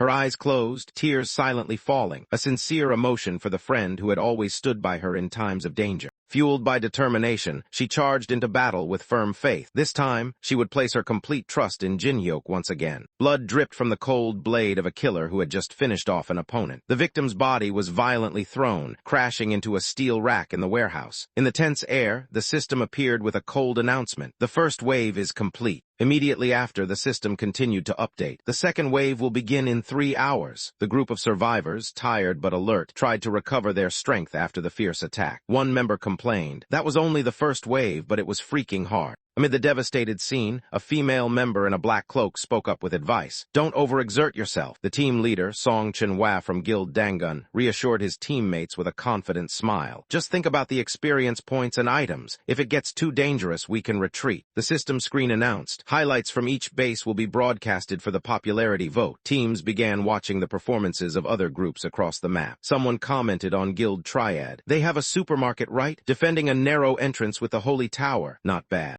A member called Chunhwa over, pointing at a screen streaming live from a special stronghold. "There's a team holding Sungam Stadium, and with only 5 people. The statement stunned the whole group. The scale of the stadium could not possibly be defended by such a small force. Surprise and confusion were clearly visible on the bald member's face. The one who shouted loudly, "5 people defending that huge space?" He snatched the screen from his friend to check more closely. "Let me see." When he clearly saw the broadcast, Song Chunhwa's eyes widened, his forehead sweating in astonishment. The question escaped unconsciously, filled with doubt and disbelief. How could this happen? On the screen, a surreal scene unfolded, blazing battle flowers burning and scorching the surrounding land. Someone exclaimed, "What did they do to those trees to make them so strong?" However, teammates quickly shifted their attention. "The trees are just part of it, look at this." Everyone's gaze focused on the screen, where the fighters were acting. "These guys aren't your usual Awaken." A black-haired girl with red eyes, full of furious energy, threw an explosive punch at an opponent amid the chaotic battlefield, while teammates around her unleashed skills like a storm. Despite being surrounded by a large number of zombies, that strange group of 5 was not pushed back at all. A member wielding dual swords slashed through the horde with powerful and precise skills. A gloomy purple aura enveloped them, signaling a power completely beyond normal standards. Song Chunhwa was stunned when he realized the team holding the stadium was not only strong, but also gathered all the famous rookies, Lee Taemin, Yu Yeonhwa, and even S-rank Kang Jinhyuk. His face tensed as he understood. All the formidable people were concentrated in one place. Just as he was about to calm down, Chunhwa almost shouted when he spotted another familiar name on the livestream screen, Teresa. The intense light from the video made it unmistakable. His admired person was also there. On the dusty battlefield, Teresa approached a fallen teammate, asking with a worried look, "Are you okay?" At that moment, her image reflected through Chunhwa's eyes like a goddess, making him blush, his eyes sparkling like stars, completely immersed. Unable to contain his excitement, Chunhwa jumped onto the roof of the CS24 supermarket, shouting loudly to call everyone to vote for Teresa's video. Meanwhile, the surrounding members could only shake their heads in exasperation, trying to stop him from going crazy again over the healing goddess. While the rest were still excited about Teresa, the system silently calculated. "Solar energy is being calculated." A bright orb flew up from the player's hand, signaling that the energy collection process was complete. Result, 1,800 solar energy points. Jinhyuk grasped the newly appeared energy orb, smiling calmly amidst the wounded scene. He explained, "Solar energy, points gained by killing zombies, used to activate the plant towers. This makes defense easier." The system quickly displayed a list of strategy options. 2 combat plants require 600 energy, the frost plant needs 350, the stone plant 250, and the explosive plant also demands 600 points. Each type will play a key role in resisting the next attack wave. Teresa began assigning tasks. She directed planting combative plants at the 2 entrances in the north and south. Her determined eyes showed the decisiveness needed in this life-or-death moment. The next order was given immediately. The frost plant would be placed at the center, the stone plant arranged on the west side. Each team member quickly took seeds, ready to implement a comprehensive defense strategy. Finally, the explosive plant, a card yet to be revealed. Kang Jinhyuk looked at it thoughtfully, while a nearby girl excitedly raised her hand to ask, "Is it enough just to plant it?" The seemingly simple question signaled an unpredictable development approaching. Jinhyuk noticed his teammates' impatience and quickly stopped them. He explained that the seeds wouldn't grow in time by normal means before the next attack, indicating he had a special plan to solve this problem. With confidence, Jin-hyuk began presenting how to accelerate the growth process for the combat plants. He emphasized that to be effective, they needed a special fertilizer made from strange ingredients like dry highland cow dung, last autumn leaves, pentelis dung beetles, and gray earthworms, all prepared specifically for this purpose. After completing preparations, Jin-hyuk dropped the bag full of special fertilizer to the ground with certainty in his voice. He declared the work done, paving the way for the next step in the defense plan. Jin-hyuk carefully scooped fertilizer with each shovel and fed the combat plants as if they were children needing care. He encouraged them to eat well to grow fast and strong, showing a strangely devoted and somewhat suspicious dedication. Witnessing this humorous scene, a teammate couldn't help but doubt Jin-hyuk's sanity. He turned to Yeonhwa and expressed concern, wondering if staying too long in the tower had made Jin-hyuk eccentric like this. Meanwhile, another member standing behind watched the scene and couldn't believe he had ever lost to Jin-hyuk, a man now playing the pilot fertilizing plants game. Teresa stood beside him, both confused and bluntly commenting that Jin-hyuk was acting like a pervert. Ignoring the gossip, Jin-hyuk stressed that as long as the fertilizer was applied properly, the plants would grow well on their own. He assigned the group to take care of them, instructing them to maintain and protect until the next wave appeared. Teresa was surprised when she saw Jin-hyuk leave right after giving instructions. She questioned and called after him, asking if he intended to go somewhere at this critical time while the team was preparing for the next attack. Jin-hyuk turned back to look at her with a knowing smile and replied that he had some cleaning up to do. The ambiguous statement made the atmosphere mysterious, signaling that he was about to perform an important action no one yet knew about. Teresa was puzzled, repeating the word cleaning up with a doubtful expression. Her innocence and expression made Jin-hyuk's vague words even more mysterious, leaving a big question mark for the group about his next move. Jin-hyuk quietly left the shelter, walking through the ruined scene and chaotic vehicles. Above, a black crow silently watched his every step with glowing red eyes, like an omen of an approaching event. Passing through the neighborhood, Jin-hyuk observed many people gathering supplies, busily preparing for something big. He silently thought, this situation, they must be preparing for a prolonged battle. Unable to hide his contempt, Jin-hyuk mocked the efforts of those around him. To him, it was all a waste of time. He quickened his pace, determined not to be caught up in such conventional thinking. Stopping in front of a damaged building, Jin-hyuk looked up. To him, preparing for a long battle was a sign of weakness and carelessness. His choice was always decisiveness and efficiency. Stepping inside the old abandoned house, Jin-hyuk slowly looked around. It had been 8 years since he last set foot here. Everything was still covered in cobwebs, unchanged by time. Standing before the window frame, he gazed outside. The scenery remained exactly as in his memory, causing him to whistle softly, uncertain whether from nostalgia or irony at a world unchanged despite the passage of time. Jin-hyuk reached out and forcefully pulled off the cloth covering something. The sudden movement seemed to awaken the silent space, signaling that what he sought was about to be revealed. In front of him was a large mirror with an intricately carved frame. Dust covered its surface, but his reflection remained clear. Jin-hyuk smiled, realizing this place had not yet been erased by time. With curious yet confident eyes, Jin-hyuk gently touched the mirror's surface. He whispered, "Let's see," small act filled with certainty that something great was about to happen. His finger lightly touched the center of the mirror. A pale purple magical swirl spread from the contact point, evoking a mysterious reaction from the seemingly ordinary surface. Write captions for each image, 1 paragraph per image, narrated in third person, ensuring clear and coherent storytelling consistent with the content and details of images 31 to 40. Maintain consistency throughout the series, closely following the content depicted in the images. Hidden beneath the quietly draped white cloth was a carefully protected strange object, a precious item, possibly a weapon or special device. Surrounding it were crates and supplies, indicating this place was once a central storage for essentials. A hand emerged from beneath a cloak, parting space with swirling purple energy. A spatial gate opened effortlessly, showing its owner possessed rare skills among the supernatural. Kang Jin-hyuk appeared in the radiant purple light, stepping out from another dimension as if it were part of his routine. His gaze was contemplative, exuding the confidence of someone fully aware of his goals. A loud explosion echoed, violently breaking the ground. The unexpected impact intensified the already tense atmosphere, signaling the arrival of a new force. A strange man with a violent demeanor appeared, punching the wall hard and shouting a declaration. "I will kill Kang Jin-hyuk." Hatred was evident in every action, openly revealing his vengeful intent. Amidst the ruins, a purple-haired girl quietly ate snacks. Though often confrontational, this time she agreed with the revenge declaration, as if she too was affected by Kang Jin-hyuk in her own way. While chewing chips, the girl coldly said, "We need more people, but not someone uncontrollable like him." Her words were gentle yet weighty, reflecting her sharp strategic thinking. The violent man turned in surprise at the rare agreement from the girl named Soha. His astonished expression was clear, for she had never sided with him before, until now.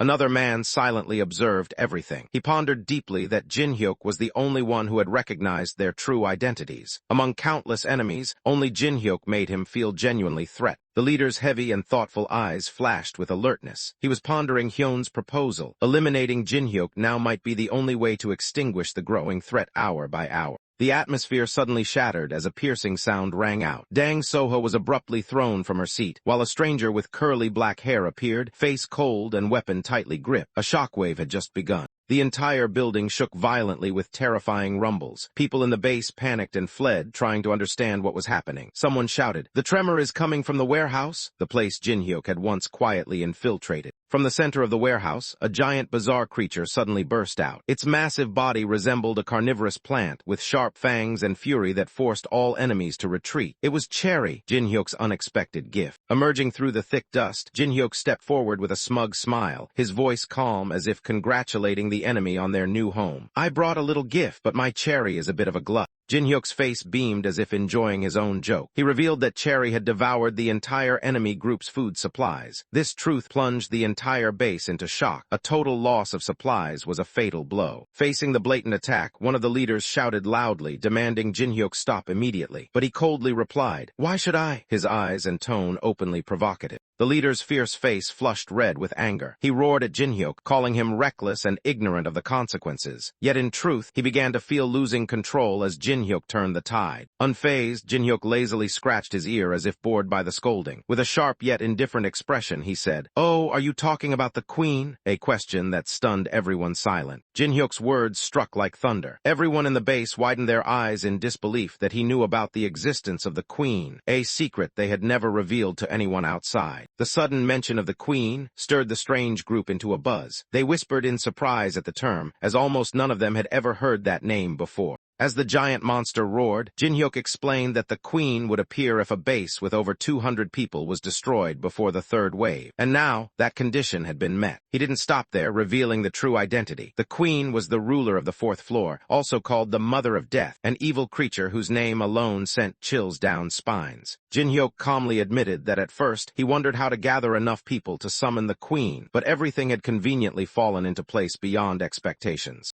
With a smile laced with sarcasm, Jin-hyuk thanked the enemy for choosing the supermarket as their base, an unintentional help that allowed him to complete the goal of summoning the queen effortlessly. Teresa could not contain her anger. She shouted in despair, emphasizing that even if they all united, they could not defeat the queen. She didn't understand why Jin-hyuk was so reckless. Contrary to everyone's worries, Jin-hyuk only smiled slyly, his eyes flashing with dangerous light. He calmly said he had no interest in fighting hundreds of successive zombie waves. Without saying another word, Jin-hyuk gently patted the massive body of Cherry, the beast that had devoured the warehouse, as a signal for it to act next. Immediately after, he leapt into the air, leaving everything behind and clearly declaring no one was to stop Cherry from destroying this place. The entire space seemed to tremble with the monster's steps. In a burst of rage, Hyun shouted a challenge. Unable to tolerate Jin-hyuk's arrogance, he charged forward, determined to tear him apart, while his teammates could only sigh helplessly at his rash action. Angry screams echoed amid the rubble as an enemy member frantically demanded Kang Jin-hyuk return to fight. But as fury flared, Cherry, the giant monster under Jin-hyuk's control, delivered the final blow, crushing the supermarket to ashes. Immediately after, a cold announcement rang out. The supermarket base has fallen. Elsewhere, Teresa and Yeonwha suddenly froze as the ground shook violently. Worry was evident on their faces as they were unclear about what was happening, only sensing a rapidly approaching danger. When the light reflected from the screen signaled, a group observer noticed the supermarket being ravaged. The image clearly showed Cherry rampaging. Another immediately recognized it as the base chosen by the trio they had once fought. Yeonwha was suspicious, a growing unease stirring within her at the familiar name. She couldn't help but wonder if this chaos was related to Kang Jin-hyuk. The feeling of anxiety in her grew stronger. Suddenly, a ding sound rang out along with a system announcement. The special event has begun. From the darkness, horrifying entities emerged. Amid red smoke, a haunting voice rose. We.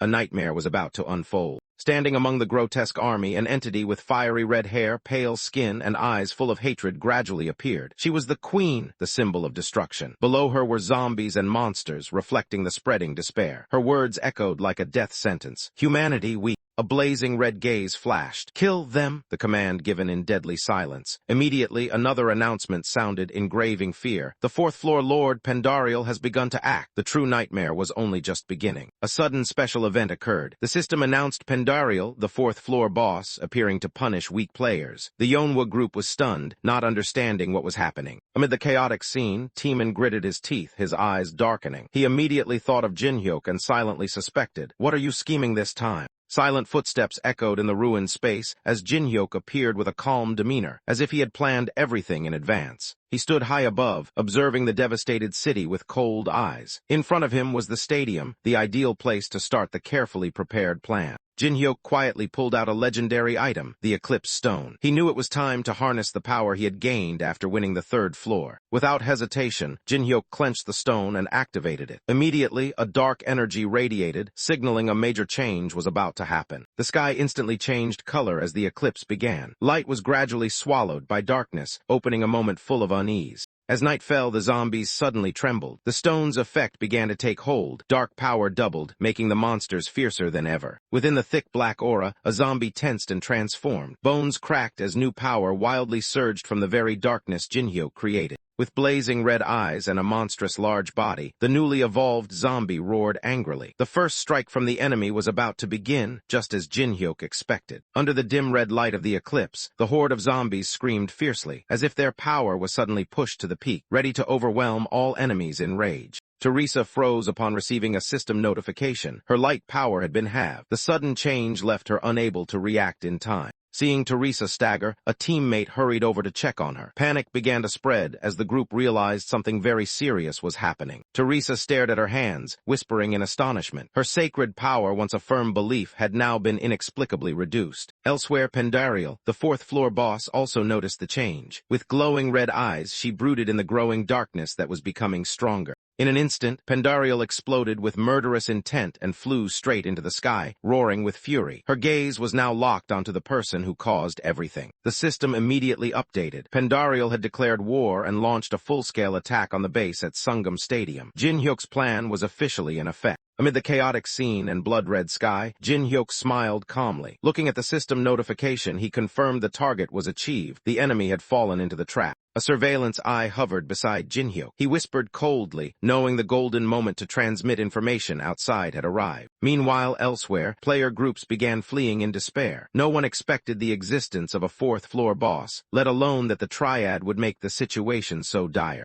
A new video was uploaded, capturing the devastation at the supermarket base. Giant black tentacles rose from the rubble, making the scene horrifying. While everyone was still stunned, comments flooded in. Some criticized, others mocked, all targeting the triad's failure to stop the hidden boss. The next video quickly climbed to the top of the views. It showed Kang Jinhyuk facing the boss with a calm expression, as if he had anticipated everything beforehand. Public opinion split into two camps. One praised him as a savior who bought time for others to retreat. The other worried whether just a few people could stand against the boss. Seeing Jinhyuk's video gain massive views, someone in the group was surprised and asked when he had recorded it. The surprise was not only about the content, but also the rapid spread, as if everything was part of Jinhyuk's plan. However, not everyone agreed. A group member, clearly upset, loudly accused Jinhyuk of exaggerating the situation. Meanwhile, he coldly looked away, seemingly indifferent to the criticism. Teresa stepped forward, her eyes full of doubt. She asked Jinhyuk if he was the one who destroyed the supermarket base. But Jinhyuk, as usual, gave a vague answer, leaving an ambiguous gap between truth and falsehood. Beside her, another member showed clear indifference. Whether Jinhyuk destroyed the base or not no longer mattered. What they needed was a plan, a lifeline to confront the fourth-floor boss queen. Tension built within the group as that person, seemingly a leader, stared directly at Jinhyuk and demanded, "Tell us you have a plan to face the queen." Jin-hyuk did not hesitate. With certainty, he raised one finger and affirmed, "There is a way to defeat her." His words calmed the atmosphere, all eyes turning to him, waiting to hear the plan. Jin-hyuk did not answer immediately, but silently pointed. That simple gesture surprised and made the group suspicious about the target he was aiming at. Finally, he clearly declared, the person he pointed to would play a key role in this battle. That statement was not only a vote of confidence, but also a heavy responsibility placed on a factor crucial to Jin-hyuk's plan for survival. He swallowed nervously as he realized the important responsibility assigned to him. Though silent, his eyes showed rising determination inside, despite the hidden worries in his mind. A blazing red storm suddenly erupted from the sky, bringing hundreds of mutated creatures crashing down like a bloody fury. Screams and tearing sounds echoed through the air, signaling an approaching disaster. Amid smoke and chaotic monsters, the demon queen with blood-red hair stepped out from the dark mist. Surrounding her were terrifying creatures with red eyes, as if summoned from hell. Each heavy step of the queen seemed to shake the ground. Her eyes swept across the battlefield, disdainfully uttering, "Weak humans," as if humanity's existence was a faint joke before the power of darkness. She looked up at the high stands where humanity's last light clung on. In a cold whisper, the queen uttered a single word, "Here," as if sensing a special presence among countless weak ones.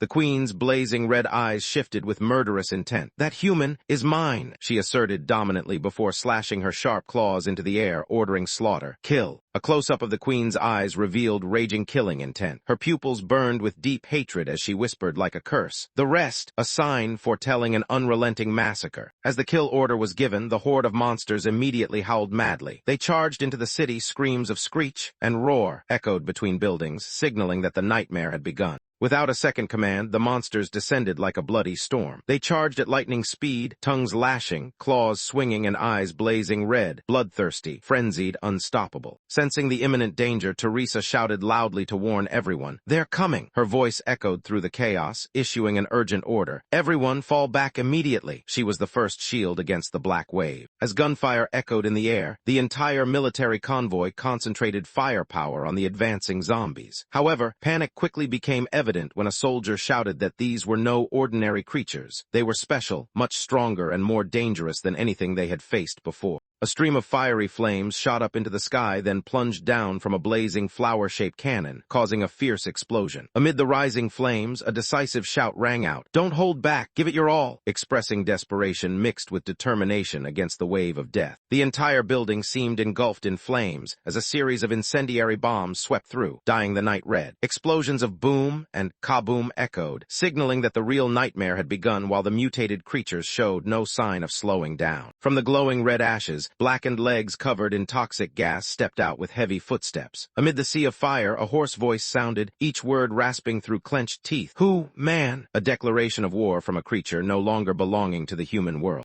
In response to the fierce attacks, a horde of monsters with various grotesque forms screamed as they charged forward. Leading them was a giant being who roared angrily, "Foolish," indicating that all human efforts so far were foolish acts before their overwhelming power. Amid the smoky haze and dark energy, the body of the red-haired woman began to crack. Eerie light spread through the fissures, and the cold voice rose again. "And weak," not a complaint but a judgment. A terrible punch was thrown in rage, like thunder striking the ground. "Poo nish," a whisper filled with killing intent, followed by a collision that shattered the ground with a resounding THWOCK, shaking the entire scene. In a moment of silence amid the madness, the female monster's closed eyes seemed to recall something. "This is," a broken voice, as if something familiar had just awakened deep within her subconscious, something that once belonged to her before becoming a monster. The stitched eyes of the woman opened, reflecting dim light mixed with awareness. A fleeting moment of recognition flashed in her cold gaze, no longer pure madness, but memories and emotions long forgot. Before her was a giant block of ice reflecting the sealed figures within. She stepped slowly, eyes fixed there with suspicion and astonishment. "What is this?" The question escaped as a confession of chaotic memories and newly awakened horror. Sealed within the cold ice block, two figures, a young man with bright hair and a long-haired girl, remained serene in eternal sleep. Light reflected through the ice created a mysterious yet sacred feeling, as if they awaited their destined moment to awaken. Not far away, two other teammates, Jin-hyuk and Teresa, also rested within magical ice. A silent atmosphere enveloped them, but their power and connection still existed, a reminder that this was only a pause, not an end. A magical crystal gently fell from the sky, lightly striking the ice surface. The ting sound rang like a wake-up bell, signaling an impending change in the battle situation. The crystal continued to roll on the ground, finally stopping before the sharp eyes of the red-haired female monster. She slightly lowered her gaze at the strange object that had just appeared, her eyes flashing suspicion mixed with caution. Without touching it, she used her sharp claws to lift the crystal as if inspecting a foreign artifact. The purple light from the stone reflected on her face, making the atmosphere tense. Focusing intently, she froze when unable to recognize the true nature of the crystal. For a moment, unease crept into the constant arrogance of the undead leader. An enemy in the shadows gritted his teeth with hatred when mentioning the name Kang Jinhyuk. His voice was low but full of killing intent, as if each word was drawn from suppressed rage. He didn't just want Jinhyuk dead, he wanted him to die in pain and humiliation.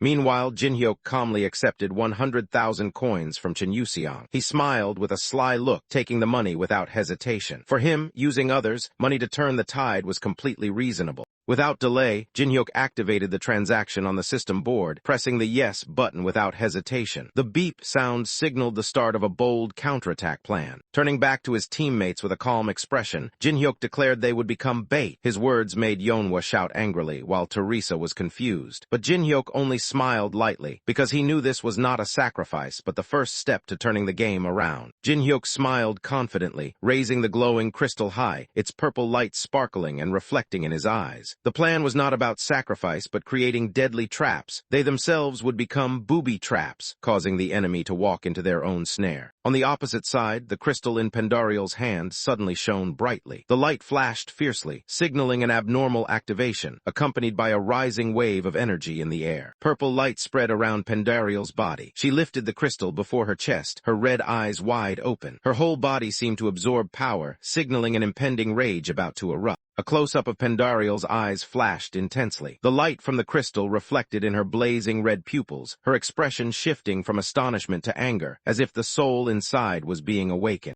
The system announced the skill, Glacial Sculpture, had been activated. In an instant, the ground trembled as a giant icy prison formed, covering the entire area with sharp ice spikes. Sharp ice blocks rose from the ground, piercing buildings, and forming an eternal ice maze. The enemies, caught off guard, were completely trapped within the dense ice layer. Groups of zombies were frozen among ice crystals, their bodies struggling in vain. The cold spread, tightening every movement, turning the entire area into a frozen graveyard. A mutated creature broke free from the ice in a new form, its deformed body covered with ice spikes, eyes blazing fire as it screamed chilling words. Cold, cold, signaling extreme pain and hatred. A notification appeared. Pandariel had activated her ultimate skill, Black Death. A black and gold energy enveloped her entire body, bursting powerfully, melting the ice and ready to counterattack. Inside the ice, Teresa slowly opened her eyes. Her gaze was cold and determined as she softly whispered two short but powerful words, "Get out!" like an order expelling the soul occupying her body.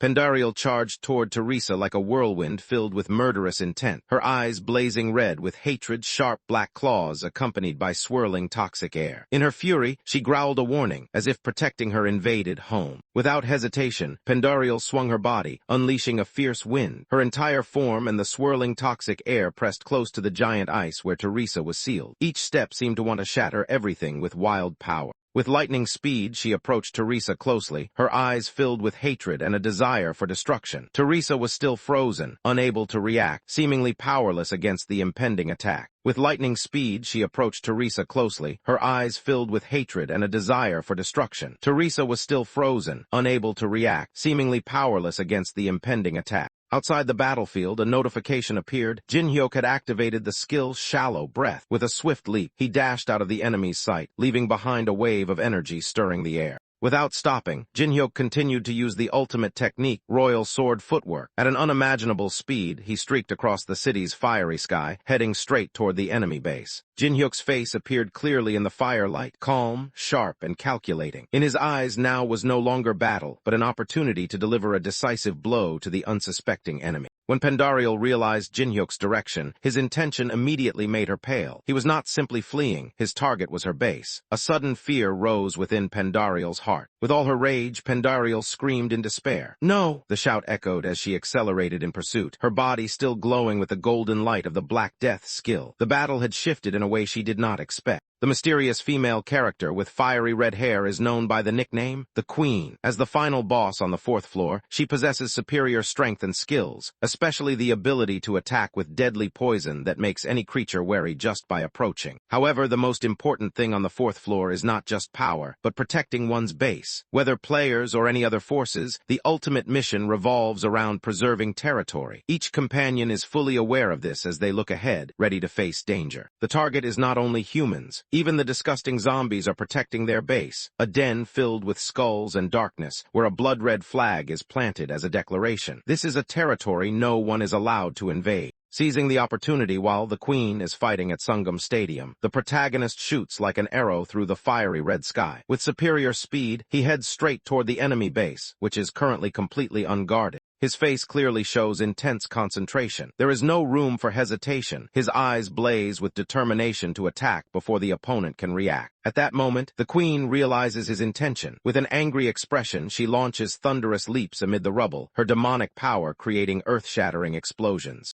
In her fury, the female monster charges at him, poison enveloping her entire body. Her voice is cold but full of killing intent. "You realized faster than I thought." However, the protagonist keeps a confident smile on his lips. Even knowing the opponent has acted, he does not panic. "But it's still too late," he quietly says while continuing to rush forward. "That distance is still enough for me to strike first." Before his eyes gradually appears the chaotic scene of the Queen's base. Everything is destroyed and disordered, a sign that the defenses can no longer stop his advance. Inside the blood-red fortress, the zombies begin to react. Under the control of their mistress, they awaken in waves, roaring and preparing to defend with all the remaining madness. A powerful beam of light pierces the night sky, colliding with a rooftop and causing a fierce explosion. In that moment, the protagonist leaps high, leaving behind ruins and dazzling lights signaling the start of a fierce raid. While flipping in midair, he activates 2 special skills, Grave of Swords and Blessing of Stars. The sword in his hand emits a mystical glow, carrying thunderous power ready to cut through any obstacle.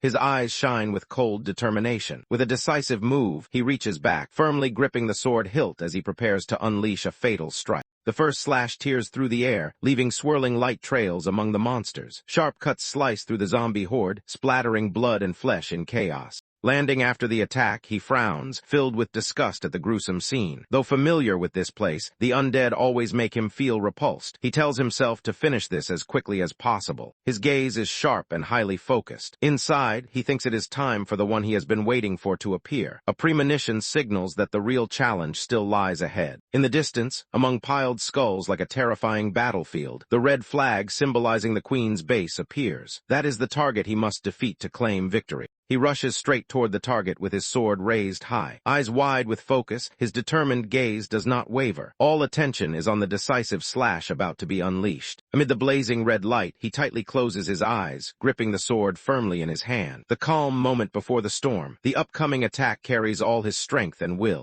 The slash hitting the ground creates a resounding clang sound. He stands firm amidst the aftershocks, body still in fighting stance, the light from the sword flashing coldly like a final warning to the remaining enemies. The swordsman slides along the wall with his blade, creating a bright, wind-slicing aura. In that moment, his eyes turn cold and sharp, for the one he has been waiting for has finally appeared. The real battle begins. A giant greatsword flies forward in rage. A roar echoes, "My meal!" But his target manages to dodge, causing him to hiss with fury, an attack missed. Hidden beneath thick flesh and a deformed form, the butcher appears, the protector of the Queen's flag. With a massive body and wild laughter, he charges forward like a monster driven only by hunger and slaughter. The young man facing him remains unshaken. He moves with lightning speed, growling softly, "All right, this time how shall I kill you?" Each step he takes is a sharp declaration of war. The butcher raises the greatsword with a mad roar. His enormous muscular strength creates a pressure that seems to crush the air, signaling a deadly strike is near. A harsh clash rings out as the 2 giant weapons collide. The young man's sword blocks the greatsword, sliding slightly aside as he calmly slides down, counterattacking without hesitation. The lightning-sharp blade strikes the greatsword, sparking fierce flames. 2 opposing forces create a shocking clash, shattering the ground beneath their feet. The fight has officially erupted.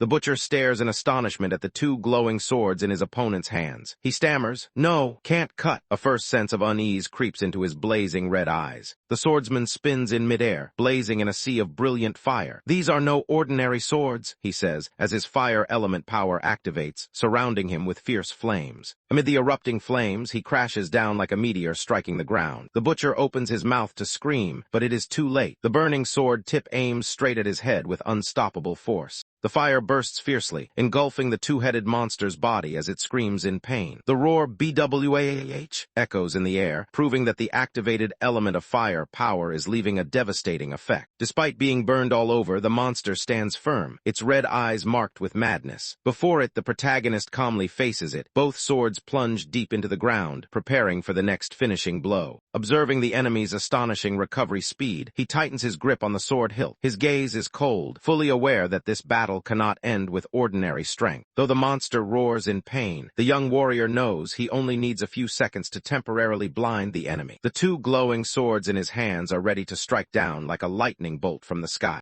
At the moment the light flashes, a series of slashes strike like thunder upon the giant body. The monster screams in extreme pain, unable to resist the whirlwind of blades. Though his body is torn apart, one of the two heads still breathes heavily and growls. "You cannot kill me." The last words express stubbornness and a desperate will to survive. Wasting no opportunity, he continued to deliver precise stabs. Each strike splattered blood, forcing the monster to buckle under the pressure of accumulated pain. Though his body was battered, the monster had not fallen. He slowly stood up, his blazing red eyes still fierce. But from the opposite side, the gleaming sword signaled a fatal strike approaching. Activating the skill Mandala, the protagonist raised his head in the sacred golden light. A cold smile appeared on his face as he whispered the fateful words, "Die." Before the dazzling light and rising killing intent, the monster's eyes flashed with fear. "Biwa!" He only had time for a startled reaction before being swept into the imminent deadly blow. A massive explosion erupted like a blazing sun in the darkness, shaking the space and engulfing everything around in a destructive aura. Amidst the echoes of ruin, the young man stood silently. A notification sounded. He had leveled up. The 31st recognition bar appeared along with a new reward, the scissors of the vengeful soul. Standing before the blood-soaked flag planted among white bones, he decisively declared, "This game must end right here." He stepped firmly through the mountain of skulls, the silence broken by the crisp sound beneath his shoes, clear evidence of what he had overcome. Suddenly a bell rang in his ear, awakening his alert instincts. He slightly turned his head, eyes flashing with cautious curiosity. A notification appeared. Black Dog had revealed itself. It carried a proposal representing all of Egyptian mythology. The young man raised an eyebrow, immediately recognizing that the name Black Dog could be none other than a familiar foe, a formidable spirit he had once faced. Those blazing red eyes were unmistakable. Standing in the gloomy shadows, Anubis appeared, bearing the dignity and lingering hatred from a past defeat. The young man smiled, tilting his head slightly, his expression half challenging, half intrigued. "I'm listening," he said calmly but firmly. "Go ahead." Amid thick purple smoke, Black Dog did not respond but growled softly. The reverberation shook the battlefield, a sign of the coming storm. In an icy space, two figures, one male and one female, stood back to back, eyes closed as if sealed. They remained silent, but the cold atmosphere and their pained expressions conveyed deep separation or defeat. Two other warriors, a man in a black cloak and a blonde female knight, were also frozen against an icy wall. The scene seemed to capture their final moments, locked in an unfinished battle. A shard of ice broke in the silent dark night, emitting shimmering light. A purple crystal fell from the ice peak, reflecting eerie light as it sped toward the ground, signaling the beginning of something unusual. The crystal fell, bounced, and rolled on the ground near the shoes of a mysterious person. Only part of his face was visible, fiery red hair and sharp eyes, indicating he was no ordinary figure. The mysterious figure lifted the crystal with sharp claws. Under red light, he squinted at the strange object, as if trying to understand its true purpose. A question mark appeared in the darkness as he stared at the crystal in his hand. The purple light shimmered through his steel claws while he still did not fully comprehend this item. A voice filled with hatred echoed in the darkness. A man gritting his teeth called out Kang Jinhyuk's name. Rage was evident on his face, accompanied by a curse that Jinhyuk would never die peacefully.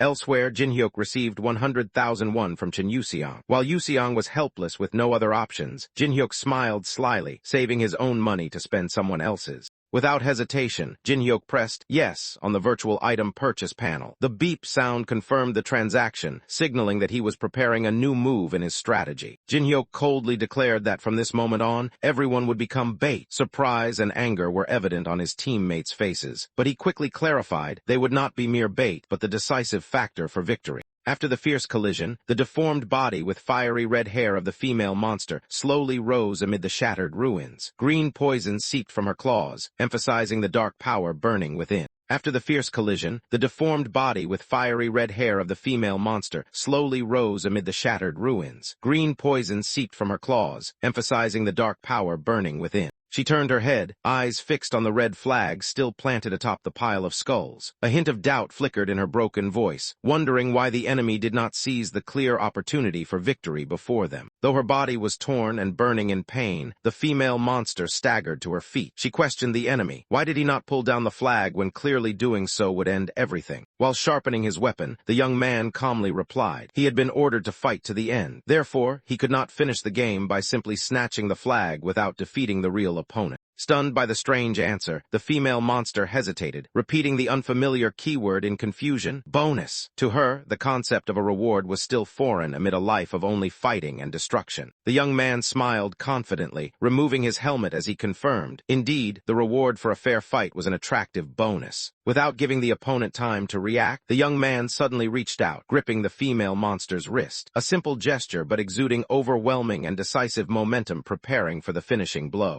Raising his weapon high, the young man revealed a blazing greatsword in his hand, confidently declaring he had been fully paid his entire fee, and now he only needed to complete the final task, defeat her. A stream of evil yellow energy rose from the skull-shaped sword, as if summoned from the depths of darkness. Clawed hands gripped the sword hilt tightly, igniting a deadly power about to be unleashed. The female boss, covered in wounds and fury, slammed her sword into the ground with a resounding crash, her eyes blazing red. She declared coldly and decisively, "You will regret this." The male protagonist activated the skill Blessing of the Stars, holy light surrounding his body. However, a system notification appeared, warning that the light power was halved due to the influence of the Eclipse Stone. Although he had maximized his gap stats, the male protagonist admitted in his thoughts that the real power gap between him and the female boss was too great. He was still not strong enough to defeat her. The female boss did not hesitate and immediately charged forward at a terrifying speed. The ground shattered beneath her steps, creating a trail of destruction heading straight toward the male protagonist. In a moment of danger, the female boss launched a critical attack with her black sword emitting poisonous air. She spun around, raised the sword high, and slashed down with destructive force. The male protagonist's gaze became sharp and cold, focusing all his spirit on the imminent life-or-death moment. There was no room for fear, only determination.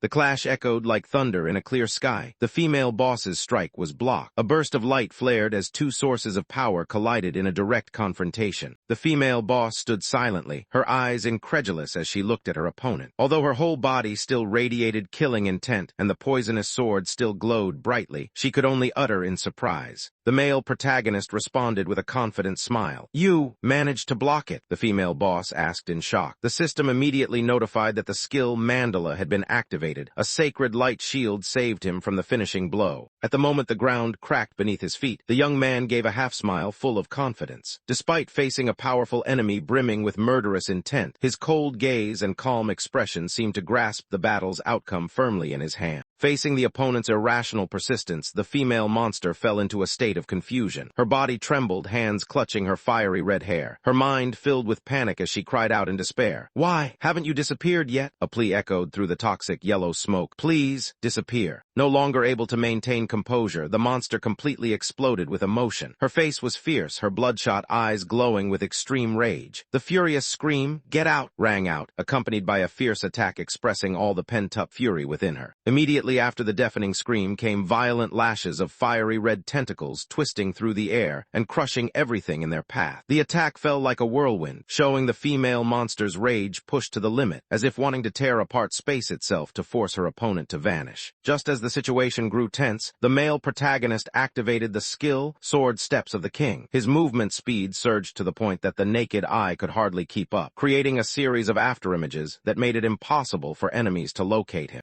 In a chilling moment, the male protagonist summoned icy power with the skill Glacial Sculpture. Blue light radiated from his hands, causing the surrounding air to freeze, signaling a devastating next attack. The female monster realized the danger approaching, but it was too late. A giant ice pillar rose from the ground, locking her body in cold ice, forcing her to scream in despair. As soon as the opponent was restrained, an ally of the male protagonist suddenly leapt into the air, swinging a blazing red sword high. The attack from above was about to strike the defenseless enemy. The icy blade and compressed power collided violently with the female monster's body. The resounding sound made everything around seem to explode, with shards of ice scattering in all directions along with the enemy's furious scream. A sharp shard of ice pierced straight into the female monster's mask. The impact was so strong that the mask cracked, revealing the true face hidden behind that terrifying disguise. After the decisive slash, the male protagonist slid to the ground, the red blade still radiating scorching energy. Although the battle was not over, the counterattack had completely turned the tide. Melina, though her body was torn and surrounded by sinister energy, still stood up after the icy attack. Her eyes blazing through the smoke, she gritted her teeth and declared that it was still not enough to kill her. A direct challenge to her opponent. Jinwoo slightly bowed his head, gripping his weapon tightly, showing no fear before that stubborn revival. He responded with a cold smile and a calm affirmation. I know. It was not just confidence, but a declaration of mastery over the game. Roaring in fury, Melina charged forward like a death whirlwind, the skull sword glowing in her hand, tracing a fiery path of death. She refused to be underestimated. She wanted to crush Jinwoo. Melina's sword swing was powerful and wild, a yellow-black energy howling through the air. But Jinwoo stood calmly, waiting for the exact moment to strike next. Jinwoo summoned the skill Glacial Sculpture, once again, icy power erupting from his body, focusing entirely on the target. The sharp coldness like a blade was ready to freeze the enemy's fighting will. Sharp ice shards pierced through Melina's eyes, making her dizzy. In pain, she could only grit her teeth, unable to believe such an attack could penetrate her demonic immunity. Though her eyes were frozen, Melina wildly struggled, swinging her sword like a wounded wild beast. The blazing yellow energy spiraled with rage, creating a violent wave sweeping across the battlefield. With a perfect lean, Jinwoo narrowly avoided the fast and strong attack. A half-smile full of disdain appeared on his face. He didn't need strength to prove superiority, only precision. While the opponent was still reeling from blind rage, Jinwoo gripped his weapon hilt with both hands. A red light flashed on the blade, signaling the finishing move was coming. Rage flared in the bloodshot eyes of the female vampire. In an instant, her gaze filled with hatred as she growled, "Troublesome human!" The wound was not fatal enough to anger her, but enough to awaken her killing instinct. She screamed in fury, seeing Jinwoo's resistance as a serious mistake. In her rage, she launched a deadly counterattack, smashing her weapon charged with death energy down on her opponent with a clash that shook the ground. Jinwoo's eyes did not waver. On the contrary, they blazed with fierce red, showing absolute focus. In this life-or-death moment, he remained unshaken and concentrated all his spirit on a precise counterattack. Without hesitation, Jinwoo leapt into the air, using momentum from the previous block. The demonic red glow reflected from the great blade in his hand seemed to carry his will toward the struggling enemy below.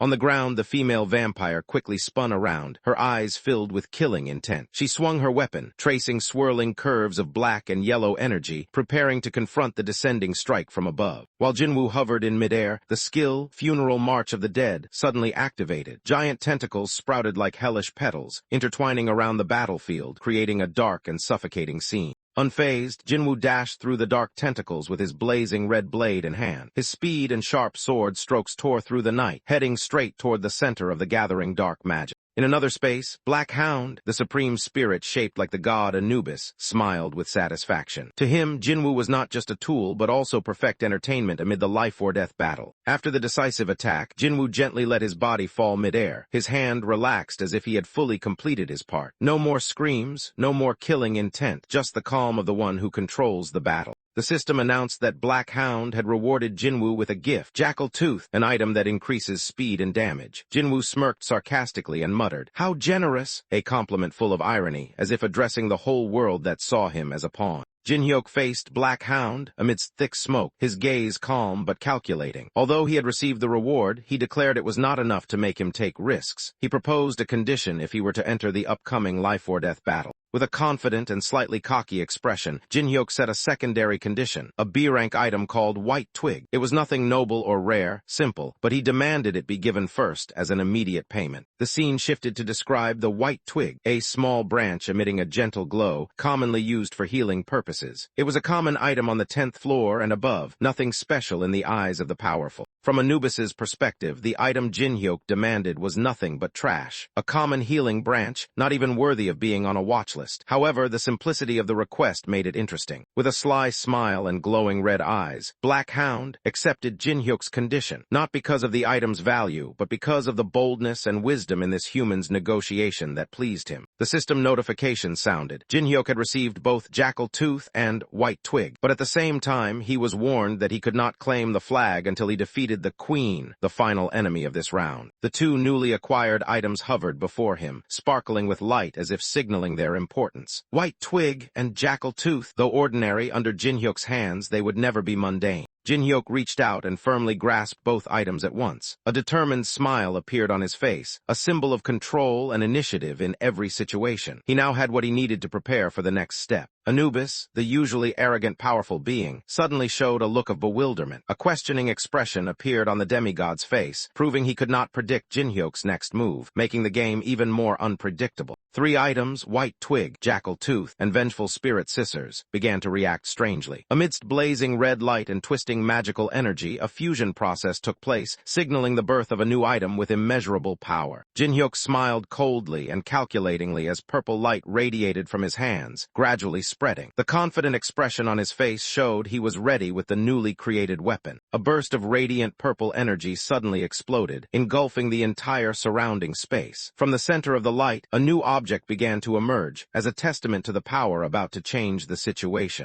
The fusion was successful. In Jin Hyuk's hand now was the scythe that cuts off cause and effect, a relic capable of severing all connections, destroying creatures that cannot be killed, and cutting through what cannot be sliced. He stood firm amid the fierce energy, ready to deliver a fatal blow. Facing the sudden light, the red-haired monster flinched, a panicked expression appearing on its face for the first time. Fear was clearly revealed as it sensed the killing intent directed at it. The system immediately intervened. Since the scythe was a relic beyond the fourth floor's limit, the system adjusted its power. The item could only be used once. Jin Hyuk smiled as if everything was still within his plan. Despite the usage limit, Jin Hyuk remained undaunted. For him, a single strike was more than enough to end this battle. He raised the scythe, his body glowing with maximized dark power. The queen was charging forward with her blazing sword. Her rage exploded, but she could not hide the signs of injury and growing panic. A flash of light appeared in her eyes. The queen suddenly realized, this time it was truly dangerous. The feeling of being threatened by death, something she had never experienced before, made her heart panic. Everything happened too fast. Jin Hyuk's scythe was already in front of her. The queen tried to move, but her body did not obey her will. She knew well, this time she could not dodge. In the final moment, instinct made the queen struggle. Her blood-red eyes flared with anger, the sword raised high as a last reflex. She refused to retreat, even knowing death awaited. The doll queen gritted her teeth, her eyes blazing with determination to retaliate. This time, she no longer held a defensive stance. Fierce and intense, she prepared to counterattack with all her remaining strength. From midair, Jin Hyuk gathered all his strength and delivered a decisive slash with the radiant purple scythe. The attack was so powerful it created a swirling shockwave cutting through the air, rushing straight toward the opponent. The fierce scythe swing was executed with absolute force. Jin Hyuk gripped his weapon tightly, his cold gaze sharp, his whole body emitting swirling black-purple energy as he swung down. The slash struck the enemy's weapon. The sharp ringing sound echoed like metal clashing in the void, silencing the surrounding space for a moment. The collision immediately caused a violent explosion, bursting with radiant purple light. Jin Hyuk's body descended like a lightning bolt, breaking the arena floor. The doll queen staggered back in panic before the overwhelming power engulfing her. The scythe pierced through the queen's defense, producing a sharp screech echoing throughout the space. She screamed in pain as her body was deeply slashed by a weapon she could not stop. Jin Hyuk looked down with a cold smile, his eyes shining with determination. Under the weight of the recent attack, the ground continued to tremble, as if victory itself was within reach. Anubis stood from afar, wearing a rare expression of surprise and panic. He, who had underestimated Jin Hyuk, could no longer hide his fear before the true power just revealed. And then, a cold slash ended it. The doll queen was stunned, unable to react in time, her body torn apart by the scythe's fatal strike. In the silent darkness, painful memories surged back. In the cold room, the little girl with red hair knelt quietly, sobbing in solitude. That was the early image of the queen, a past of abandonment, and the source of all the hatred today. The little girl slowly approached the large door, blinding light shining directly on her small figure. Her shadow was sharply cast on the floor, facing the magnificent void ahead. Her upright and firm stance glance against that light signaled a decisive moment in her life was about to come. The sound of the door hinge echoed softly in the silent space, dim light spilling into the dark room. In the corner, the red-haired girl, looking disheveled, clutched a stuffed animal tightly, tears still wet on her swollen cheeks. The fear within her was clear, her hesitant eyes gazing toward the light as if waiting for something both frightening and familiar. The light shone on her face, her fiery red eyes wide with shock. In that moment, suppressed memories and emotions suddenly surged, no longer just hatred but a terror faced with an unchangeable truth. The fear in her eyes quickly turned into resignation. Her eyelids drooped, her gaze lost its sharpness. It was the look of one who understood that all resistance was meaningless, one who had lost, not by strength but by fate. In the illusory twilight, Jin-hyuk calmly looked at her. He gently spoke of the past, comparing Pendariel to her former companion, Muhan, who always hid behind her. Whether monster or human, he saw their true qualities, and Pendariel, according to him, was stronger than that. Pendariel's body dissolved into light amid the rubble, her face dazed as if freed. Meanwhile, Jin-hyuk stood in the battlefield holding the spoils, the scythe glowing with strange purple light. The system confirmed. Fourth-floor boss, Pendariel, had been defeated.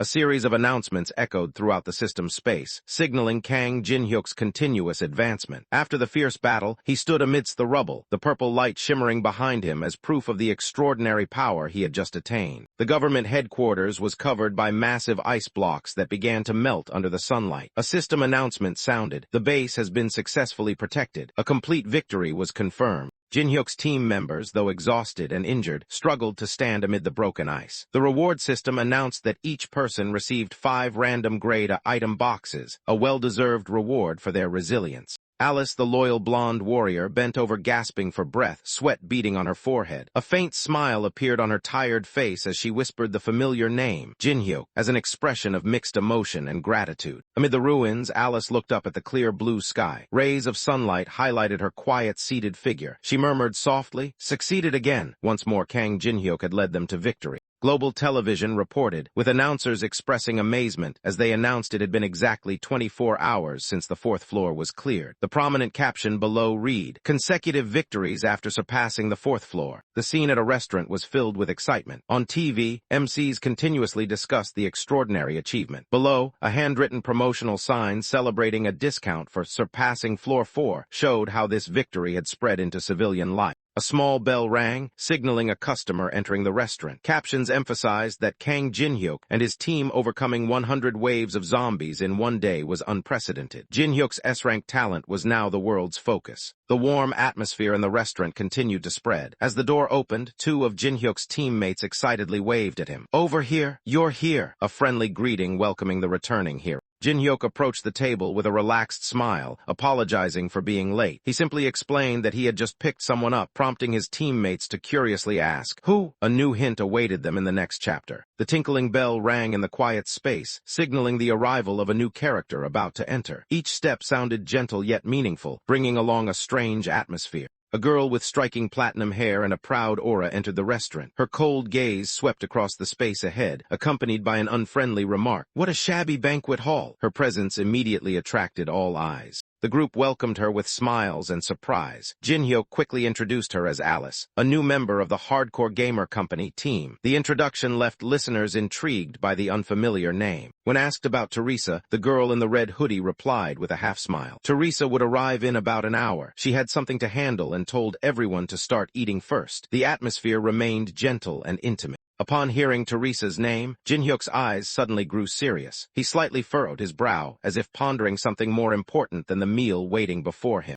A familiar figure appeared inside the restaurant. The man with a cold appearance, dressed in a stylish black suit, spoke hoarsely. He had come only to receive the secret to obtaining random rewards, as promised, nothing more, nothing less. Although the other seemed reluctant, Jin-hyuk still slung his arm around him with a sly smile. "All right, I'll tell you, but don't ruin the mood, drink up." The contrast between Jin-hyuk's cheerful expression and the man's annoyance made the scene oddly humorous. The bell rang again, this time slowly and deeply. The door opened once more, as if waiting for another important person, someone who could completely change the atmosphere of this gathering. Yeonhwa and her teammates entered, affirming their presence with a decisive statement, "We're here too." Everyone bowed their heads to congratulate Jin-hyuk on clearing the 4th floor. He responded with a gentle smile and a simple thank you. Jin-hyuk smiled brightly, declaring that the whole group could eat to their heart's content, while happily appointing Alice as the one to pay for the victory celebration of clearing the 4th floor. With a confident look, Alice quickly pulled out 2 gold coins, sparkling under the light, surprising everyone with her noble aura. 2 plates piled high with fried chicken and a frothy beer were placed before them, marking the start of a grand feast in the victorious atmosphere. Without waiting another second, Jin-hyuk raised his glass and took a refreshing gulp, beer spilling down his chin, fully enjoying the moment. After the cold sip of beer, Jin-hyuk sighed contentedly, while Alice sitting beside him was still amazed at how cheap the meal was.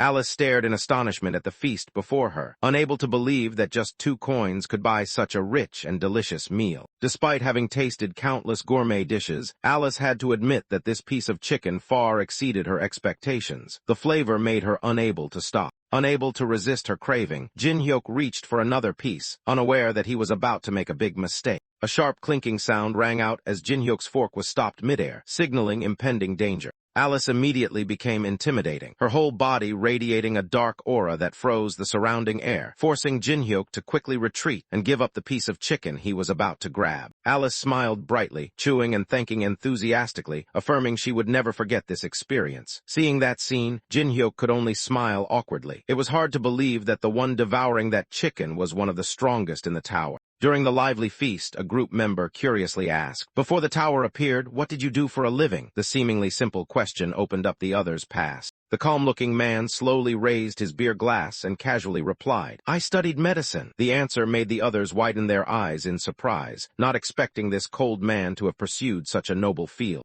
The small bell rang again at the entrance. A familiar figure had just appeared, attracting everyone's attention. Teresa entered brightly like a stage light, smiling widely and waving gently. "Sorry for being late, everyone." Her arrival made the party atmosphere even livelier. Cheers erupted. The young girl hurriedly raised her phone, taking rapid photos, shouting uncontrollably, "It really is Teresa!" Excitement spread quickly through the group, causing some to almost drop their food. Jin-hyuk smiled warmly, asking, "Can I tag you?" while humorously suggesting, "Take a selfie with me, Teresa." Everyone joined in the fun and closeness of the party. In the dim light of the familiar room, Jin-hyuk recalled the earlier times when he played Tower of Trials. Back then, he was always alone in the small room, facing the screen and loneliness. Now around Jin-hyuk were laughter, lively camera clicks, and familiar faces. Teresa, Alice, and everyone else were present in that cozy scene, making everything feel like a vivid photograph. When Alice suddenly asked, "What are you smiling at?" Jin-hyuk silently raised his glass and smiled. His eyes shone with warmth because now he was no longer alone.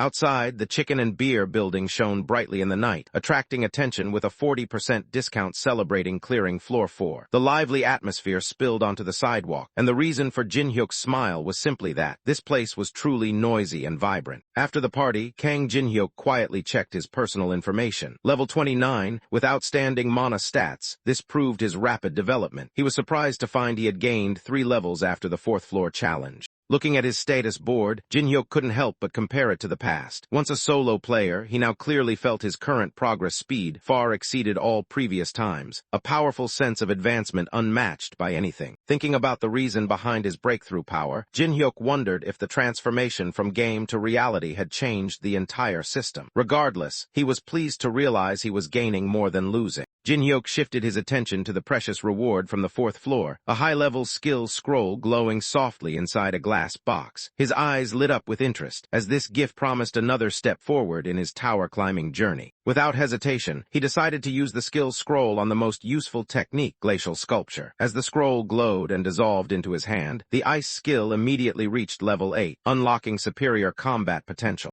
At the same time, the indoor air conditioning system suddenly emitted a soft whoosh, and a cold breeze spread throughout the space, signaling that something unusual was quietly happening. A waiter shivered from the sudden chill. He turned to ask a colleague if anyone had just turned on the air conditioner, because this cold was unlike normal. It felt as if something strange was hidden behind it. Immediately, he was loudly scolded by a manager for complaining. Not only was the cold sensation dismissed, but he was also threatened with no mercy if he asked for sick leave again. No one noticed where the abnormality originated. Jin-hyuk, the only one who understood what had just happened, casually picked his ear with a finger as if the scolding didn't concern him. His eyes were sharp, focused on what awaited next. Jin-hyuk did not hesitate as he touched the softly glowing control panel to confirm the purchase of an item, a decisive action showing his inherent determination, knowing exactly what awaited behind that touch. Immediately after confirmation, a giant spinning wheel appeared with shimmering lights. It was the Grade A random spin, a game of chance where the prize was extremely valuable items. Before Jin-hyuk now was the fateful game of one who knows how to seize every opportunity. He slowly pulled the lever. A creak sound echoed in the quiet space. Beneath his calm appearance was meticulous calculation. None of his actions were random. Even spinning this wheel was part of his plan. The wheel instantly spun vigorously, symbols flashing rapidly under the bright red light. An instruction appeared. Press the red button in the center. It was a basic rule, but for Jin-hyuk, rules were always meant to be overcome, not followed. The words time limit flashed rapidly, accompanied by harsh warning effects. But instead of panicking like others, Jin-hyuk merely smiled disdainfully. To him, this was just a cheap trick of the system.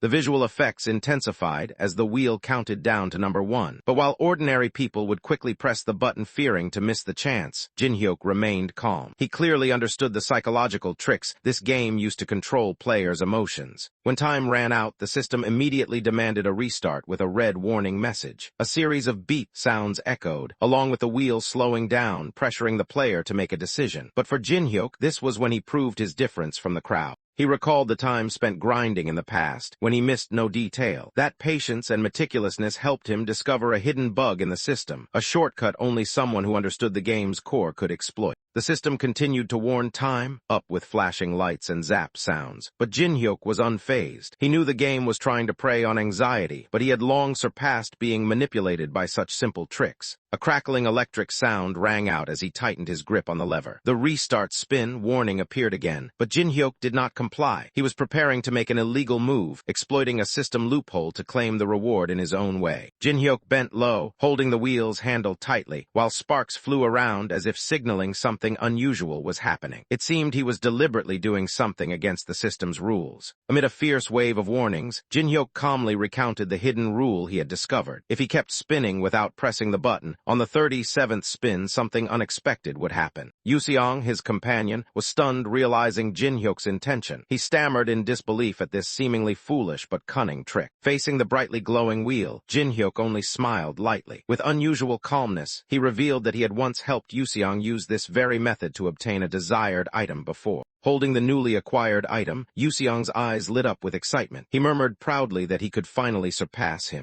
That joy quickly turned to astonishment when Jin-hyuk coldly mentioned the cost of exploiting the system bug. The reward would only last 1 week before disappearing. Seeing Yuseong's excited face after completing the elemental sword, Jin-hyuk couldn't hide his satisfaction. In his mind, the reunion after 1 week would be something to look forward to. Immediately after, Jin-hyuk pressed the spin button with absolute precision. When the wheel stopped, the system announced he had received a 3-color potion A, an extremely rare item. Jin-hyuk carefully examined the item he had just received, realizing it was an ideal choice to face the next challenge. As long as he used it within a week, this potion would maximize combat effectiveness. But he knew that to clear the 5th floor, something even more important awaited. With iron determination, Jin-hyuk summoned the Great Magic Library entry ticket, a treasure containing the knowledge necessary for the upcoming journey. The Great Magic Library officially opened. Jin-hyuk stepped through the shimmering light gate, looking relaxed and confident as if he were familiar with this place. His eyes gleamed with curiosity, and a half-joking question slipped out. Should I go meet that old man?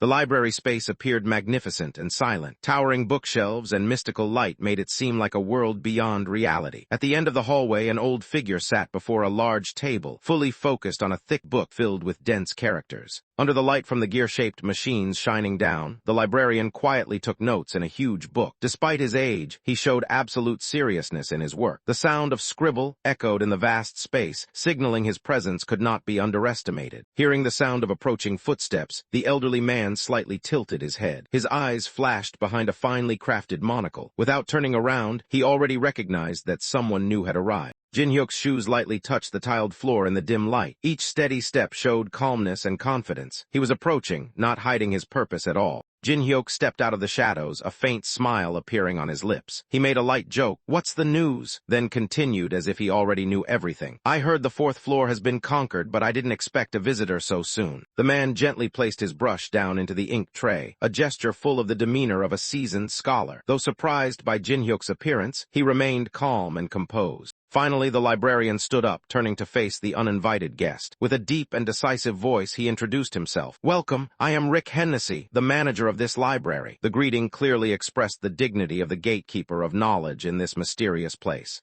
Rick Hennessy, the person in charge of the magic library, stands amidst a swirling, mystical space where hundreds of books fly around him, demonstrating the power and influence of a mid-level manager in the Challenge Tower.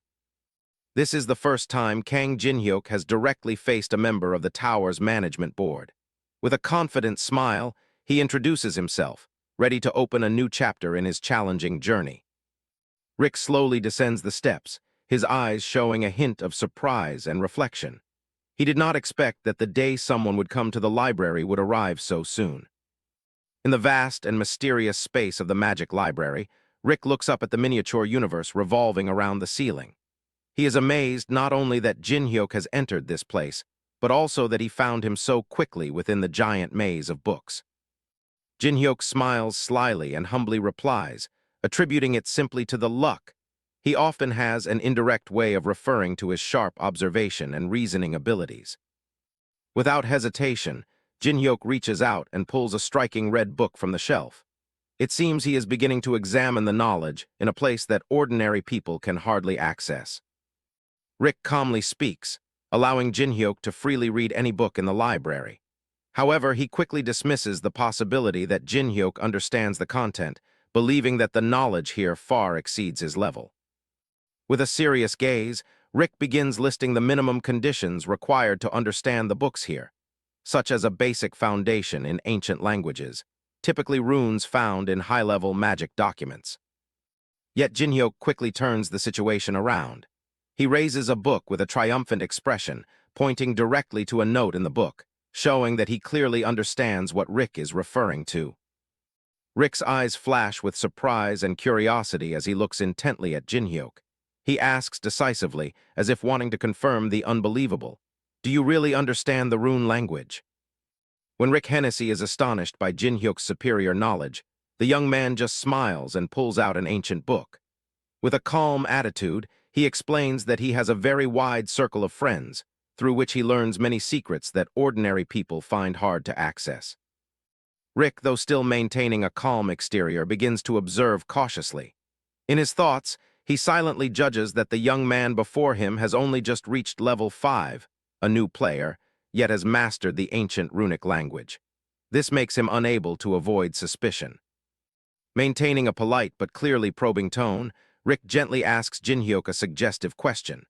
In response, Jin-hyuk nods permission, showing absolute confidence even while standing in the great library, a place reserved only for the worthy. Rick slowly reveals his thoughts. He affirms that Jin-hyuk is very different from ordinary players, not only because he has entered this place, but also because of the aura and knowledge he is displaying, something far beyond imagination. Hearing the word background, Jin-hyuk gently smirks. A challenging spark lights up in his eyes. Neither denying nor confirming, Jin-hyuk merely repeats the word as if evaluating whether the person opposite him deserves to know more. Immediately after, Jin-hyuk summons a special skill, Judgment of Anubis. A powerful spirit with a divine form appears behind him, radiating a mysterious purple aura. He admits that thanks to the protection of the Egyptian gods, he was able to access the tower's knowledge earlier than anyone else. Before the unbelievable scene unfolding before him, Rick is stunned speechless.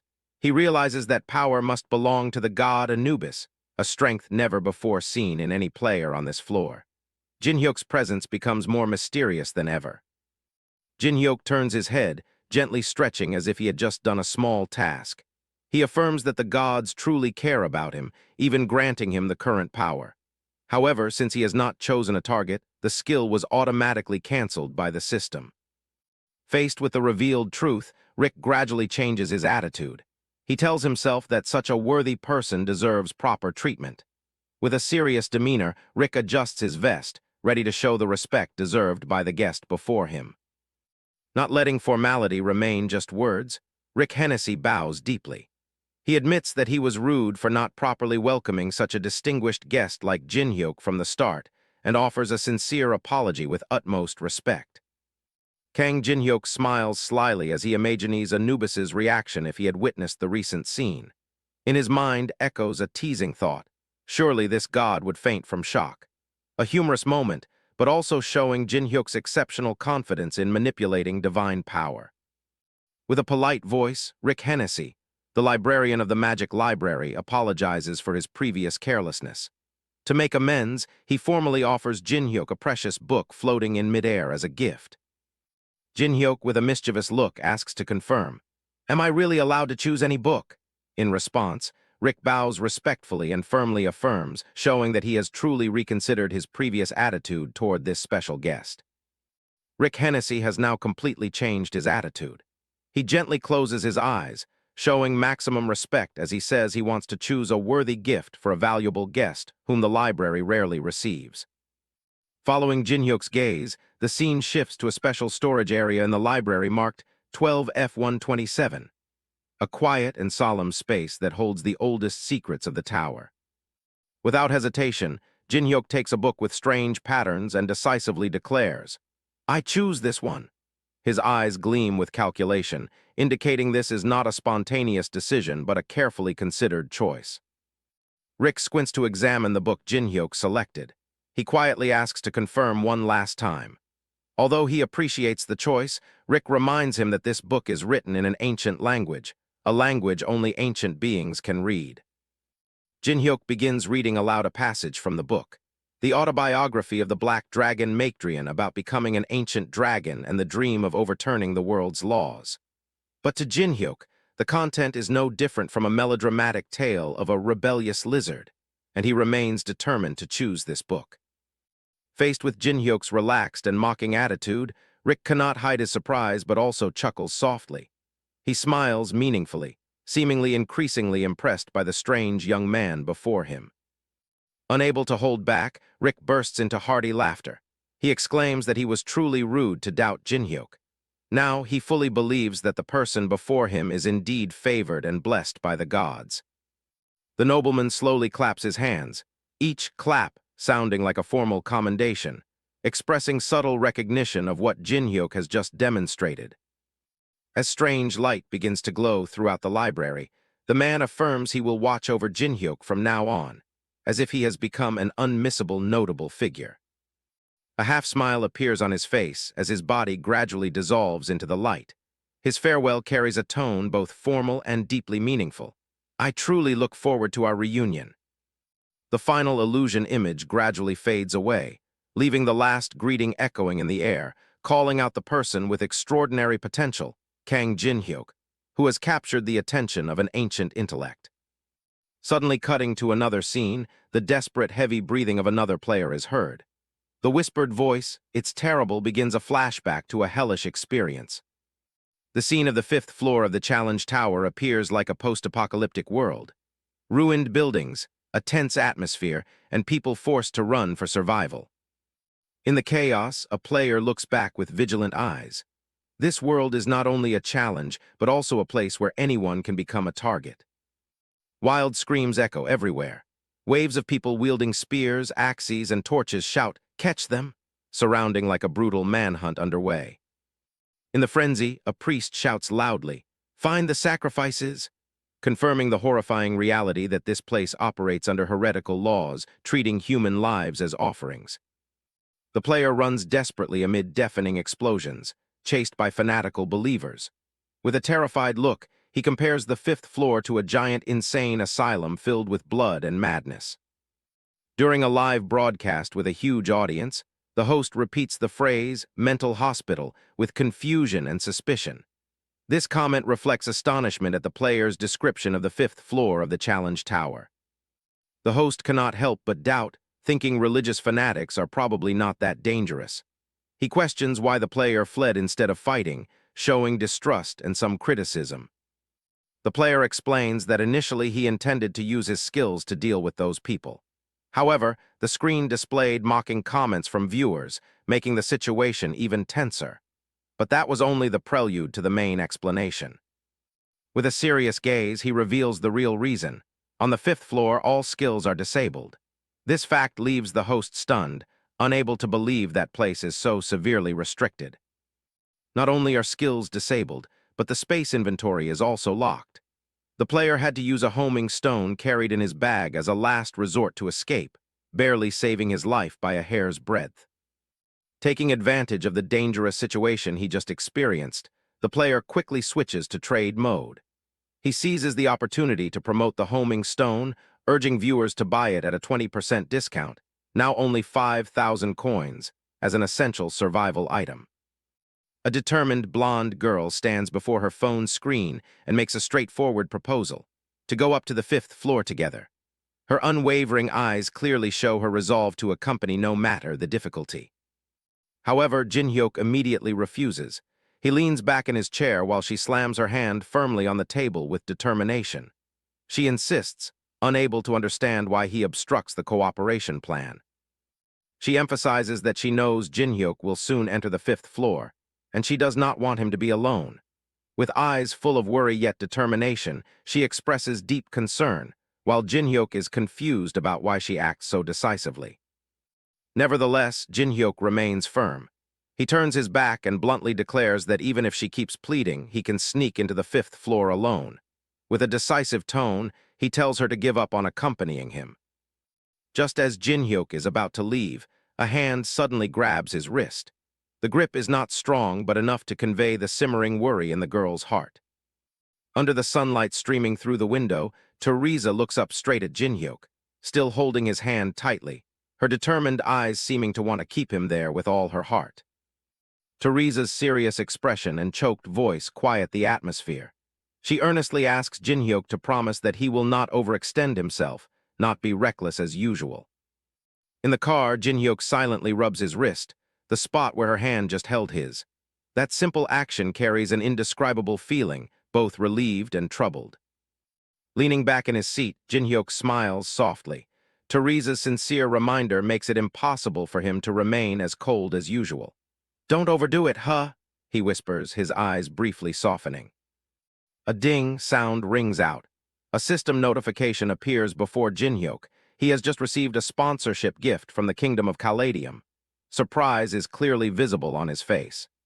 The image of the king of the Kingdom of Caladium appears clad in shining golden armor. Immediately, Jin-hyuk connects this force as the opposing power to Murim, those who had previously shown interest in him. A new notification appears.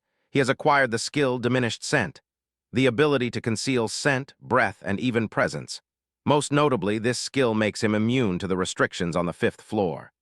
Jin-hyuk smirks, muttering about the special gift that helps him overcome barriers. He quickly realizes that Caladium, like Murim before, is beginning to approach special players like him. The car speeds along the city road toward the familiar tower. Jin-hyuk sits behind the wheel, his gaze steady, thinking, "I will make good use of this skill." He officially steps into the 5th floor of the challenge tower. Teleported to a random position amid a gloomy atmosphere, magical light flickers around as the system announces that all skills have been disabled, leaving him only an indefinite grade F item. An alarm bell sounds, accompanied by a dazzling danger icon. The rule this time is simple: survive at all costs. There is no room for hesitation. Life and death are separated by a single step. Fortunately, thanks to the Book of Matrion, he is exempt from this floor's restrictions with a single skill. Eye of Greed, that powerful skill is now his only trump card. He smiles softly, realizing this is why he chose that book in the magic library. With calculated intent, he puts the book away, ready for what will come next. At that moment, many other players are also teleported to the same location one after another. A series of bodies collapse onto the cold cement floor, signaling that the real challenge has just begun for all of them. In the dark, damp, and suffocating space, new players struggle to stand up, their eyes still adjusting to the darkness and worry gradually appearing on their faces. Observing the players around him, he realizes they all started from the same point. Most are still confused and have not grasped the situation, while he is already one step ahead. Intending to separate from the inexperienced crowd, he prepares to act. At that moment, a magical ring surrounds his wrist. The tracking scroll has been unexpectedly activated.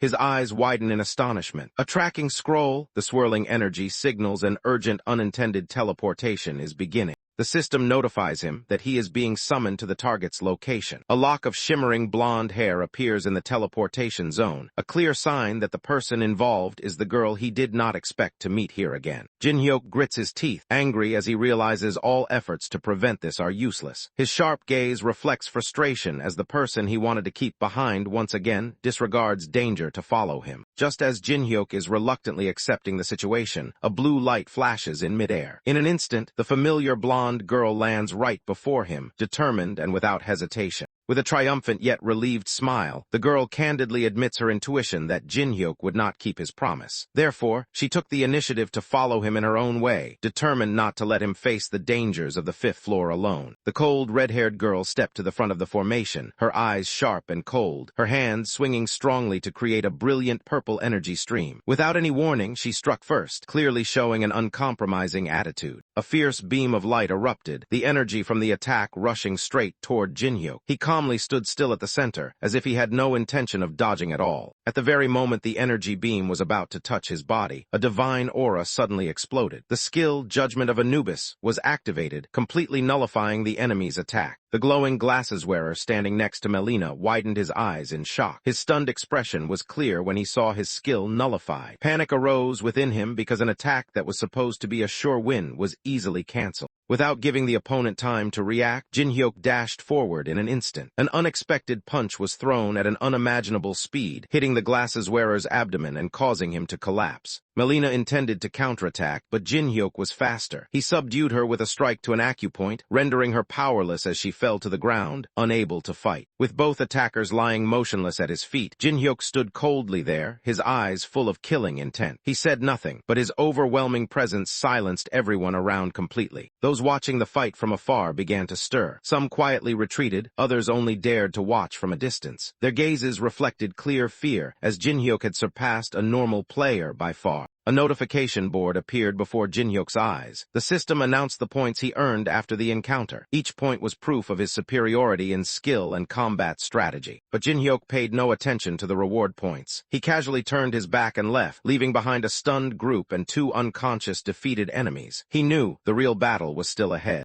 Seeing Alice fumbling with the flashlight in her hand, Jin-hyuk did not hesitate to snatch it away, his gaze serious as if to prevent her from acting recklessly. Another player raised a lighter high, illuminating the surroundings with a tense expression. The place where they stood looked extremely ruined and dangerous. While the group was still struggling in the darkness, the mysterious masked creatures suddenly detected the light coming from them, their eyes flashing with chilling alertness. The cult leader shouted wildly upon spotting the target, loudly giving orders that ignited fanatic flames within them. Sacrifice them. A player panicked and screamed when seeing the cultists charging at him with terrifying speed, causing the whole group to immediately flee in despair. Amid the chaos, someone shouted angrily, blaming a teammate for revealing their position with the foolish lighter, a fatal mistake in a life-or-death situation. Flames blazed fiercely from the torches, followed by shouts of "catch them," echoing through the corridor, signaling that the hunt had begun. As the group scattered in panic, a quick-thinking member led the way to a nearby staircase, signaling everyone to escape quickly. A hand hurriedly grabbed the edge of a barrier, trying to climb up to a hiding spot to escape the sight of the brutal cultists pursuing from behind. From behind the old shield, Jin-hyuk and Alice peeked out cautiously, tensely watching every movement of the approaching enemies. Silence was the only option now. A hand gently tapped Jin-hyuk's shoulder from behind. He immediately turned around, his eyes alert, reflexively following his combat habit. The one who touched him was none other than Teresa, still trying to interfere with his plan despite just being warned.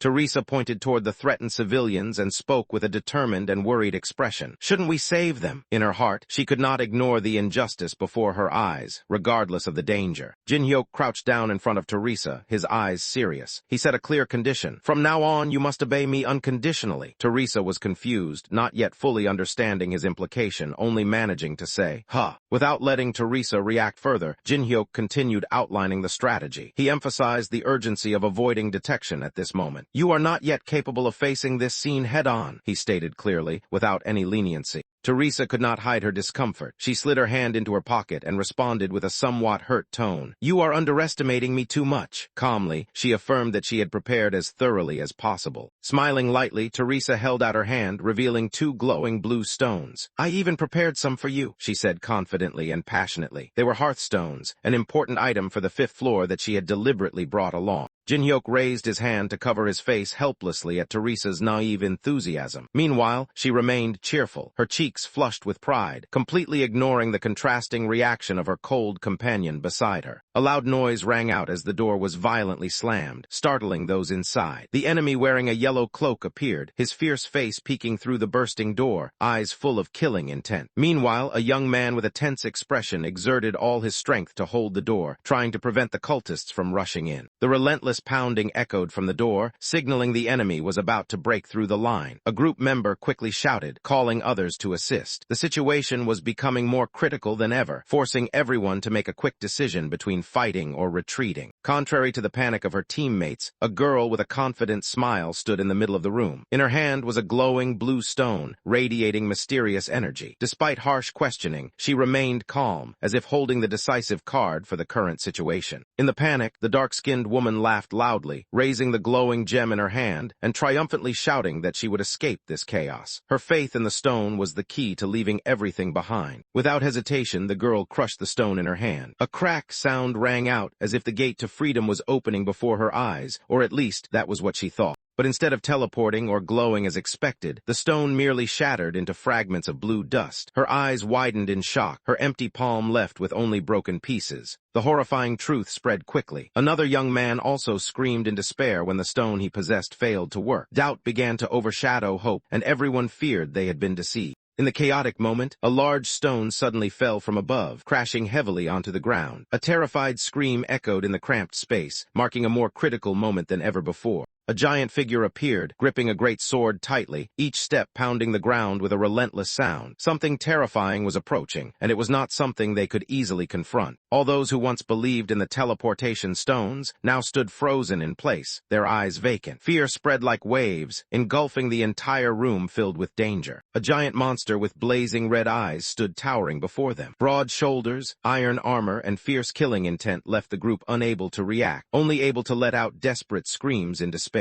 In another corner, Teresa's stone also crumbled into dust. She stared at her palm, unable to believe that what she trusted was nothing but a cheap deception. Jin-hyuk walked with a calm face, while Teresa looked at him full of regret. She silently admitted her mistake in trusting the advertisement on television. In this world, deception was not only outside but also infiltrated even the faintest hope. Teresa bowed her head dejectedly, her eyes brimming with tears, her voice soft with a hint of disappointment. She confessed to buying 2 hearthstones, not only for herself, but also thinking of Jin-hyuk. The sincerity in her action now only left a feeling of sadness after realizing it was all a scam. A terrified scream echoed from afar, startling Teresa. She immediately turned toward the sound, her eyes wide and alert. A sense of unease began to creep in, signaling that something bad was about to happen. While Teresa was still hesitating, a shadow suddenly approached from behind. The attacker's blazing red eyes shone directly on her back as he tightened the rope in his hand. Teresa had not yet realized the danger was right behind her, completely unprepared. The fanatic wearing a yellow cloak shouted loudly, his face twisted with fanaticism. He yelled, "Sacrifice for the gods!" raising the rope to strangle Teresa. She stood motionless as if shocked while death was near. Just when danger seemed imminent, a hand suddenly grabbed the fanatic's collar. His eyes rolled back in extreme surprise. Before he could understand what was happening, he was yanked forcefully backward. Teresa no longer showed her initial weakness. With a decisive and powerful move, she knocked the attacker down to the floor. The slam sound echoed as a declaration that she was no longer easy prey. In the next moment, she leapt powerfully, delivering a spinning kick straight into another enemy. The fierce kick shattered the floor beneath, creating an explosion of dust and sharp white-purple flashes.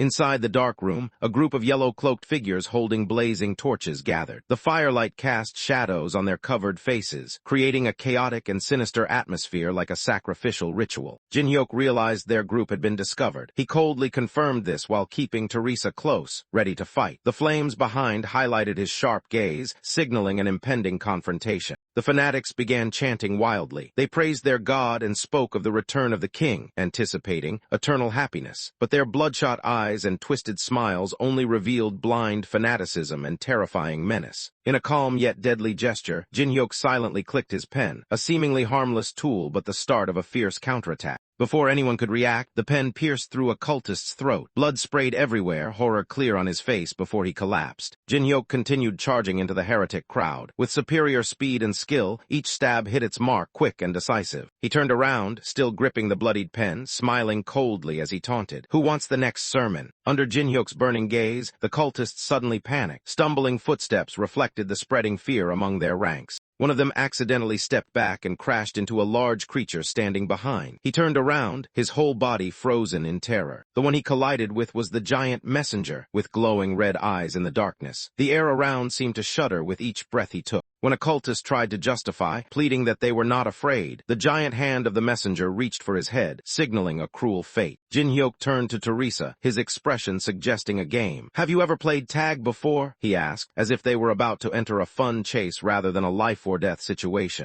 Ahead, the messenger stomped heavily toward them, swinging the giant hammer in his hand. Jin-hyuk pointed at him and concluded, "That hammer guy is the chaser. Don't get caught." The giant called the messenger, tensed and swung the huge hammer into the air. The strike carried terrifying power, ready to crush anyone who dared resist. Just as the hammer swept across the ground, creating a bright red blood trail, Jin-hyuk shouted for Teresa to run. They immediately separated, dodging the attack at maximum speed. Elsewhere in the tower, a figure in a yellow cloak knelt before a person in purple, apparently a higher rank, who stood silently looking out the window where the moonlight faintly pierced thick clouds. The person in purple coldly asked about the status of the sacrifices. The subordinate bowed deeply, respectfully reporting that they were capturing the necessary people without any obstacles. But the leader responded with emphasis. "Our god needs more sacrifices." His fanatic voice echoed in the space, revealing the evil ambition behind this organization. Raising his head with wild excitement, the cult leader declared that the promised time had come. He believed his god was about to return to the world, bringing a new era, a bloody age. But just as he was lost in fanaticism, a subordinate hurriedly appeared, face panic. He called him Saint and reported that something urgent was happening outside. The cult leader asked coldly, "What is it?" The answer came from the surveillance screen, where two sacrifices who had just escaped were being closely pursued by the messenger. The cult leader's eyes narrowed as he witnessed an unprecedented scene, the messenger struggling to catch the targets. Both he and his subordinate were surprised by the agility of the two prey. Another figure in a gray cloak, mysterious in appearance, slightly parted his lips while watching the developments. He said nothing, but his reaction showed his attention was now focused on these unusual sacrifices.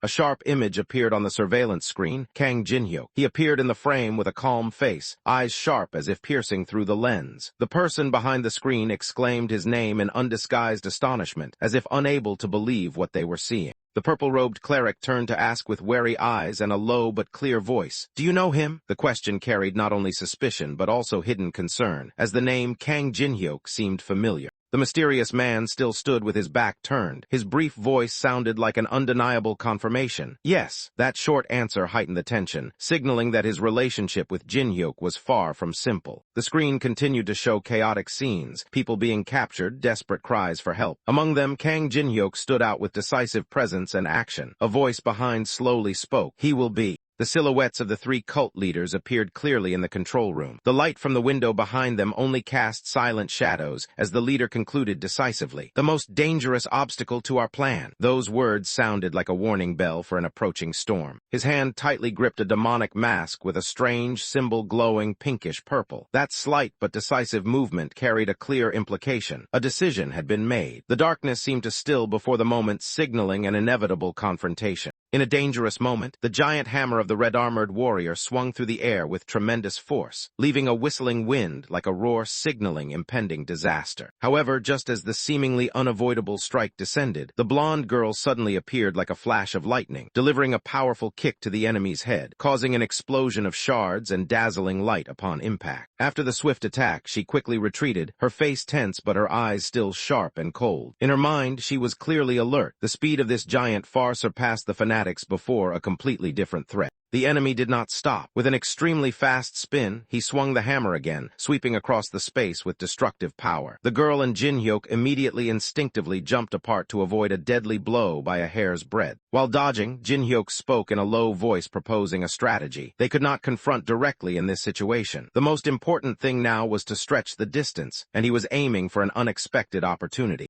Both did not hesitate, immediately accelerating forward through the thick smoke. Their rapid footsteps echoed in the devastated scene. They were like two arrows flying in hope of finding a survival gap. The enemy still did not relent. The giant in the red helmet took heavy steps chasing after them, his red eyes flashing with murderous intent. Each stomp made the ground tremble like war drums urging the reaper. Suddenly, he raised his hand, his palm emitting a brilliant light. A swirling energy flared up, indicating he was preparing to unleash a special skill, a clear sign that the battle was about to go beyond simple defense. The giant continued charging, threatening like a nightmare. He held firmly the giant war hammer in his hand, muscles bulging like steel, eyes lurking in the darkness containing an unshakable killing intent. Then he slammed the hammer down on the ground with all his strength, creating a resounding wham explosion. The floor shattered in an instant, pieces of stone flying up, signaling the terrible destruction he could cause at any moment. The giant in black armor hammered the heavy hammer onto the ground, creating a collision that shook the surrounding space. Thick dust rose, obscuring vision as if to hide the destructive power just displayed. After the terrible strike, the ground cracked open, revealing the rubble of crushed devices, weapons once used against him now only soulless fragments. Hidden behind a high point, Teresa observed the giant continuing to advance with heavy steps. Meanwhile, she and Jinhyuk seized every precious second to plan their counterattack. Jinhyuk sat down beside Teresa, his calm but resolute voice sounding. He asked her to listen carefully because what he was about to say would determine their future in the upcoming life-or-death battle. With a determined expression, Jinhyuk shared a daring plan. He would lure the monster away alone to protect the team. This decision not only showed courage but also the burden of a true leader. Teresa was astonished by this bold plan. She could not believe Jinhyuk intended to face again the one who almost killed them, but he gently replied, to get through this floor, sooner or later they had to fight. Jinhyuk continued assigning tasks. While he held back the giant, Teresa had to find and protect the others. He anticipated that many had not yet retreated due to over-reliance on return stones. He tightened his fist slightly, his eyes determined. For him, the priority now was to get through the 5th floor as quickly as possible. However, the current situation was much more complicated than the original plan. Teresa looked down, her eyes full of regret. She realized that things became difficult because she had followed Jinhyuk without permission. Her voice trembled slightly as she responded with a gentle apology. In response to that guilt, Jinhyuk only smiled softly. In that brief moment, his smile seemed to soothe all worries and ignite hope amid the surrounding dangers. Before leaving, he turned back to remind Teresa of an important thing, like a precautionary message. In the distance, the ruined escalator amidst the wreckage highlighted the urgency in the air. Meanwhile, the giant walked with his huge iron hammer creaking, mumbling incomprehensible words. His eyes seemed to be searching for something, repeatedly saying the word sacrifice. Jinhyuk appeared above, loudly calling, "Giant head," with a challenging tone. The small stone he threw hit the red helmet of the enemy as a declaration of war. He looked down with a provocative smile, continuing to throw stones to taunt the opponent. His mocking tone completely enraged the giant. Without hesitation, Jinhyuk turned his back and ran, beginning a tense chase. The giant immediately roared in anger, swinging his weapon and chasing closely behind. From behind, Teresa witnessed the scene as Jinhyuk and the giant dashed through the corridor. She suppressed her anxious feelings, knowing that the moment to act was approaching. Teresa's face was tense and anxious. She could not hide her unease watching Jinhyuk face danger alone, just as he had said. Echoes of their previous conversation rang in her mind. Jinhyuk had said to use it at the right moment, but when that moment would come, she still did not know. Jinhyuk firmly affirmed that when the time came, Teresa would know. His eyes looked straight ahead, his smile calm, as if he had calculated all risks beforehand.